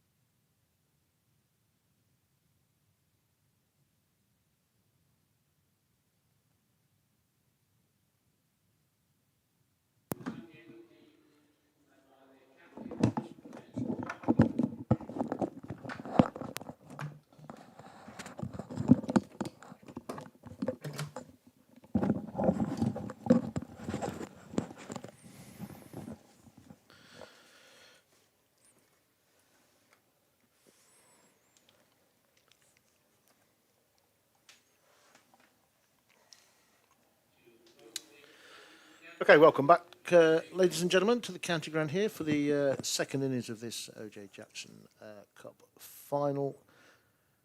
Sandiacre batting first, 137 for 8, so Denby require 138 to win. And moving in alongside me, Joey Seven from Denby. Joey, welcome along. Good evening. Pleasure to be here. Lovely evening for it. Yes, under the lights now as well, they are taking effect. I was a bit dismissive when they switched them on at the end, towards the end of the Butterley Cup game, because the sun was blazing down. But they're certainly taking effect now, and we are genuinely playing under lights. Yes, there's some shadows appearing. Yeah. Been a gorgeous day. 137, is that gettable total? Is it above par, below par? Where do you think it is? I think when we were sat at 65 balls, 72 runs, you're thinking 160 could be on the cards here. Right. We said if we could keep them to 130, we'd be quite happy. And I think this is it's a nicely poised game, I think. Okay, so here we go. Cameron's going to bowl first ball, and it starts with a wide, which is not what he probably wanted to do. Not an ideal start, but it's a long way to go yet. Yeah. Yeah, we're opening up with Pete Burgoyne, Freddie Gosnell, two really good batters and in good form at this moment in time as well. It's Burgoyne facing at the moment. It's pulled away, and there's a man out there. Well, great piece of fielding. Great piece of fielding. And keeps them to 2, saves 2 runs. Not sure who that is out there. No, that's what you want. Early doors, set the standard. Of course, we're in this power play, so there's only 2 men out. One at deep backward point, and the other one is at square leg. And it's an excellent piece of fielding.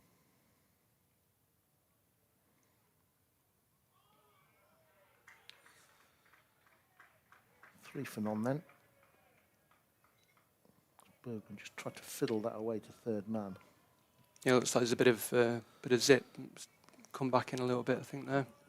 Just, I did mention in the first half whether, as the lights take effect, whether there'll be any effect of a dew or not on the ground. But I don't know because it's been such a warm day. But it often happens in evening matches. Yeah, definitely. I think it's 99.9% of our cricket is played under the midday sun, isn't it? So playing here in these conditions, it is different, and It's actually, you're right, and it's alien to both sides, starting at 7 o'clock and then playing under lights for the second half, because they don't do that normally. No. The only time they do it is if they play in this final. Yeah, so it's for both teams as well. Yes. That's hit through the offside by Burgoyne for 4. Nicely timed, a bit of width. And I think that is where you really rely on people like Pete. He's got first class experience. Yes, he's played at the highest level that you can, Yeah. and that's what he brings to the team. Same with Braden over from Australia. That's in these kind of circumstances, that wealth of experience. 7 without loss then. Hit to mid on and he's gone. Out. It's a real commentator's curse there, I think, unfortunately for Pete there. Well, Apologies, Denby supporters. Not the first time that's happened today. And Burgoyne tried to pull a ball that wasn't really short enough and only succeeded in pulling it straight to mid on. And he is gone for 6 and Denby are 7 for 1. And just the start that Sandiacre wanted. Yeah, whether it's held in the pitch a little bit. So he's See it, because my feed is now on about a 2-ball time delay. Oh, perfect. We'll get a live action replay of it now. Actually, it was a short ball outside the off stump, but half whipped it to mid on. I mean, we saw it in the first innings. You know, balls that deserve to be put away sometimes do get wickets. He's trying to hit it in the wrong place, I think. Just looking at the line of that one, it should have been Short and wide, outside should be off. going outside the off stump. Yeah, it's hit it mid on. Anyway, the upshot is he's gone for 6, so 7 for 1. And the new man to the crease is laughing. And he's off the mark straight away. So tell me about this chap. Yeah, so on strike now we've got Freddie Gosnell. Freddie is playing minor counties for Lynx. He's averaging 33 for them. Last year he was 786 runs, 34 average. Very handy batter, very strong young man.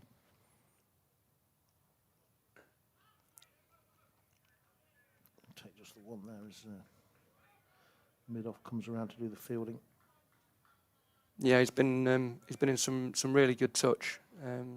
We've had a 178 last year, not out, high score. 650 is 100.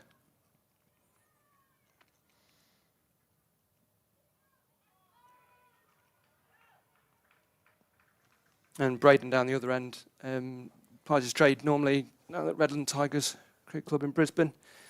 Plays alongside Marnus Labuschagne, has been his highest run scorer in the competition so far, 103 runs. Really? 54 high score against Belper Meadows in the quarter-final. Yep. Real sort of anchor innings there.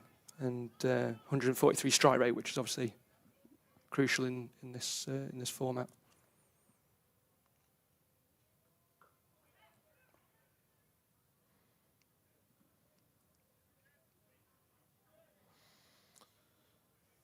Take one there. There's no run on the overthrow.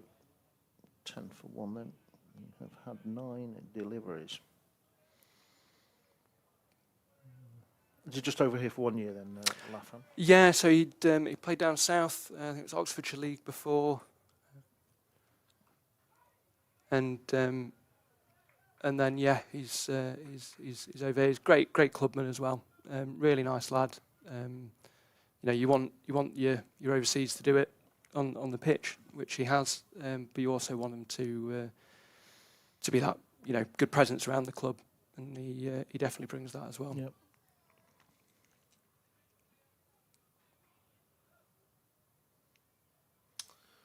Ten for 1 then, Denby, after 10 deliveries. So we'll start for Sandiacre here. That 1 wicket, that of Peter Burgoyne for 6.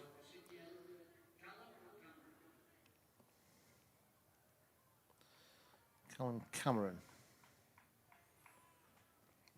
Yeah, quick bowler. Yeah, I think it'll be interesting to see how he gets on here. Slightly shorter boundary on the offside. On the offside, yes. He's got a lengthy run.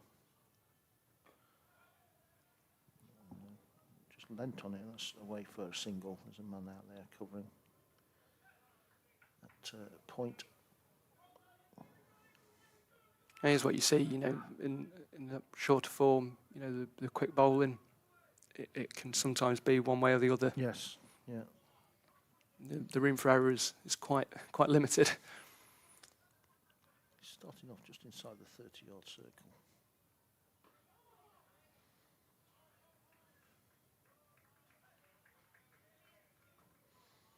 Scampered single there. It makes such a difference, you know, from a bowling point of view. You bowl a good length ball, it's sort of dabbed away, and you're still facing the opposite man down at the other end. It's so frustrating.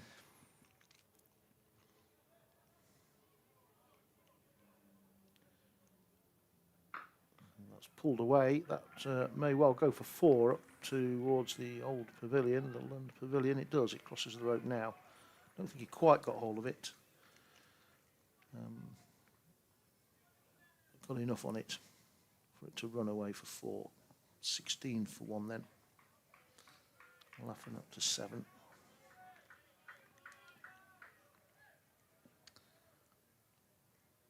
I wonder if the medical emergency in the far side of the ground has been resolved.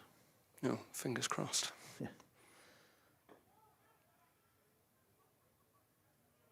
Single they'll take there to mid-wicket. Man's there, he's quite deep. He's on the edge of the circle, not saving one really. No, sort of betwixt and between. Yes. Well, I guess it trying to do his best to save any boundary shot, but I suspect if it's past him anyway. Or the way that one ran up the hill there.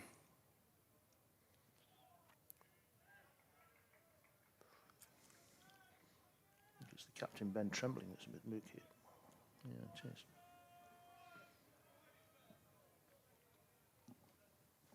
So he's only got himself to blame if he's fielding too deep.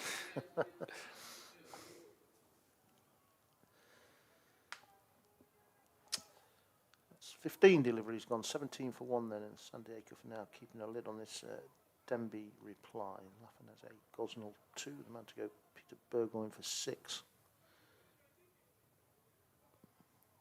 New bowler is Dan Wheeldon. Let's hit through that straight mid-wicket and may well go for 4 again. A despairing dive, can't reach the ball. And 4 more runs to Gosnell. It's a long way up to that corner up there. It is, that is the big corner up there. It is a big corner up there. And Sandiacre have chosen to do the same as Denby and finish the last 10 from that end as well. Oh, right, okay. You know that already, didn't you? He's got an edge on it. He's gone. And Gosnell is gone, caught behind. They're saying a drive outside the off stump. Maybe didn't really move his feet. And he's got an edge through to the wicket keeper. And he is gone. 21 for 2, Denby. Gosnell gone for 6. That is what Dan Wheeldon does. He's a wily old campaigner. Yep.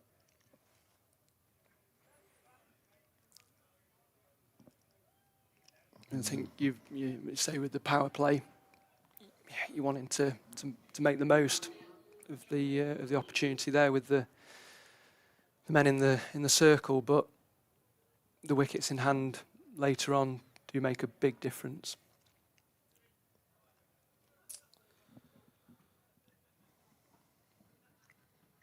New man to the crease is Charlie Wilson. So does a lot depend on Braden Laffan now, or others that can play around him as well? Well, as has been said just before I came in, then we do bat deep. Yeah. We bat right down the order. Charlie, the left-hand right-hand combination, hopefully. Interestingly, there is a slip in here now. And, Wilson's off the mark with a single. It's the first time we've seen a slip in today in either game. And, sign of Sandiacre's confidence, maybe looking if they can knock 1 or 2 more over quickly. Soon get out of reach for Denby. Anyway.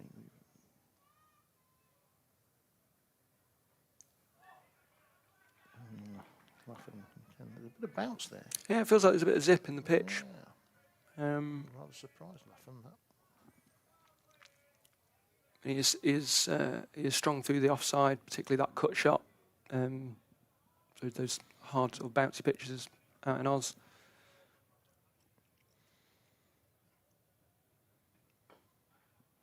That's a nice drive. Lovely shot for 4. Through the covers. Only chasing done is to retrieve that. Laughing up to 12.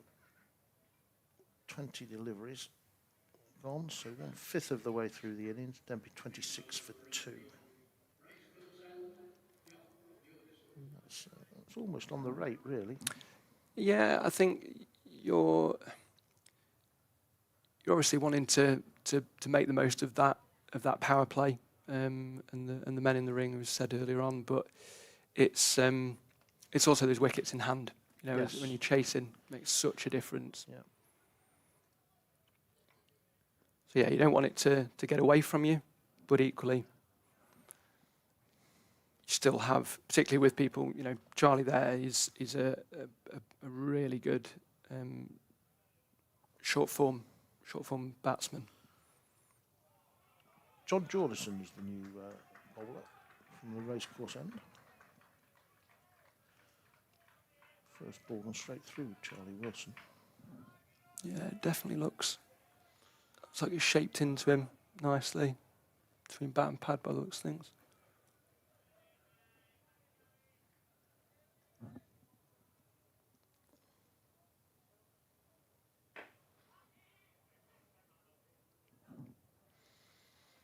Denby playing tip and run at the moment.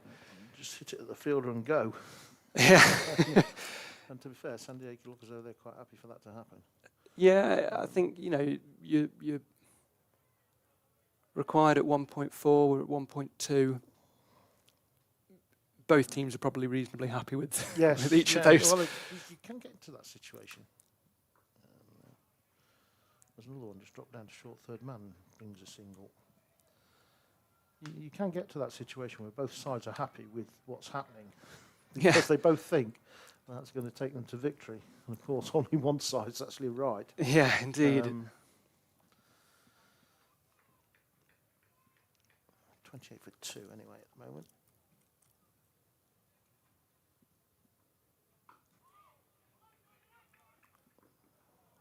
Think about 2 there. They're coming back and throw to the bowler's end. And Laffin safely home. 2 more accrue. It's 30 for 2. Yeah, both really good runners, both quick between the wickets there.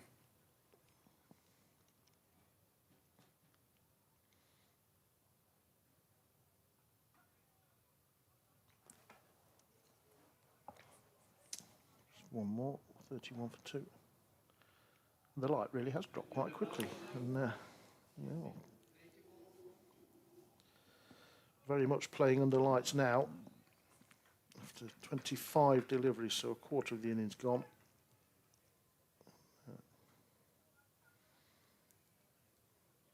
Denby 31 for 2.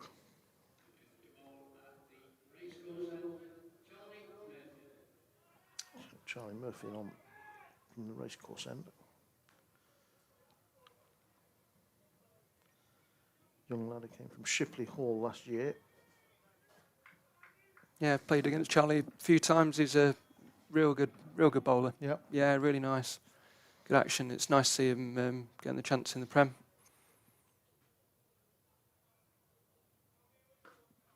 Hit towards mid-on, but it's going to bounce short, and Wilson had gone down the pitch a stride or two, but managed to get back in time. There's a direct hit. But he was back in his ground. Just as well, I think Braden would have been struggling there. The Yeah, direct there's never hit. a run, was there? And there's never a run there. I know they've been hitting it to fielders and running, but there wasn't one there. 2 men out on the leg side now, as that's hit to the straighter of the 2, and a good piece of fielding, sprawling away to his left. As they come back for 2. So there's a deep square leg and a deep mid-wicket out, so there's nobody orthodox mid-wicket, so there's a big gap on the leg side for a drop and run 1.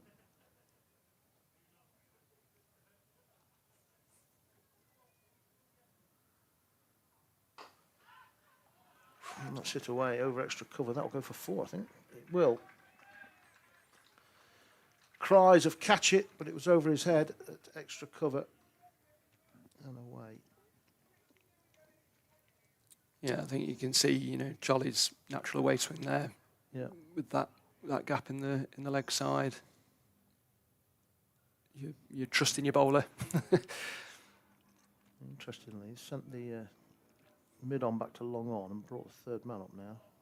Laffan's gone to 19. It's 37 for 2. It's gone straight through him. There's a bit of variable bouncing here, you know. Yeah, I think, like you say, I think there might be a bit of dew on the ground. Looks like people are sliding about a little bit more. Yeah.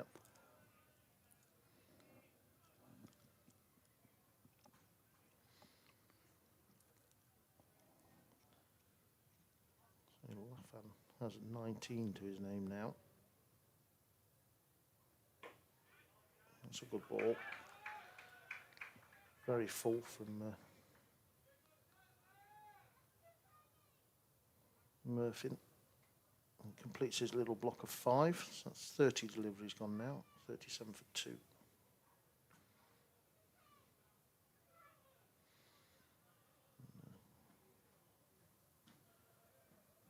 We're about to see spin for the first time. We are.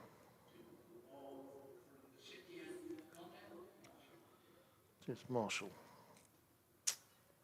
Callum Marshall. This will be interesting because he's a fine leg spin bowler. Yeah, turning it into Charlie as the left-hander will be interesting with a relatively short boundary into cow corner as well. Yes.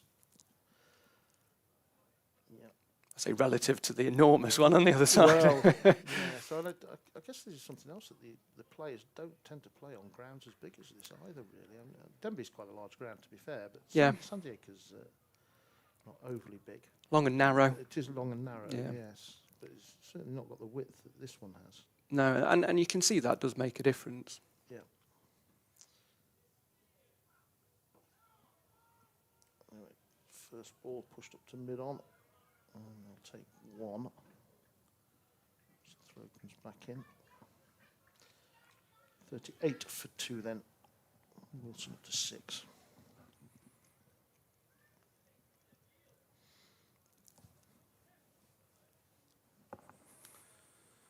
Been a decent crowd in today for both matches. The main seating area away to our left is actually obscured from the commentary position unless you crane your head. That's going to skirt away for 4, I think. Yes, Laffan got a thick outside edge to backward point, and the captain Trembling was tempted into the catch, but it died on him and just bounced awkwardly. He didn't get a hand on it, and it ran away for 4. So Laffan up to 23.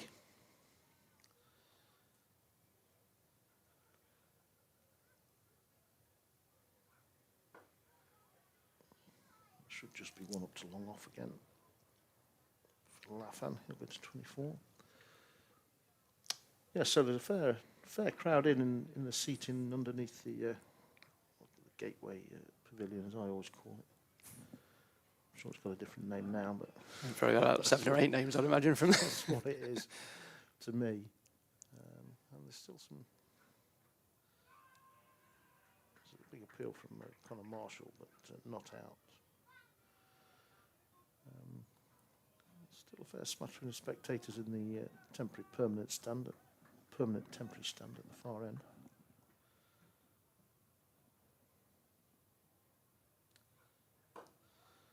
As Wilson comes down the pitch. Oof. And it's gone through the man. it's gone through him for 4, hasn't it? Yeah. Yeah. Yeah, it's well struck. struck. The ball there, it was at out to long off. And we saw one in the first innings where to Dan Burgoyne, Pete's brother, at mid-off, and really skipped off the surface and caught him out. yeah. So I think, yeah, it's we were saying as well that this is a lot greener than the grounds that we are tending to play on. Crikey, yes. I mean, they've been watering the outfield here, haven't they? Yeah, it's probably the greenest grass in Derbyshire, I'd imagine. Yes. Yeah.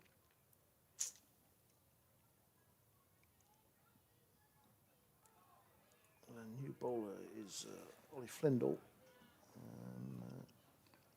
First ball goes past the outside edge of Charlie Wilson.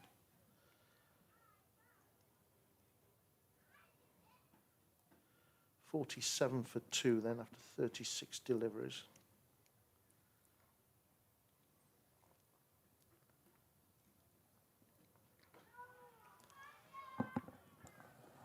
So I think about 2 here, and they go for 2 as well. There's a throw coming into the bowler's end, and actually hits Braden Laffan as he's running through. It was well placed. There was no pace on it as they pushed it into the leg side. There's a huge gap there, and very quickly back for the second. As that turns. You always like that match-up between an off-spinner and a Spinner, left-hander. Left-hander, yes. Classic, really. 49 for 2.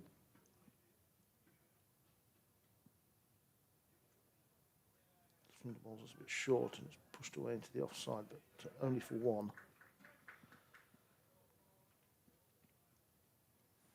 And, again, Ben Trembling, I think, did the field in there at backward point. So 50 up off 39 deliveries. Still around that rate. Yeah, so the runs per ball at the moment is 1.3, that's what they're scoring at, and the required rate is 1.4, so well in touch.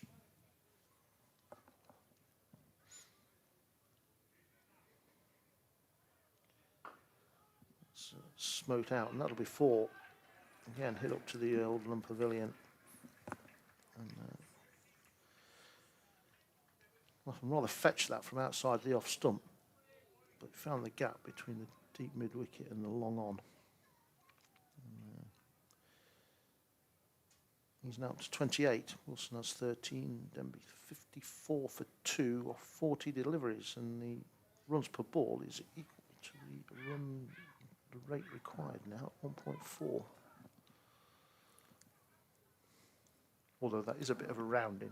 As good as we're going to get. That from 2 balls before, where the 1.3 and the 1.4 are actually 1.28 and 1.44. But those fine margins do make a But difference they at do the make end. a difference, you're right. They do. Yeah. Anyway, 54 for 2. And John Jordison's back into the attack from the racecourse end, bowling to Wilson.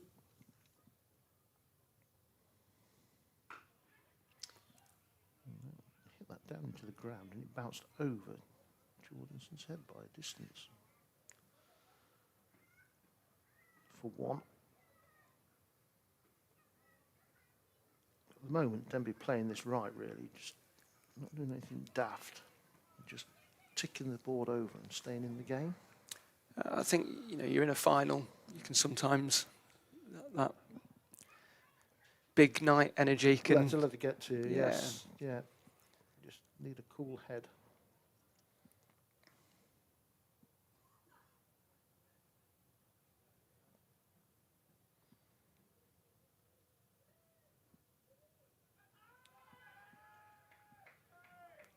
Appeal from the wicketkeeper, but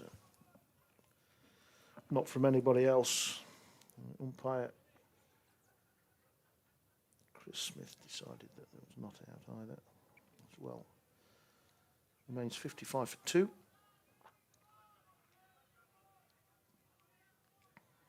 Again, looked like there was a bit of bounce there for Jordison.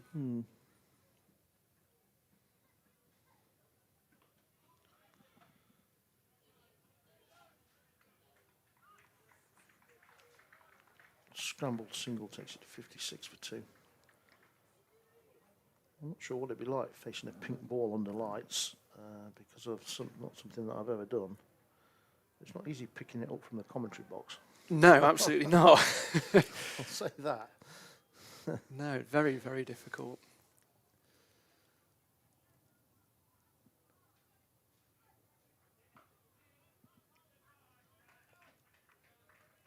Another single.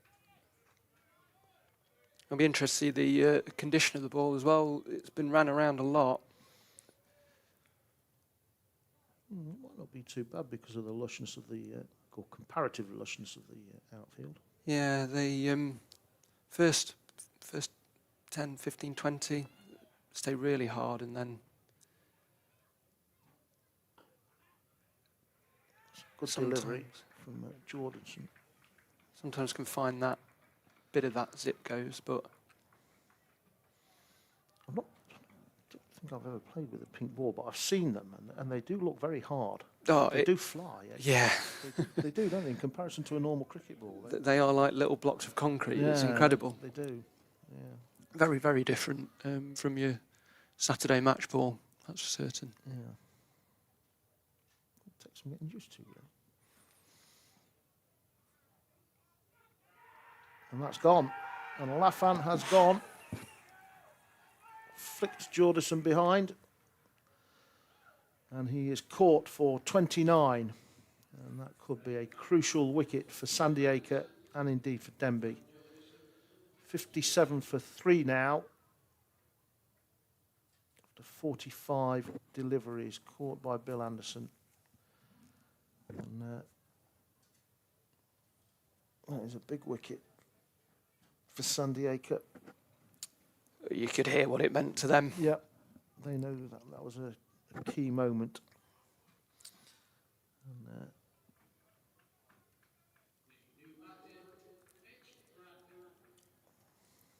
And I think you saw there, Jordison's experience, back of that length, really playing with that wide line.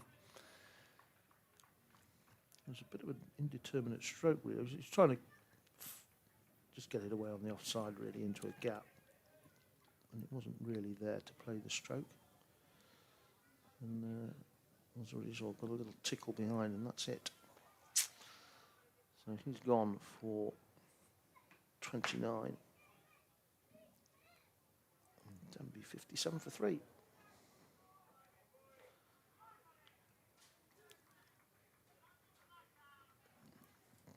Jordison 11 deliveries, 1 for 8.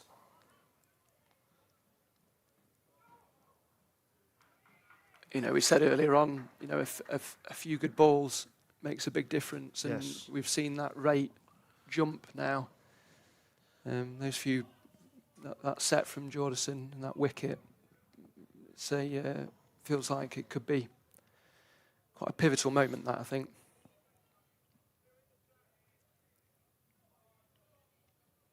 Yes, it can't be easy coming in this light either, under the light, especially in a pink ball. It's down the leg side. That's a good take by Anderson, but it's going to be a wide.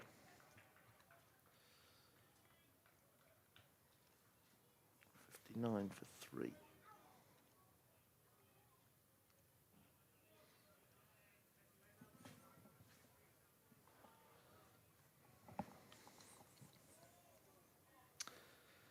Just 4 in the ring for Sandiacre. That's dropped into the offside, and they take the single. And again, Sandiacre are too bothered if Denby takes singles here. They're quite happy for that to happen. And I think that might have been, playing into Braden's mind with those slightly wider deliveries. It feels like that's a really strong spot for Braden scoring, and looking at that as a potential 4 ball, really. Yeah.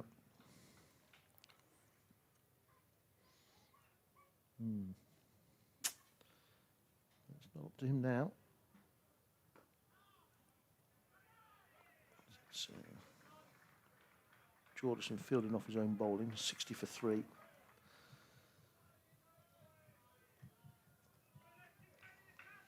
Johnson's prototypical leaving it all on the pitch there. Yeah. He's not going to be guy wondering if he's not put his all into that, into his bowling spell.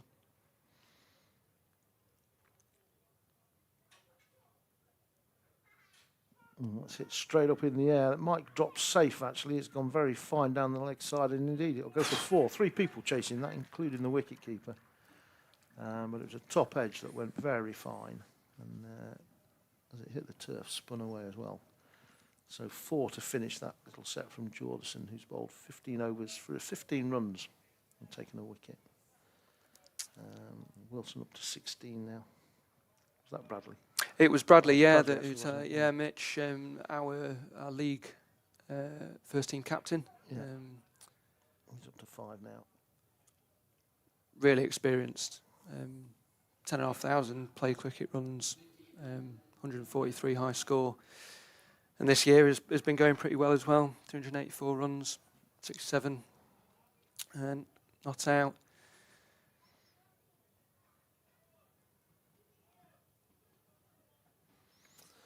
So we're halfway through the Denby innings then. 64 for 3. Double that up, 128. That's not a million miles off, really. So I think both sides will be happy with the state of the game, which sounds a bit odd, but I think that's true. But Denby don't want to lose another wicket just yet. They need to build a partnership somewhere.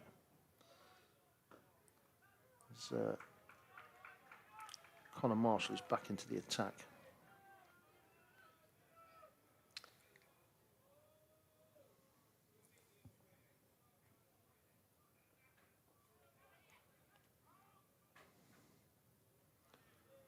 Quickly scampered single. Yeah, sometimes it feels in these sort of middle overs sets that both teams are sort of waiting for something to happen, almost. Yes. Well, that's a poorly timed shot. Great bit of fielding. Sometimes they just have that catalyst, don't they, for the game.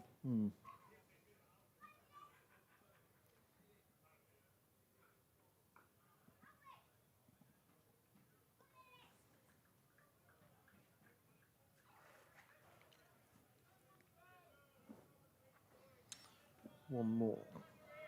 To Bradley up to 6. 66 for 3.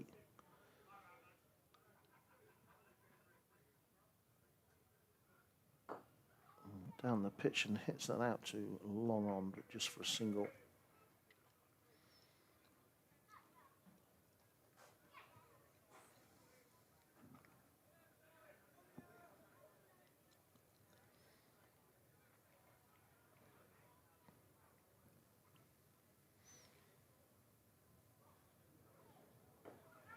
That swung high out to the mid-wicket boundary and all the way for 6.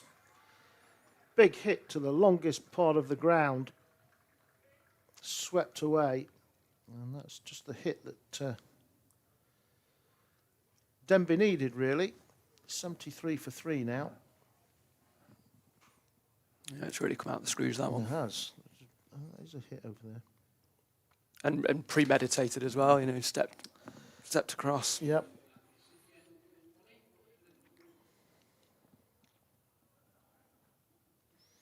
Ollie Flindle is back into the attack.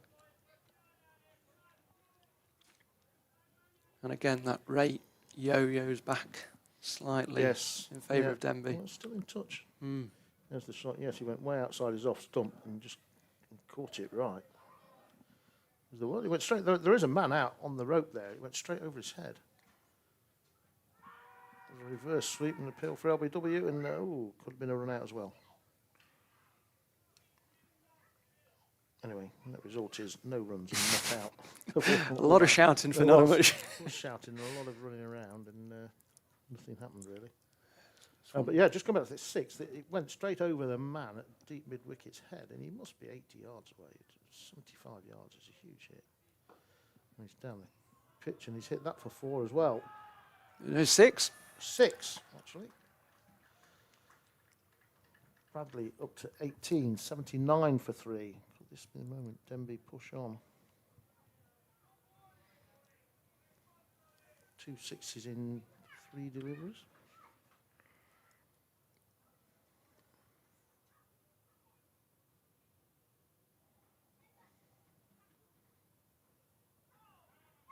Another attempt at a reverse sweep that fails.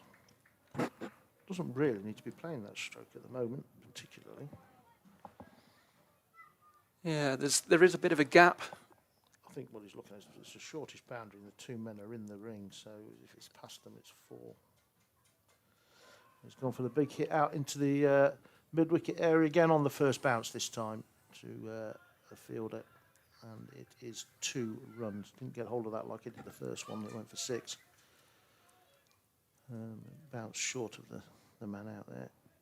So 81 for 3 now. Bradley up to 20.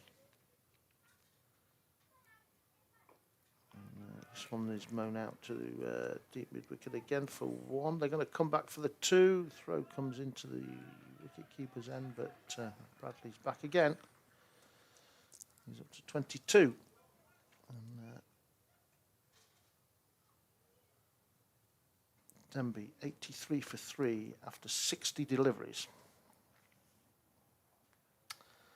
And the runs per ball and the runs required are now level again at 1.4.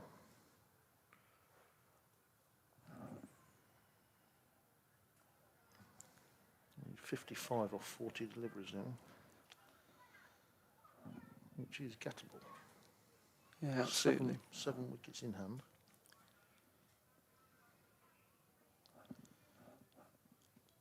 Yeah, it's not the prettiest of shots there from, but Effective. absolutely. They are effective. Jordison back into the attack for his last set of 5. And that's gone straight through.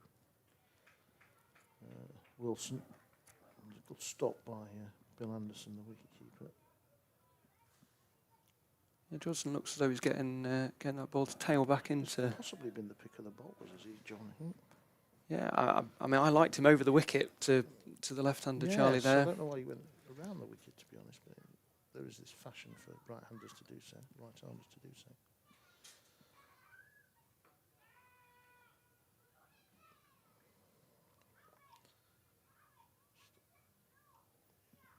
.84 for 3. Wilson up to 19.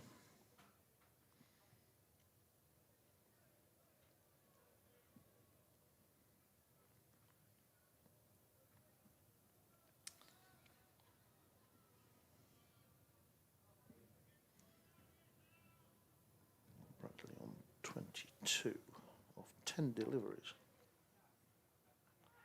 He's bowled him. Bowled him round his legs as well, I think, there. I'll have another look at that. He went across his stumps, trying to hit him to the leg side. Off stump is pegged back. And his off stump is pegged back. Interesting to see what happened there. It looked as though he bowled him round his legs, but it's hit his off stump. It hit the back of his bat as he was playing his shot and he dragged it on. I don't know. We will see shortly. But anyway, 4th wicket down for Denby, just as they were beginning to get on top. 84 for 4 now. And they're getting back in the melting pot. Replay coming up shortly. Here we go.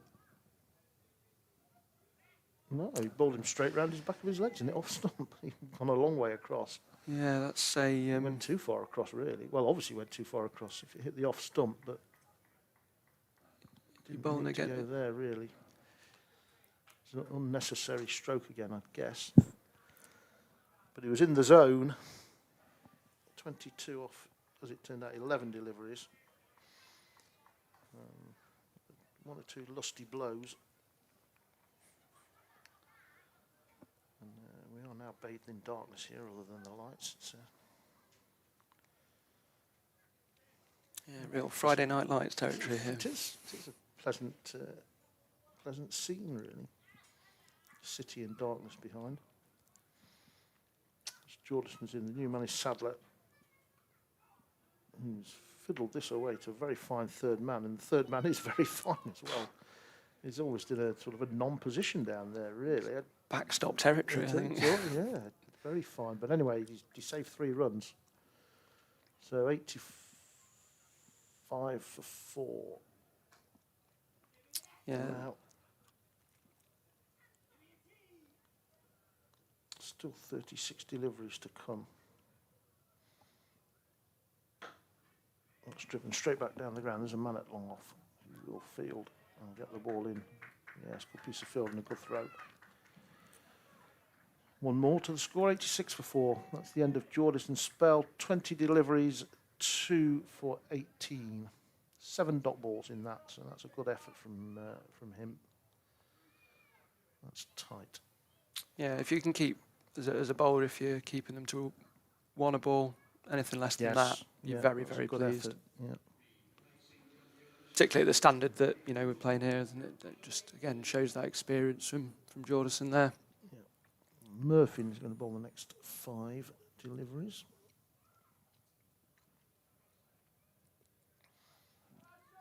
From the racecourse end of the ground.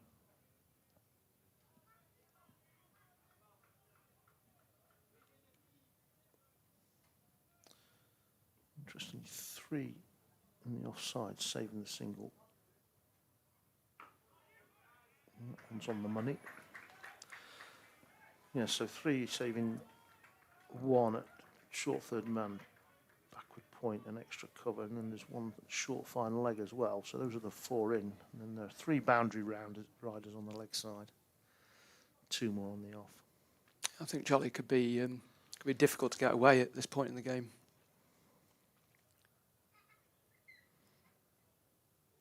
Oh, it's gone through everything again. I've picked up a bye. And, Anderson down on his, which I think that might have. Yeah, I think. I think that caught him awkward somewhere in the knee, I think, by the look of it.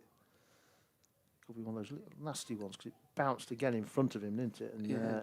Just over the pads. just as you go down, it just hits you on the inside of the knee. Yeah, unpleasant that.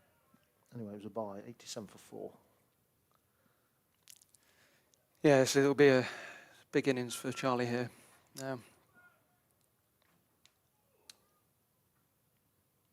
Yeah, as Murphy bowls. Floated Yorker, really. We get 1. Oh, thinking of the second there. That would have been risky. Settle for 1. 88 for 4. No need for heroics at the moment. Again, talking about that depth in batting, Liam Sadler, the new man in, 9,500 play cricket runs, 202 runs so far this season, high score of 44. So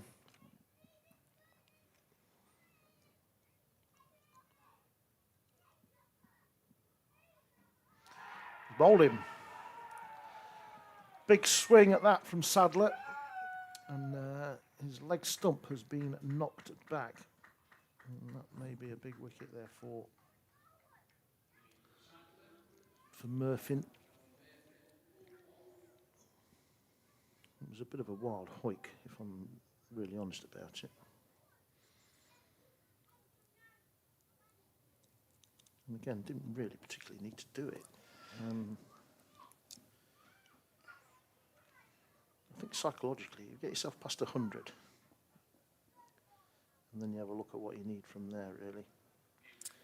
yeah, I think sometimes you can look at that runs per ball, runs required, and Yeah, it's an awful shot. The middle stump it hit, actually. get Just into a your head. Wild hoik across the line. So he's gone for 1. And Denby lose their 5th wicket at 88. So we've got another Wilson to the crease now. It's the brothers. The brothers are there, indeed. Well, that would be a nice little story if the brothers could bring this home for Denby. It will certainly make breakfast easier tomorrow morning if they do. It certainly would. Yeah.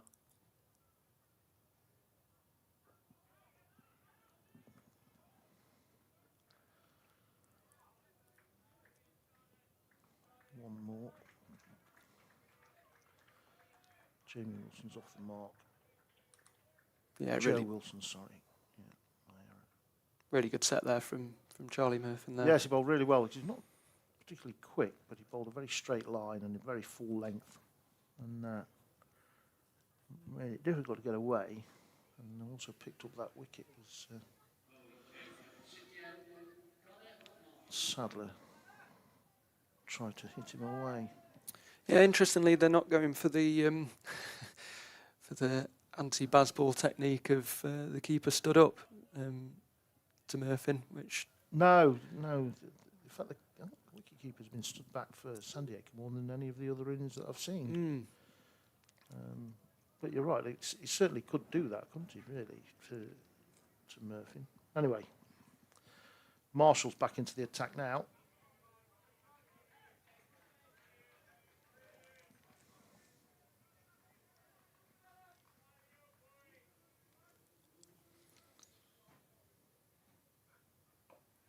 And that's a big hit out to the leg side, and it's gone for 4. It was a nasty one for the man at mid-wicket. He might have picked it up a bit late. I don't think it was hit with much height on it. It fairly flew out there, and although he dived, I'm not really sure how much he wanted it. 93 for 5. This is building to a very good climax. Joe Wilson in with Charlie. Joe now has 5 to his name. Charlie Wilson really needs to stay there, I think. Yeah, he's playing that anchor innings, really, isn't he? He just needs to keep pushing it around. 93 for 5. There's another big hit. They take a quick single. Hit it into his pad. Rolled away on the offside for 1. 94 for 5. So 44 required from 27 deliveries.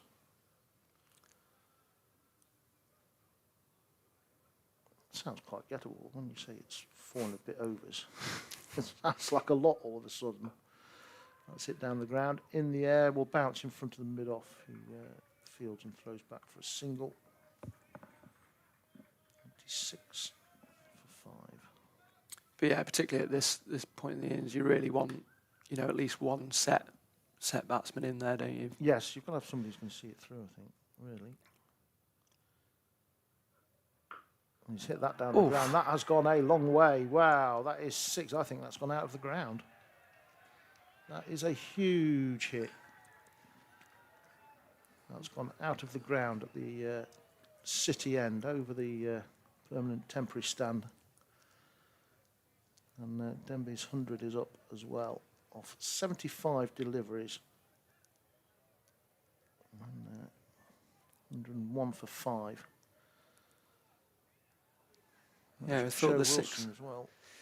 Yeah, I thought that 6 from the Sandiacre innings was pretty big, but that was as big. Yes, that was a big hit. Like a tracer, you could pick out the pink ball against the dark night sky easily enough. Then that was the best I've seen it all evening. I think. Yes, it's a bit difficult under the lights, but when he gets up against the dark sky, you're going to need a spare delivery, a spare ball here. Which again, that's sometimes those moments change a ball. Yeah, change a ball make a big difference. It's never exactly the same, no matter how much they try. No, it's never going to be the same. I So imagine cause another delay here. We've had a number of delays today. adds to that pressure. Both teams. I think they might have found it. Yeah, he's got it. A child has. It's come back. I'm not sure what state it's in, because we've hit some tarmac out there. Yeah, that's had a little travel on possibly into the Pentagon. Hit a stationary car. A little big dent in the roof. So 37 required from 25 deliveries. 5 wickets in hand, and Murphy is back into the attack. He's bowled well, 10 balls, 1 for 8 at the moment.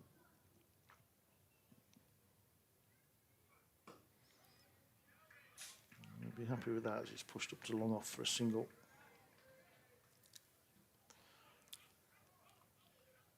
Yeah, look for a bit of control back. Yeah.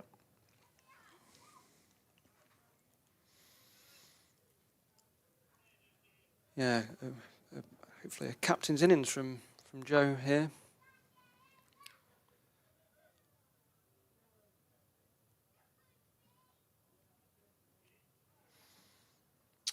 Slight delays.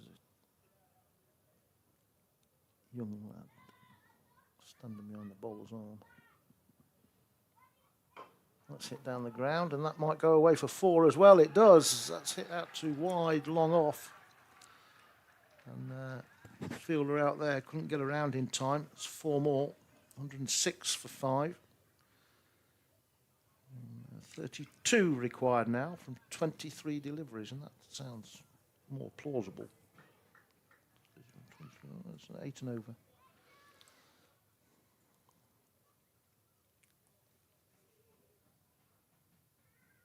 gone down the leg side, and that's going to be signalled wide as well. Yeah, in the modern game, 8 and over. Yeah, so see, on a short period of time, such as 4 overs, that's a gettable number, isn't it? Yeah, I'm not saying it's absolutely. easy, but it's a gettable number. And then the wide as well, so 31 now. And we'll scramble a single there.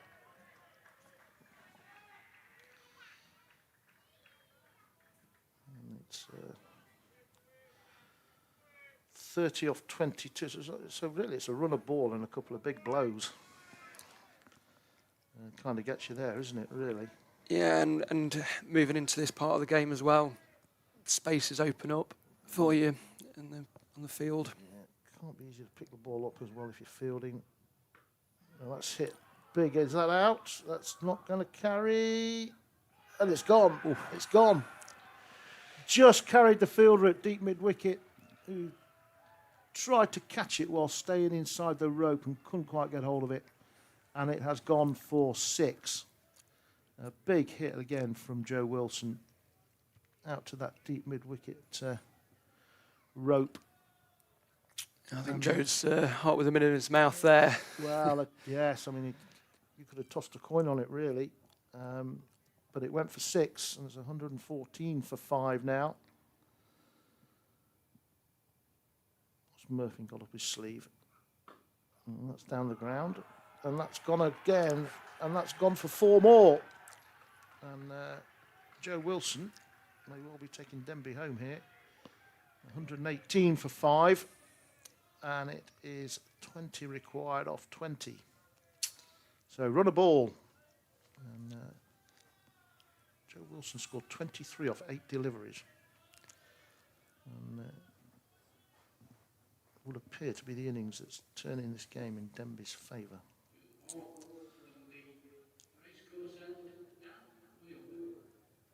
Well, I had a bit of a mess of Poor Murphy's figures there, because he was going very well. He's bowled 10 deliveries for 8 runs, and he's now bowled 15 for 25. So those 5 went for 17 runs. Well, this I think this might be the moment of the game for me. This. So Wielden back into the attack. He's still got 10 deliveries to go. Yeah. Which will be the 10 from this end. It'll have to, well, not necessarily have to be, but likely be 10 from this end. Joe Wilson on 23.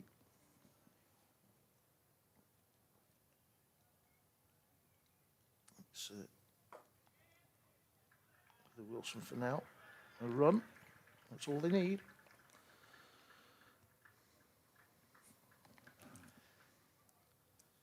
Charlie on 28.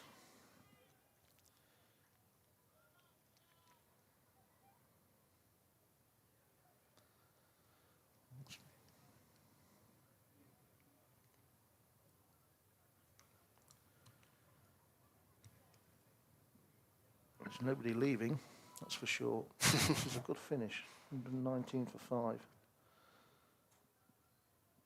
Hit away, and that'll be 4 more. Behind square on the leg side, there's nobody out on the rope there. There's 2 men inside the circle there, but it was hit between them, and it's gone for 4. And Joe Wilson up to 27 off 9 deliveries. And Denby require 15 off 18. So 15 off 18.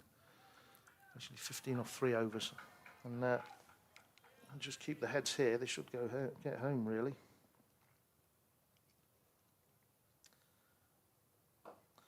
Let's hit into the leg side. I'll just be 1. Almighty crash. It didn't really go very far. Yes. Barely reached the 30-yard circle. Nevertheless, another run to Jamie. He's now caught his brother up. Joe has 28 off 10. Charlie 28 off 26 deliveries. Charlie on strike. Very full delivery. And just dropped out for 1. And that's all they need.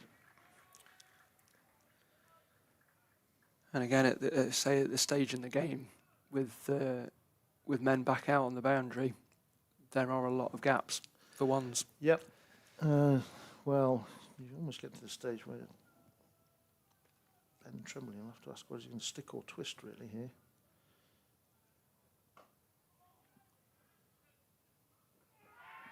And he's gone. Run out. Run out. An unnecessary single, that. Stabbed into the ground. It only went about 3 or 4 yards behind the stumps, but called him through for the single and didn't make it. Shot bit of keeping. Run out keeping, whatever that would be described. Yes, well, he was alert to the situation, but it was an unnecessary single to take, really. Charlie Wilson, who was run out. Just having a look, but the ball was kind of jabbed into the ground. Might have hit his foot as well, but it only rolled behind the stumps. Yeah, I mean, the pad, it's only got about 3 or 4 yards behind the stumps, hasn't it? Yeah, I think you see there from the reaction from Joe whether he was expecting Charlie to be backing up a little bit further there, with slightly on his heels. I think it was Charlie that made the call, and that's what Joe's probably annoyed. Yeah, because he didn't need to make it. Well, he could have said no. Yes, frankly, it hit his pad outside the leg stump and spun around the off stump, but it didn't go far. Anyway. 1, 2, 5 for 6. Another little twist in this tail. And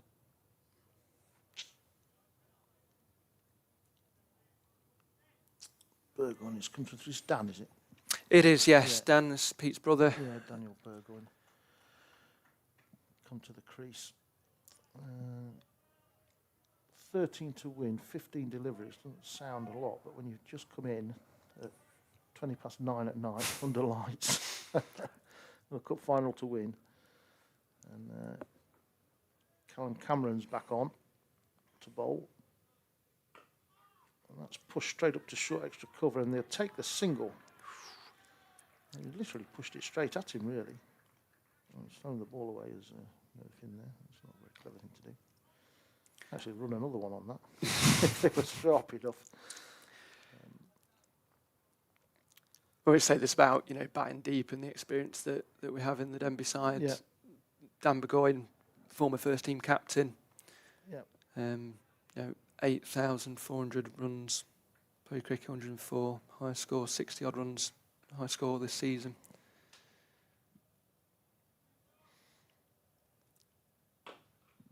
It's hit down the ground. That might go for 4. It has. It's gone for 4. Joe Wilson forced that away into the leg side. That's the shorter part of the ground there. And it raced away for 4 runs. Not much the man at Long On could have done about that, I'm afraid. 8 now to win. 13 deliveries. And Denby in control at the moment. Short and pushed up the ground, and they'll get a single there as well, as Jordison couldn't field it off his own bowling.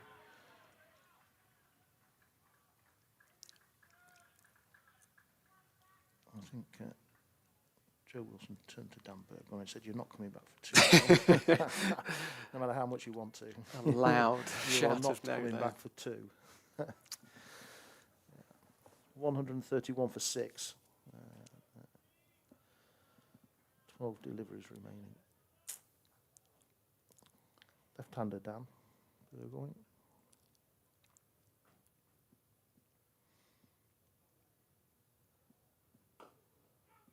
Oh, well, there's going to be a... Oh, no, he's missed it. Well, there was an opportunity for a run out there, but as Burgoyne pushed it to extra cover, it was Murphy did the fielding. And to be fair to him, he had a shy at the stumps. Jordison, the bowler, was halfway down the pitch, so he was in no position to take it. And I think he could have ran to them. Well, he possibly could have done, really. So I think Joe was stranded, wasn't he, really? But anyway, they got away with it and they completed the single as well. So 6 now to win. Just goes to show what a bit of pressure can do. That's timed away, and that is going for 4, down to third man, and Denby are almost home and dry. Joe Wilson playing the captain's innings here, 37 not out of 14 deliveries. Strike rate, off the top of my head, is 264.3. You're good at maths, you are, aren't you? Yeah. Denby need 2 to win. They have 10 deliveries in which to score them and 4 wickets in hand. So it will take something remarkable from Sandiacre to pull this one out of the bag. If there's a man to do it, Dan Wielden is that man. Dan Wielden's coming back for 5 more from the other end, yeah. You can't wait for the last 5 because probably ain't going to happen. So here we go. It's Dan Burgoyne on strike.